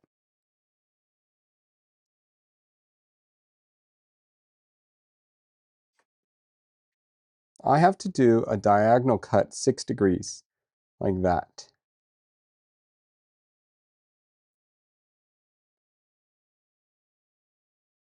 How the heck are we supposed to do that?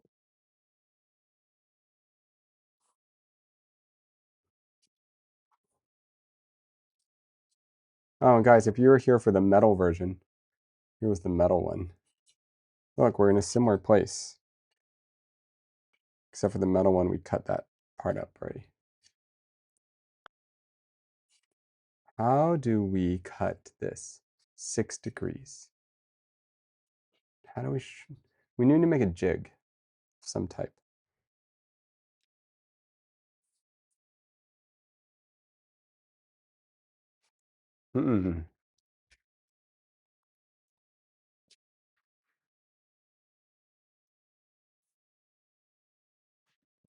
Bandsaw angled fence.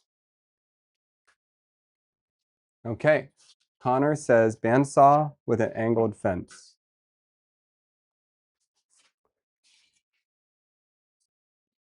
So,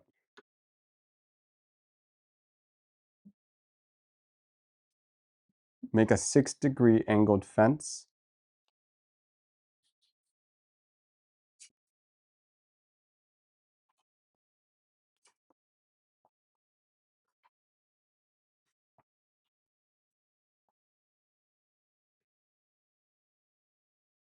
Done with work. Would asking you what you thought of Taylor Swift's new song Would.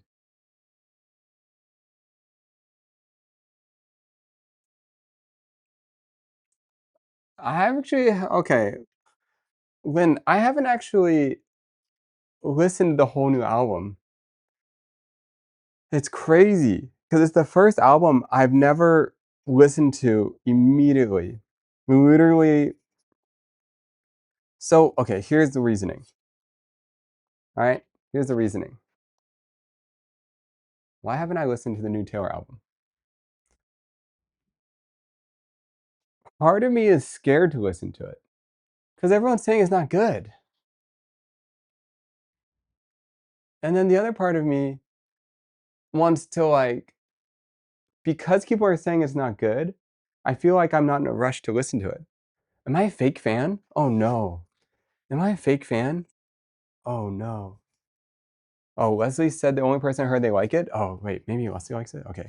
Leslie likes it, maybe I'll like it. Maybe I'm a fake fan.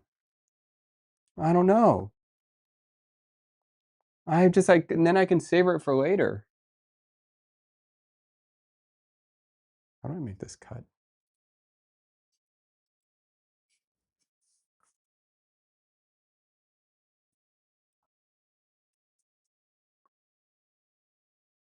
Just don't know how to make this cut. Eventually, everyone says it's not good. I always start, yeah, maybe I'll end up liking it later. That's my thought. I think I will. Oh, I'm so scared to cut this on the bandsaw like this. Such a sketch way to do this cut.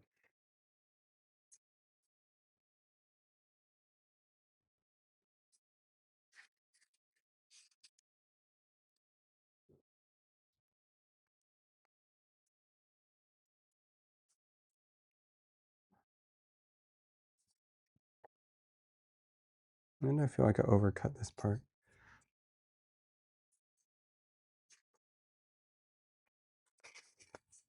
Man, I haven't heard it. Okay, I guess I listened to this thing.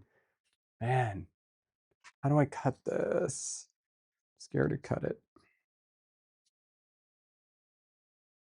All right, you know what? Let's take a little break because I don't have a game plan to cut this next part. I don't have a strategy. This next cut is very difficult.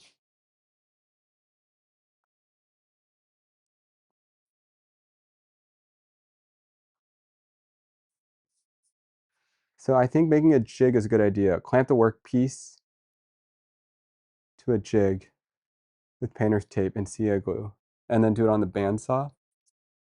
Oh, sketch. Isn't it sketch?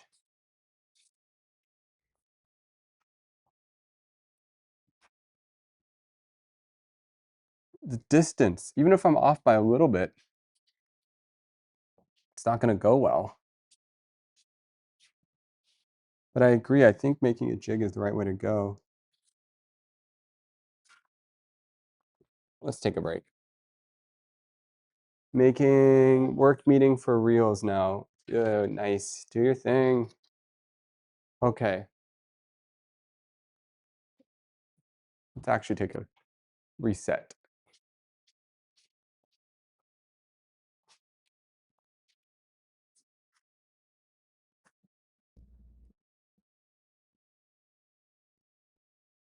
One moment, guys.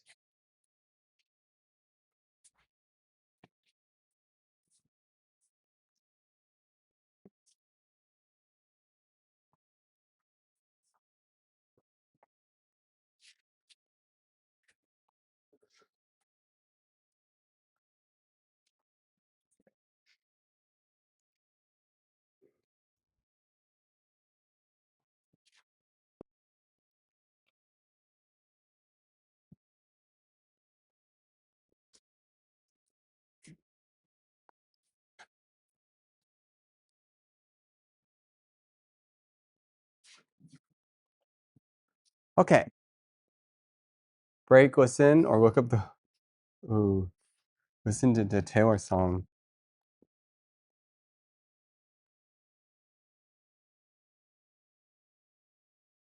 Oh, start with scrap pieces. All right, that's a good point.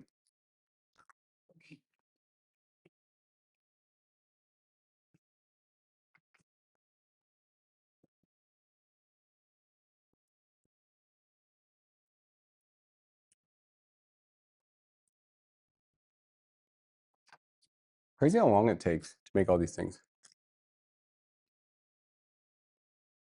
Oh, Lynn's is gonna sing it.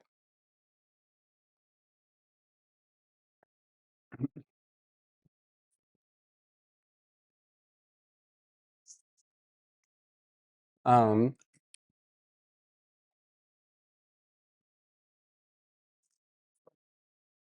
Michael, I know you mentioned you'd be down to jump on a Discord sometime.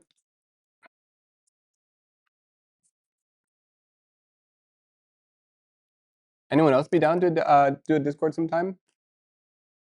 Hunter, AK87, Flip. Oh, Linz, I forgot to ask you. Okay, so, oh, Branch, nice. Okay, there's something I wanted to mention. Okay, Flip, you would? Oh, Flip, we have to talk on the phone. Okay, so here's the thing. To encourage people to talk on Discord, so here's what I imagine. I imagine it could be uncomfortable. Obviously, it could be uncomfortable, right? And redo, yeah, let's do redo. You did great. But yeah, let's keep going. Okay, so here's what I thought. I would imagine it can be nerve-wracking, right? So for two different reasons. One, you're worried. You can be worried about like you can't. It's not natural, right? It's an unnatural situation. Okay, and secondly, it's one, it's unnatural, and two, it's recorded, right? So the moment someone tells you, "Hey, I'm recording something," a lot of times we like freeze up. So, um, here's a thought. Um, I don't know how this would work out, but I feel like if I ever did a Discord call with someone, at the end of each call, I should ask them, "Hey, if you want, I can delete this VOD." Obviously, maybe someone on the internet could record it, but at the end of every Discord call, you could basically say, give someone the option. If you want, I can delete this VOD or I can archive this VOD. And you can decide if you want this on the internet. Obviously, it doesn't stop people, but it's like, it's more of like having people feel like, I mean, maybe they said something where they're like, oh man, I wish I didn't say that out loud online. Knowing that you can change your mind afterwards, I think is important. So anyways, That's another thing I was going to add. If anyone wants to do a Discord call, that they always have the option to say, hey, I actually didn't love this call. Or they can just be like, can we delete this one? I'm like, yeah, no problem. I totally get it. And it can be for the stupidest reason.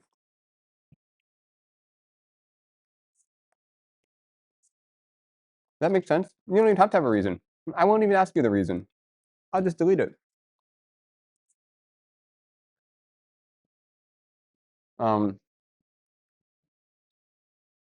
If I confess a crime, well, I will be taking that option. Yes, exactly. Exactly.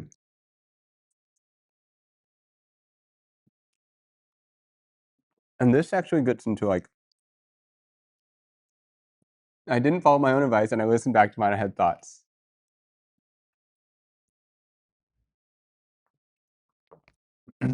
Good thoughts? Ooh, do not walk, do not run, fly.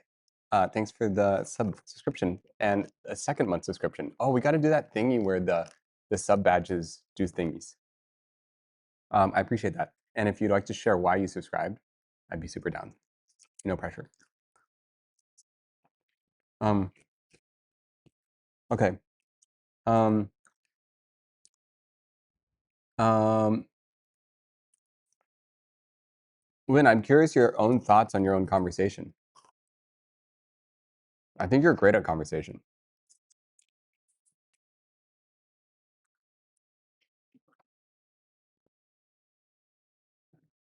You know what's funny? Oh man, never mind. I'm not gonna say. Um, okay, fine. I would say. Um, okay. I get feedback sometimes from my friends about how I talk. Um, oh, um, okay. Um, my friends say that I talk differently. I talk dramatic. I talk differently to different people. Um, and so um, they just said it's very noticeable how differently I talk. And so, but then I'm okay. I'm not, I don't, it's like, I just, apparently I talk differently to different people. And they'll point out why I talk differently or who I talk differently to or what they observe. Um, I don't even know I'm doing that. I don't even know I'm talking differently.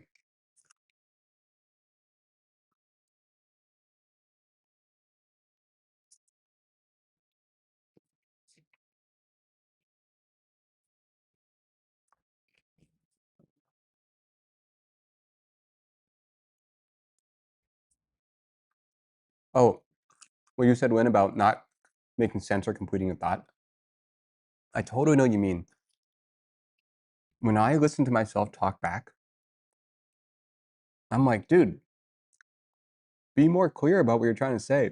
Like, this is listening to myself. Like, like why aren't, like, be more clear? Like, yeah. No, okay. One, I never felt that with our conversations, but when I listen back to my own, I feel that about myself. I'm like, can you like finish the thought? And then half the time you realize like, oh wow, you never finished your thought. Like it's so crazy. And I mean, maybe we all do this in real life. I feel the same about myself all the time. Yeah. And you know what? That's okay. You don't need to finish all with the thoughts.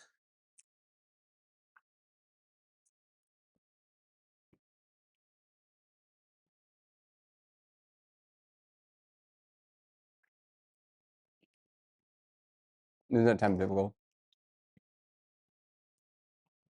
I think it is.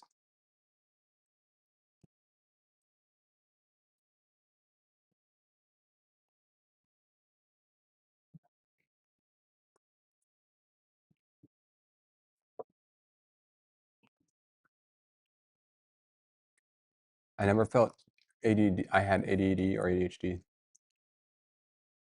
I'll watch a clip of the stream. Oh, that's so funny, Michael. I'll watch a clip from the stream and I have a thought that, and then see the message from myself saying the same thing.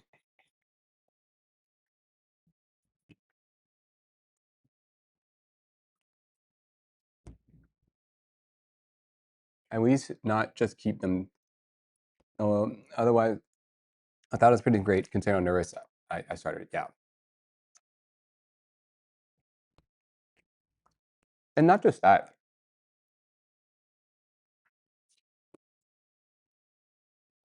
I think I think the subject matter of our conversation is really interesting. Like, I think like parts of this conversation I thought was really interesting is like talking about how do you find like how do you find the connection that you're seeking? How do you find the relationships that you're seeking? Like, I don't know. Like, it's been a really important theme in my life because, like, some of the most important, most meaningful things you can have in your life is connection. Um, and we all dream that connection feels a certain way. We all dream that connection sounds a certain way. It's like there's an understanding between each other. There is like a depth in which we get each other. There is a history. They've watched your whole journey. But most people don't have that. Um, I don't know. It's just like one of the most meaningful things you can have in your life.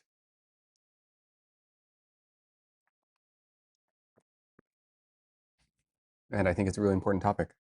And I want to have more conversations about connection. Um,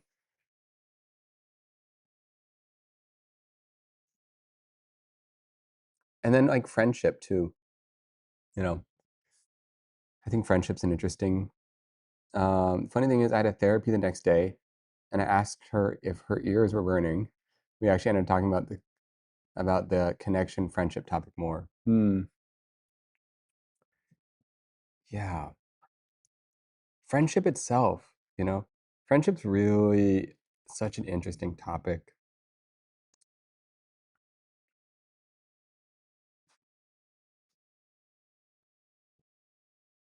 Something I think is really interesting is, and I'm super generalizing here, but boy-boy friendships, boy-girl friendships, and girl-girl friendships have such interesting and different dynamics. I'm just speaking very broadly here, guys. Um, but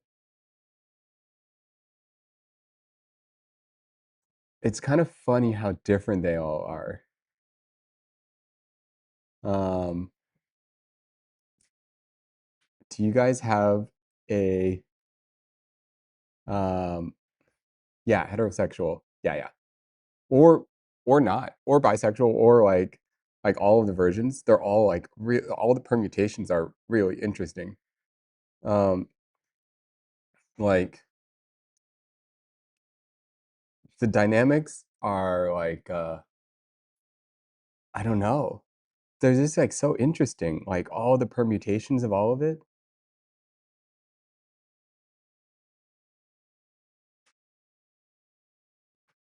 I don't know. This is the conversation that's easier to do with more of a one-on-one. Kind of harder to have like in a chat format. But um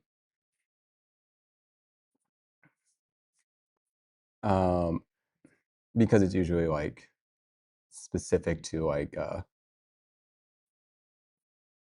I don't know. Oh man, like I can like it's easier to speak from personal experience. Um, my guy friend or friendships.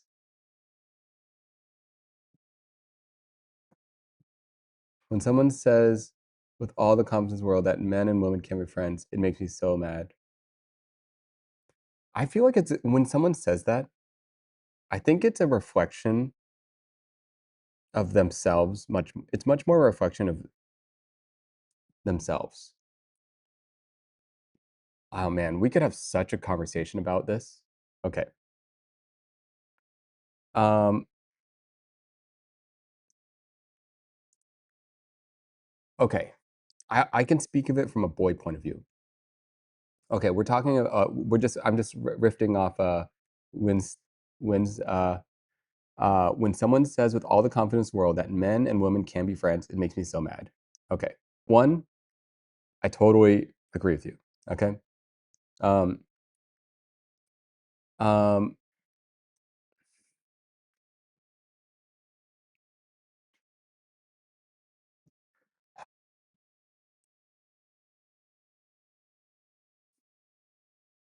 okay.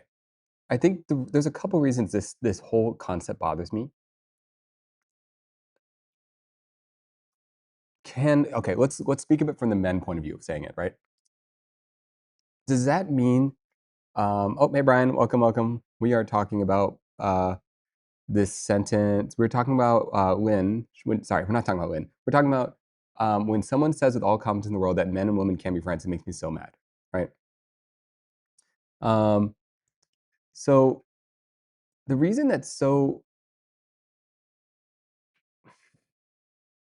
well, there's a lot of reasons. Oh man, how do I even start this conversation?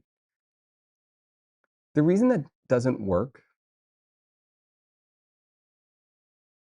like it assumes that connection is like so thin. Ah, man, like is that the only way you can connect to someone? There are so many types of connections. Um,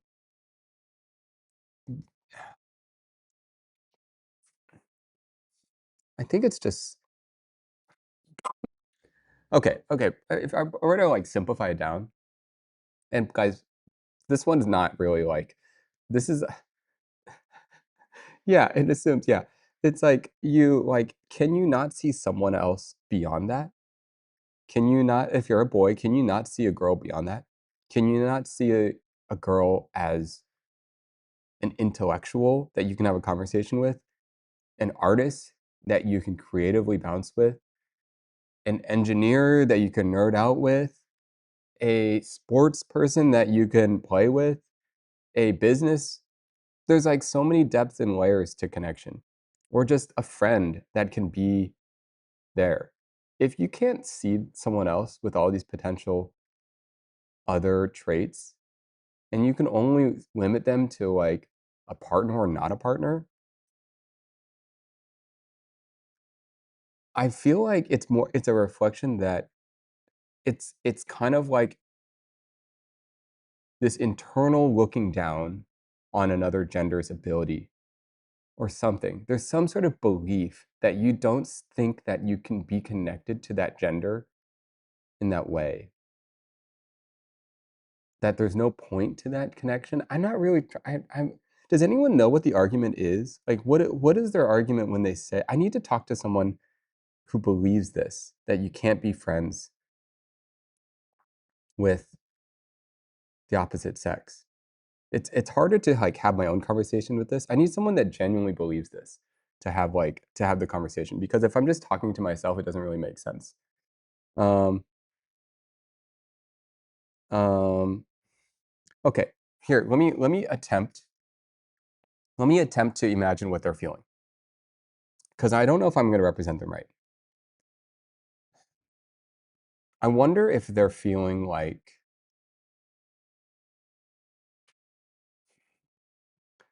I wonder if they believe, what is it that they believe? That somehow, what is the belief? Can anyone describe to me what the belief is? What is the belief? Do they believe that inherently? What is the belief there? that is it what's the topic? We're talking about okay. The topic is um, when someone says with all of the confidence in the world that men and women can't be friends, it makes me so mad. Okay. We're basically the topic is basically like there is like some people that believe that men and women can't be friends. Personally, I really disagree with this. I have a lot of women in my life that are friends. Um, and I have a lot of women in my life who are just friends, never been attracted to. Um,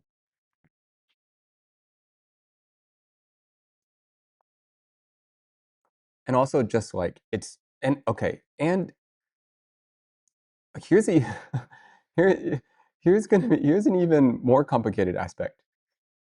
I've even had oh man, and this one's a little bit more nuanced of a take, but I've even had someone I've dated where we've completely shifted to being platonic. Like we dated and then 10 years later we're just friends. Like there's no connect there's no it's almost like such a long time ago you can't even remember that part of the relationship. Um and I mean we probably dated what in wow. Um when was it? Dated in like I don't know, 2006 or so, 2007, you know? We hung out a couple months ago, 20 years later.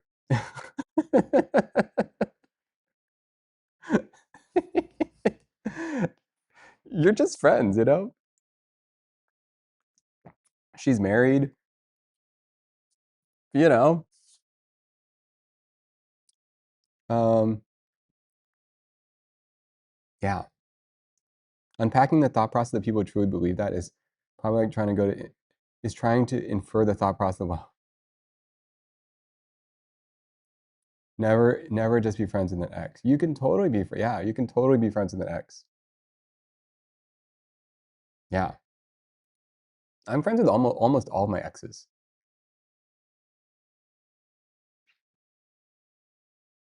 Yeah. Um,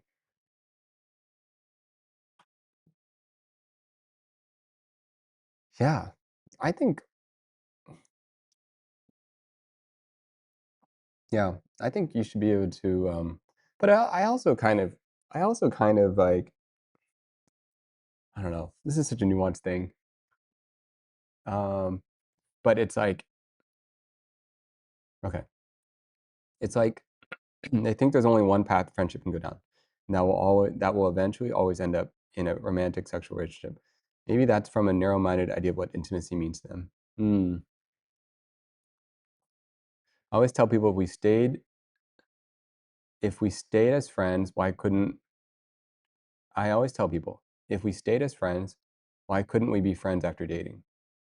Yeah. Um, tried being friends with an ex, didn't work out. Yeah, it's definitely not guaranteed to work out for sure. Um,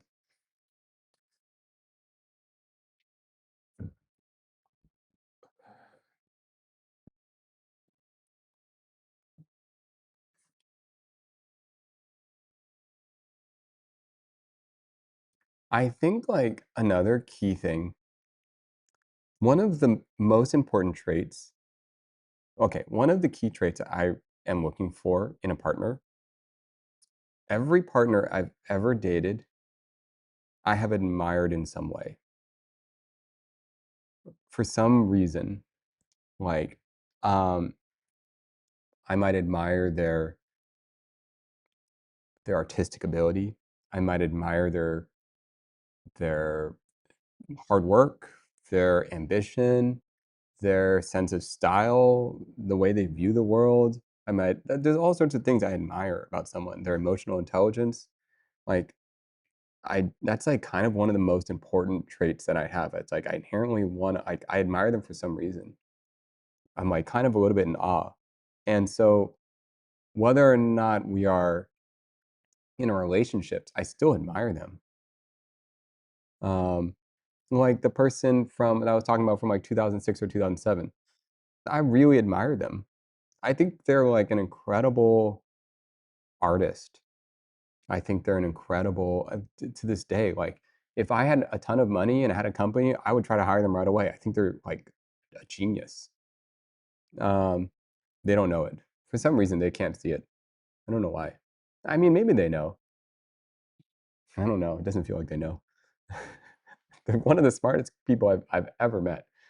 Um, so I think you just have to, like, actually want something.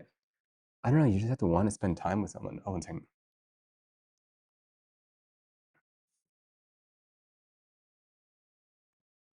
Um, "Hey, yes, you can come by."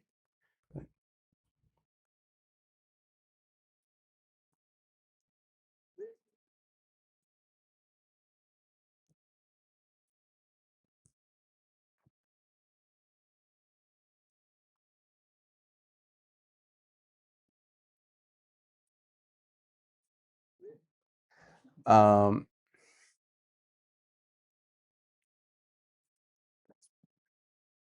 let's see. Um,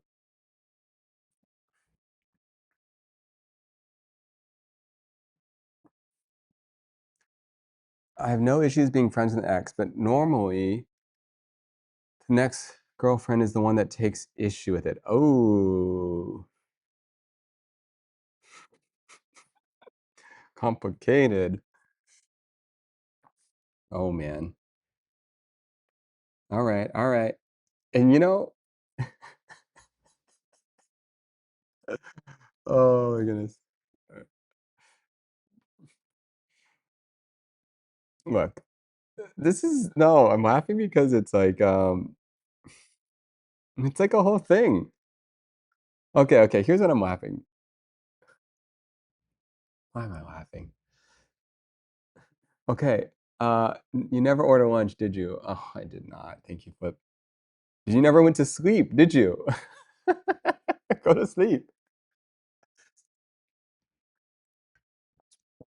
Um, what am I doing for lunch? Hold on. What am I even doing with my life? Let me think about this.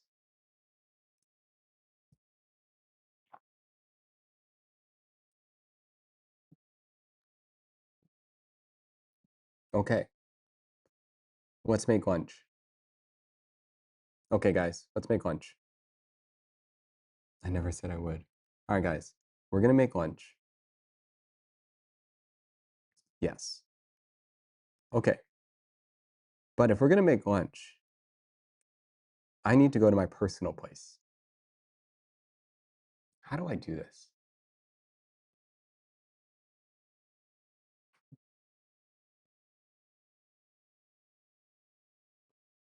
I'm in the same way about guy friends.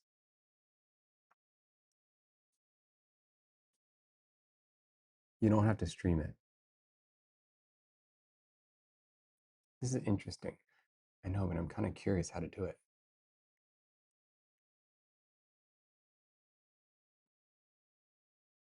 Hmm. Let me think about this.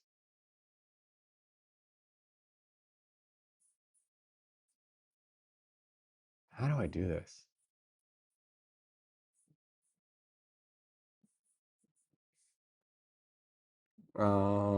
Let me see. Uh, let's see. I think you would need to go. Okay, it's kind of complicated. Didn't you have a cafe? There is a kitchen here. Yeah. What am I gonna do with food? Not even that hungry. That's a nice way to put it. What were we talking about?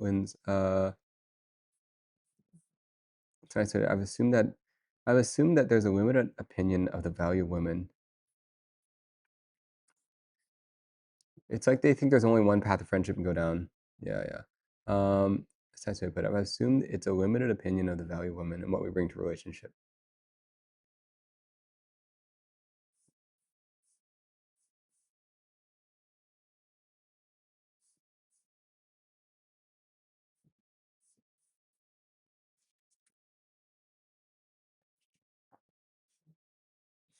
Ah, it would be really fun to have a conversation with someone. It would be really fun to have a conversation with someone that believes this. But I wouldn't. It's not a battle. It wouldn't be about winning, if that makes sense. Like the point is not to win a dialogue. Like it would be just really interesting because when people, how do I say this? These things represent real feelings. Like if they feel this way, there is like there is a reason. It's not reason. It's not like reasonless. It might be like I mean, it's not. There's a reason they feel this way. They might feel, yeah. It's not like there's no. It's like you have to if you can go into it with genuine curiosity of understanding why they really feel this way. Like it's not a wrong. It's how about this? You can't. There's nothing wrong with feeling this way necessarily.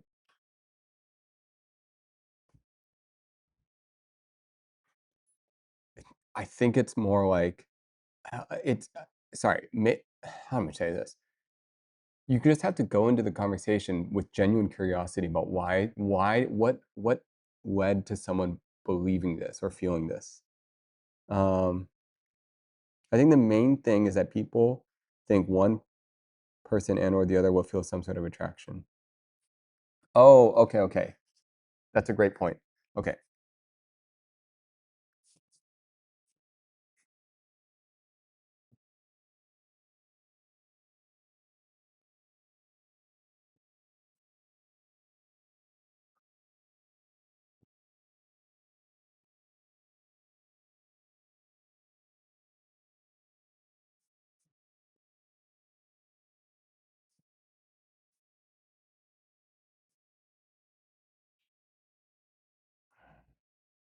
I kind of get it. Like, I kind of get it.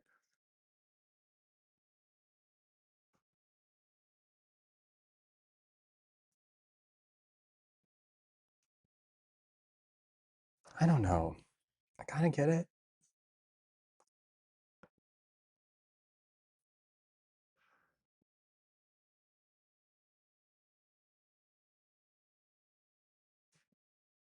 I mean, I.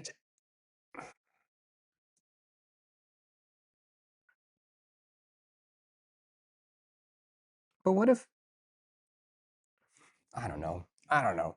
I get it, but I don't. I can't you can't you have a friends that you're just not attracted to? Um,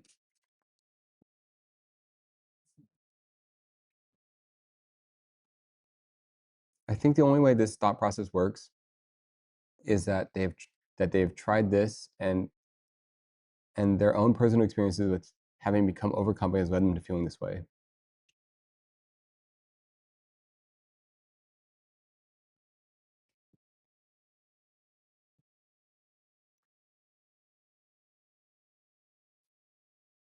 Yeah, yeah. Man, this is a complicated topic because everyone's gonna have a really different experience, and I could imagine if you've been burned, I guess you could say, where you keep trying to have friendships with the opposite gender or opposite whatever, whoever, like I could understand why you could end up feeling this way. It's almost like it also could just be like,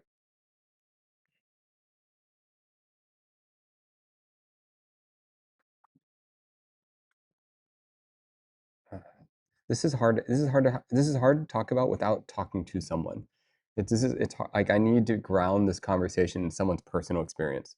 I can't ground it in like the nebulous experience of like hundreds of different people. Um, to some degree, I just had a bad experience. I just had bad experiences. Either people, friends trying to make it romantic with the male friend trying to make it more than it is. I don't know if I'm just making sense. I was cheated on with someone he swore would that was just a friend.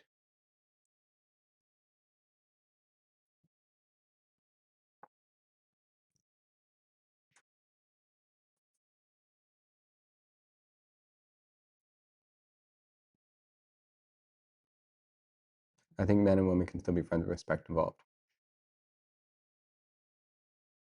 Outside key will make, yeah, there's so many aspects of this conversation. There's so many parts to this. Um,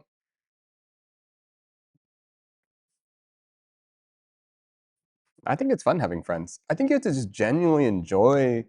Okay,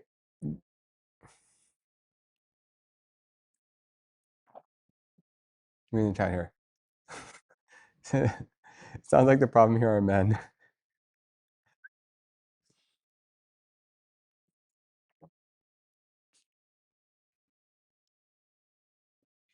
I could see it. I could see it. I can only speak from the perspective of a guy who has friendship with girls and constantly run into keep assuming I have more interest than a platonic friendship.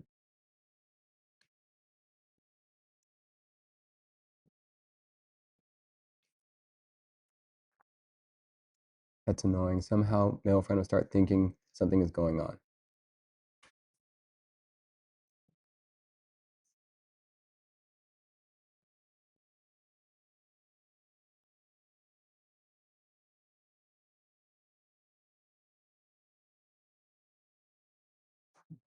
Yeah, that's fair. That's fair.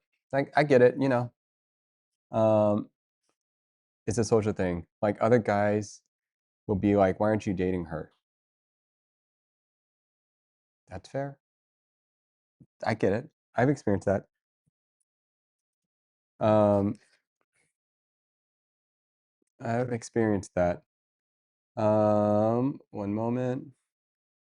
Oh, by the way, guys, my friend is gonna visit. Um, one moment. They should be here any moment. 1 second.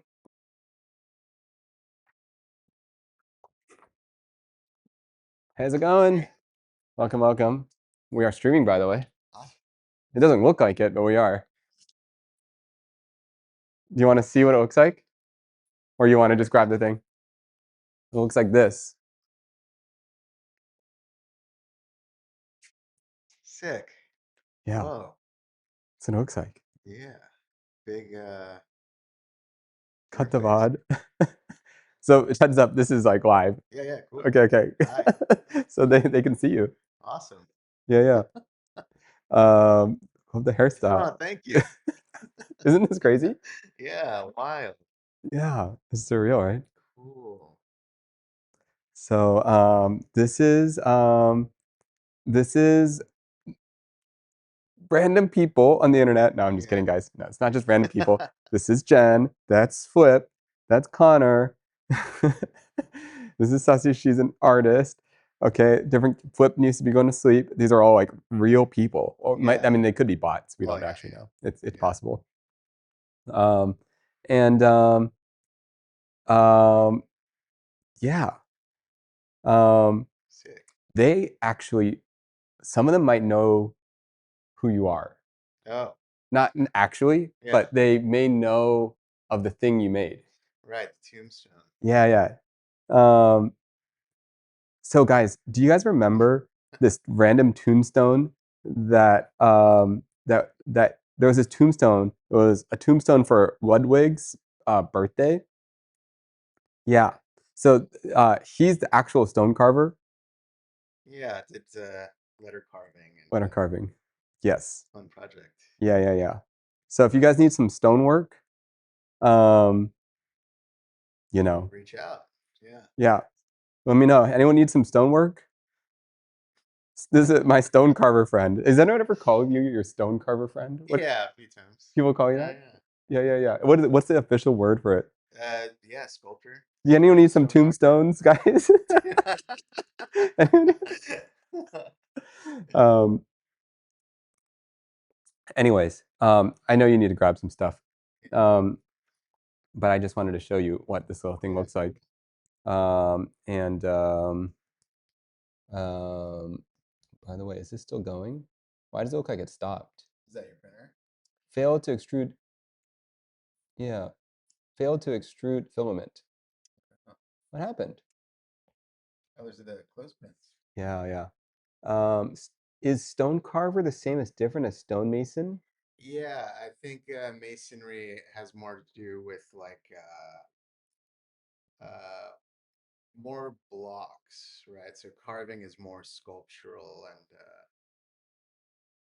yeah, I guess masonry is more like bricklaying and stone wall stuff. Yeah. So guys, if you want to do a stone carving stream, we could do one. Absolutely. We don't know what we're gonna make though. But let me get you your thing, by the way. I know you got a lot work to do. Okay, so you need stuff. A track saw? Yes, please. Okay, you need a track saw.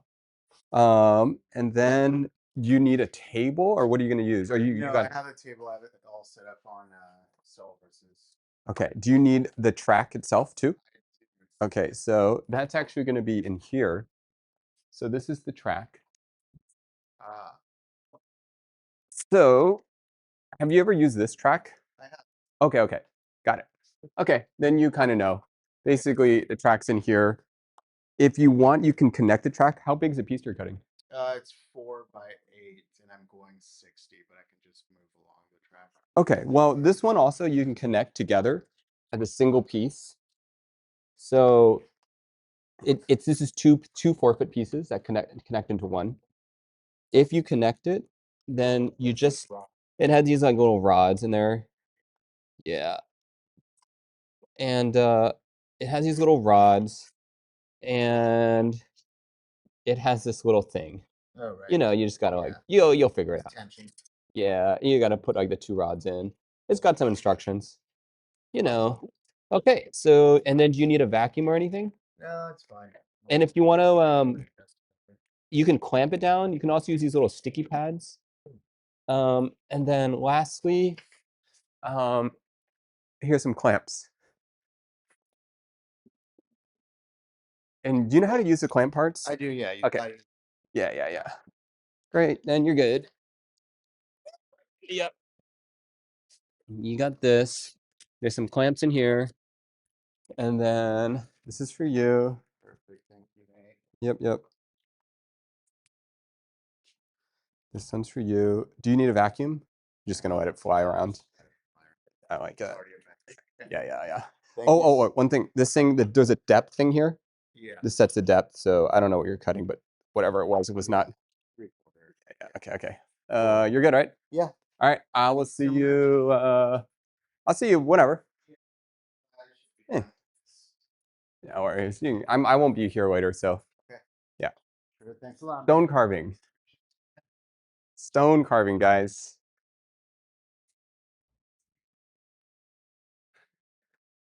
Okay.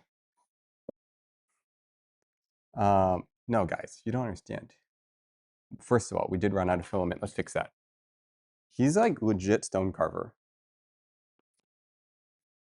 Okay? Like legit stone carver. Does he make sculptures? Yes. No, he's like an actual stone carver. Not like a kind of stone carver. Okay, what happened here? The filament? It's not working. Is there a kink in the filament? No, there's plenty of filament. Oh, it's like trapped in it. Oh, how did it get stuck in there like that? All right, guys, I tried, I want to show you this, but it's like wrapped in a really weird way. Wait, this is like really poorly.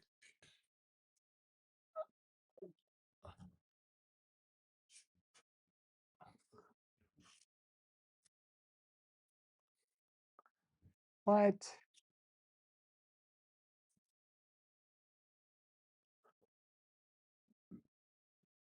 I don't know. I don't know. That's really bad. It's like wrapped under itself. Whatever, let's just see if it fixes itself. Okay, so the filament, it's like the yarn where it wrapped like inside itself, and then it got stuck. I've never seen that before. Um,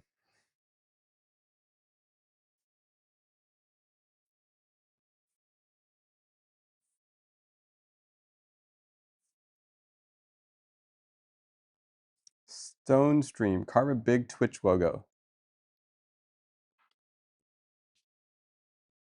Yeah, I'm gonna see if this filament works. I'm skeptical.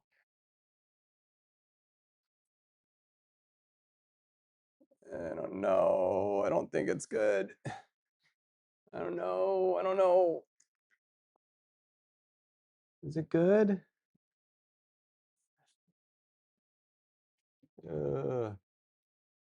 It's like all bundled up on one side. I mean, it's fine, but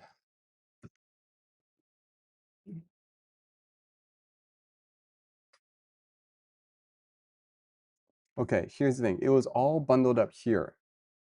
Oh, sorry, pulling from here, and then it was like the filament was going underneath the side, and it's like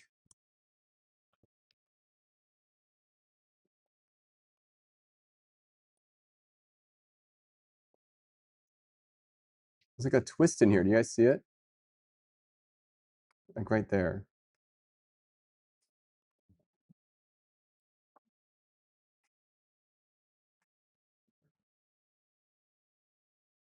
I hate.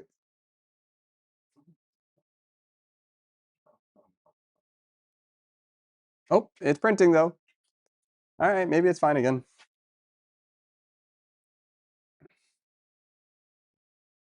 Oh, okay, easy peasy. Um, okay, so here's what I just realized. Bought a 3D pen on the way back when a 3D printer on the way back when, and the filament and I did not get along. It works, leave it alone. I know. All right, I need to wear something to this party tonight. I just realized I need to like get myself ready for this party. Whoever fed the line did not keep the tension or was rolled properly. I think it was rolled improperly from the factory. All right, guys, let's read this dress code. That's okay to read the dress code, right? Pretty sure it's fine. So I have to do 2 events tonight. I'm going to a a store opening from basically this cool brand that my friend knows. It's having an opening, and I'm going to it. Then I'm going to Yvonne's birthday. I think I can say that. Pretty sure I can say that. Okay. So I need to I'm going straight. It's all going to happen. It's all going to happen at the same time. Okay. Okay. So I'm not, obviously I don't need, it's not going to say where it is, but let's make sure I'm wearing the right outfit. Okay. How many of you guys think about what you're going to wear before you go to a place? Because this is something new for me. All right. So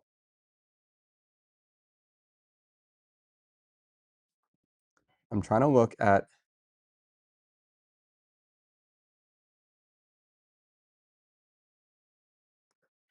all right, the dress code is dress to impress. Oh my goodness. What kind of dress code is that? Oh no. Dress to impress? What kind of dress code is that?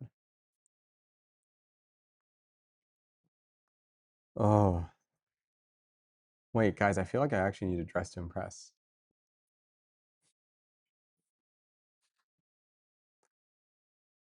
Dress to impress, as in the saying or the video game? I don't know. That's the dress code. That's what it says for the dress code.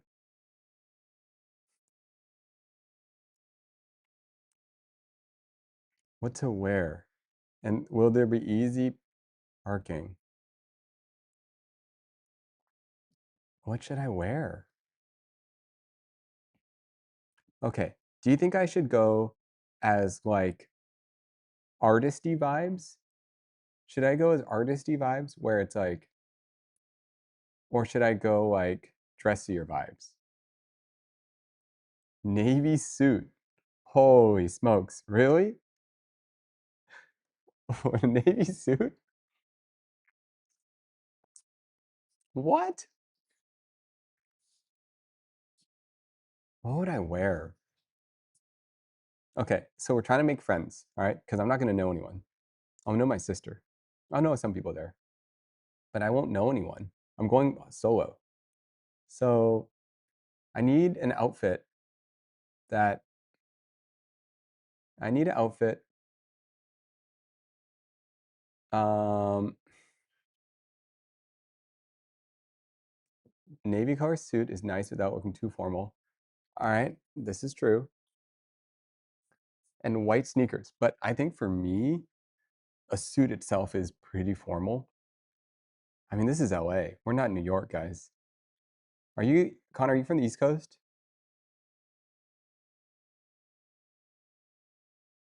Are you in Europe? Connor, you gotta be from the East Coast. From Texas? Okay, okay. Just okay. I will admit though, not admit, but I think like tailoring and suit making is like a really cool idea. Okay, what's your go-to fit for comfortable and confident in?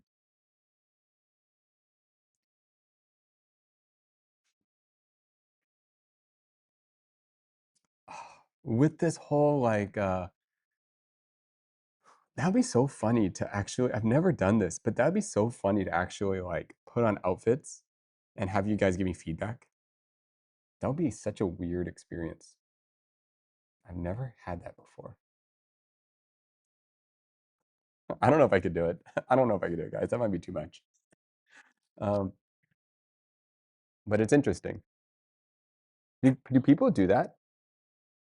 Dress are Roblox dressed in place? Does any streamers ever put on outfits and as the chat help them figure out what they're gonna wear?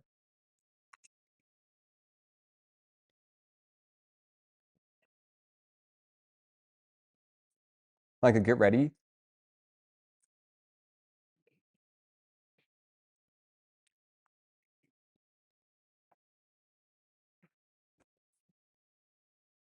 Post tried fits for the club ones. Wow. That's really isn't that really scary to do?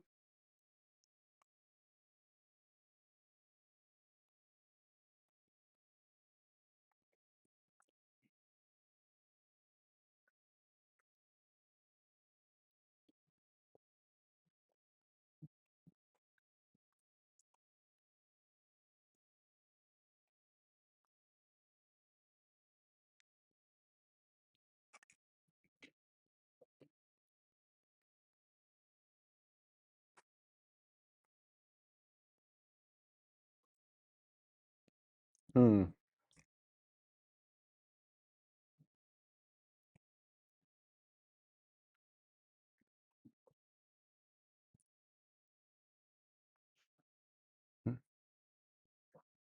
May showed the outfit she was hoping to wear out.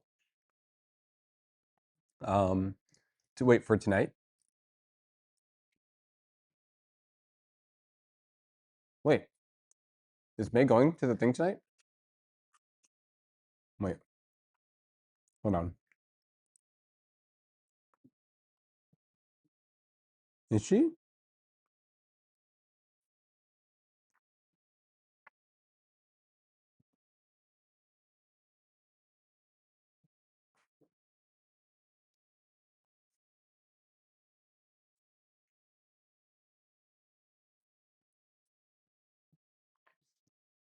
Um, maybe she's going to a different party. Who's May? May is a friend. A while back. Okay, got it.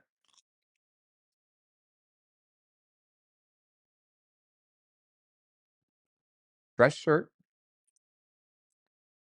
Rolled up sleeves, slacks, sneakers. Okay. I'm I don't think that's a bad idea. I actually would probably do dressy shoes if I did that. Um, okay, so I would do if I didn't with that looks, um, I would probably do maybe like okay, I have these like navy pleated trousers from Beams, um, that I thought were pretty cool looking. Um, let me see. Where are they? Um, what are these cool pleated trousers? Welcome Jeezy. Um, I can't find them for the life of me. Um, okay, basically they're kind of like wide leg pleated trousers, but I think they like have this like nice flow to it. It's like much flowier than a normal one. How do you guys feel about tucking in shirts? Do you guys like the look?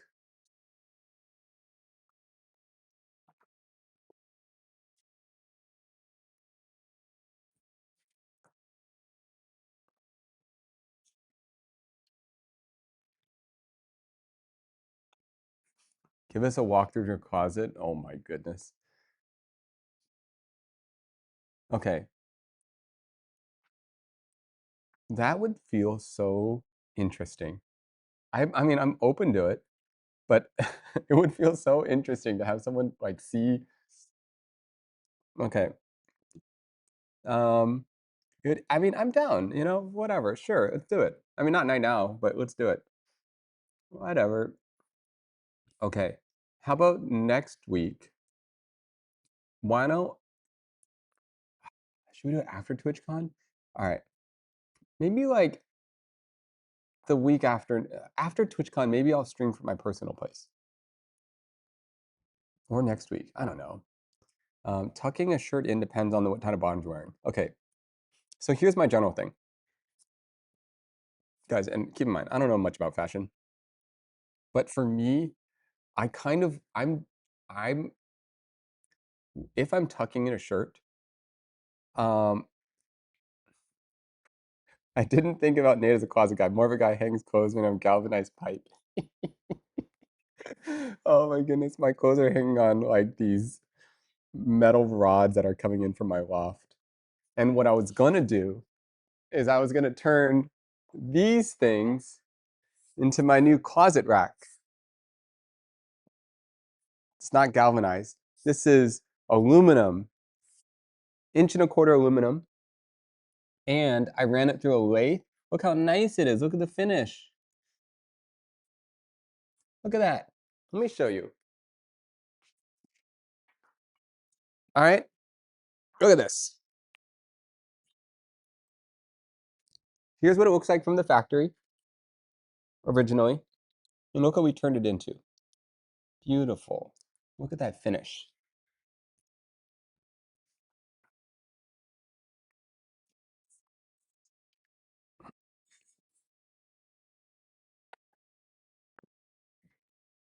Okay, guys, there is no closet. We're gonna build it.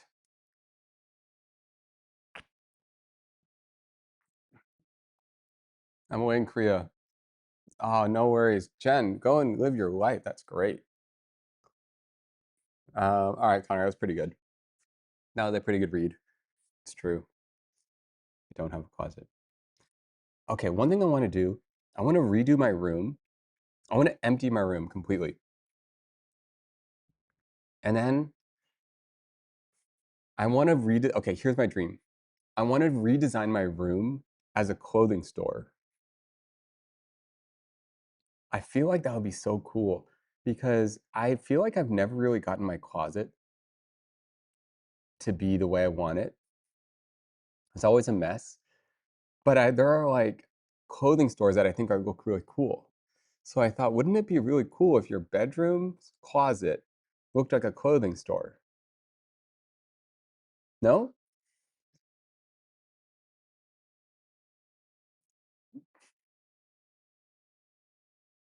I'm bringing everyone's face mask and personally smacking it on all you for spa day. Spa day?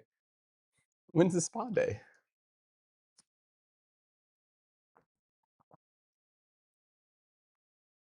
Currently, my room looks terrible. It's like the most unfinished part of my life. It's gonna look nice. Hey Nate, good day. Yes, welcome, Josh. Okay, so um, if you're just joining, we were making these clothespins. We're 3D printing some, and then we are in the process of making more. So we made these 2 cuts, and we still need to make the other cuts. So I'm gonna go hang out with my friend and her daughter. Okay, have fun, Flip. That's awesome. That is awesome. Um,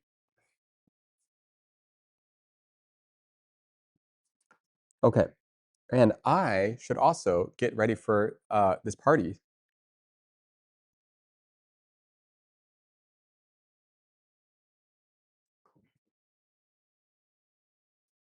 Okay, couple things.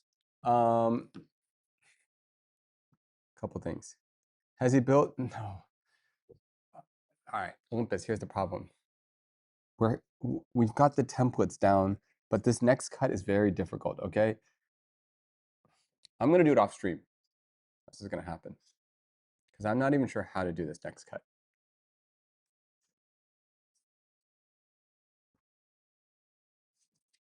We're close. We're close.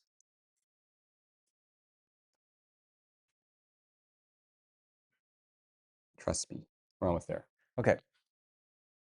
Um, here's a strategy. Take care. Yes, yes, yes. Okay, okay. Okay, here's what I'm gonna do. I'm going to I'm gonna get ready for this thing. I'm gonna get there these next 2 events. So I'm gonna dress up. I don't know what I'm gonna wear. I'm gonna dress up. Why is my brain so scattered right now?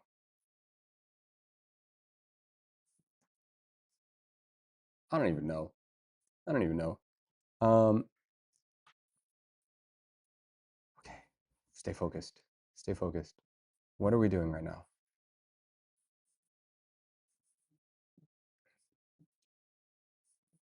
Okay. Um, why aren't there videos showing this process? I've only found one and they manually did the angle.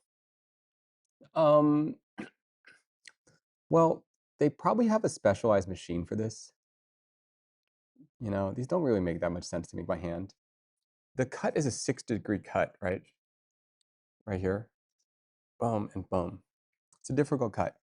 And there's a million ways to do it. Not a million, but there's like 5 ways to do it, at least. All with different varying degrees of sketchiness with the tooling I have.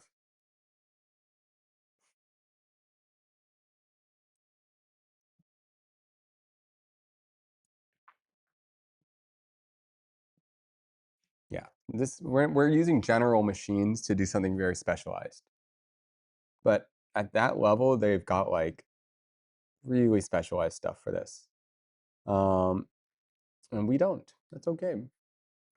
But we will soon. Okay, guys, I'm gonna take a break for today. I'm gonna do prep for the party, prep for the things, and here's my strategy. All right, I feel like um, well, we didn't actually plan any TwitchCon stuff. I don't think I'm gonna switch stream from TwitchCon. We'll figure it out. I don't know. Do people stream from TwitchCon? Who knows? I'm gonna plan for a party. And I'm going to finish these C47s. Ah, okay, that's my game plan. All right. Okay. I'm gonna finish some C47s this week. Um, just enjoy the experience. Not a bad idea. All right. If I run out of time, I'm just gonna 3D print a bunch of them, and a couple of them are gonna be made out of wood. And you'll just, if you get one, you'll get one. If not, oh well. Over to title of the stream. No, okay.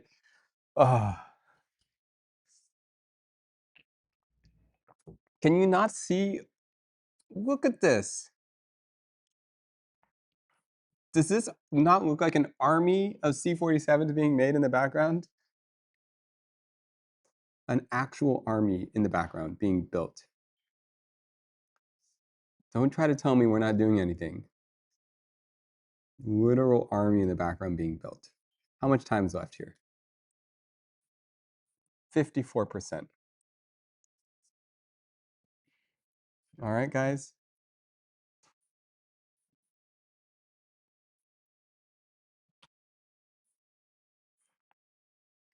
I know. I don't know why it takes so long. I have it on the low setting.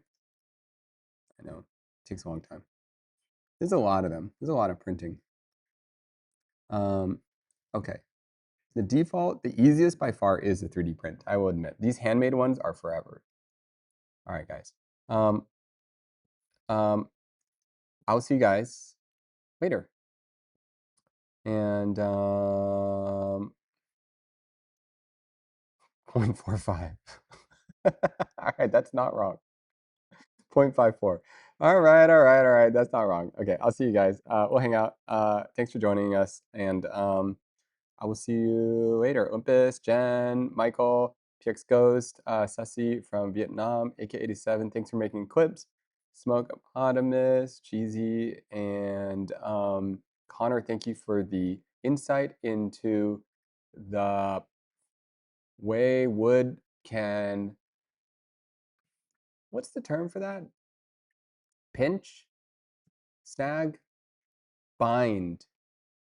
Brian, good. Thank you for joining us as well. Linz, thank you for our conversations and your insight into the complications of men and women relationships and probably like 8 other people we were talking about. Bind, yes. Okay. All right. I'll see you guys. 3, 2, 1. Beep, beep.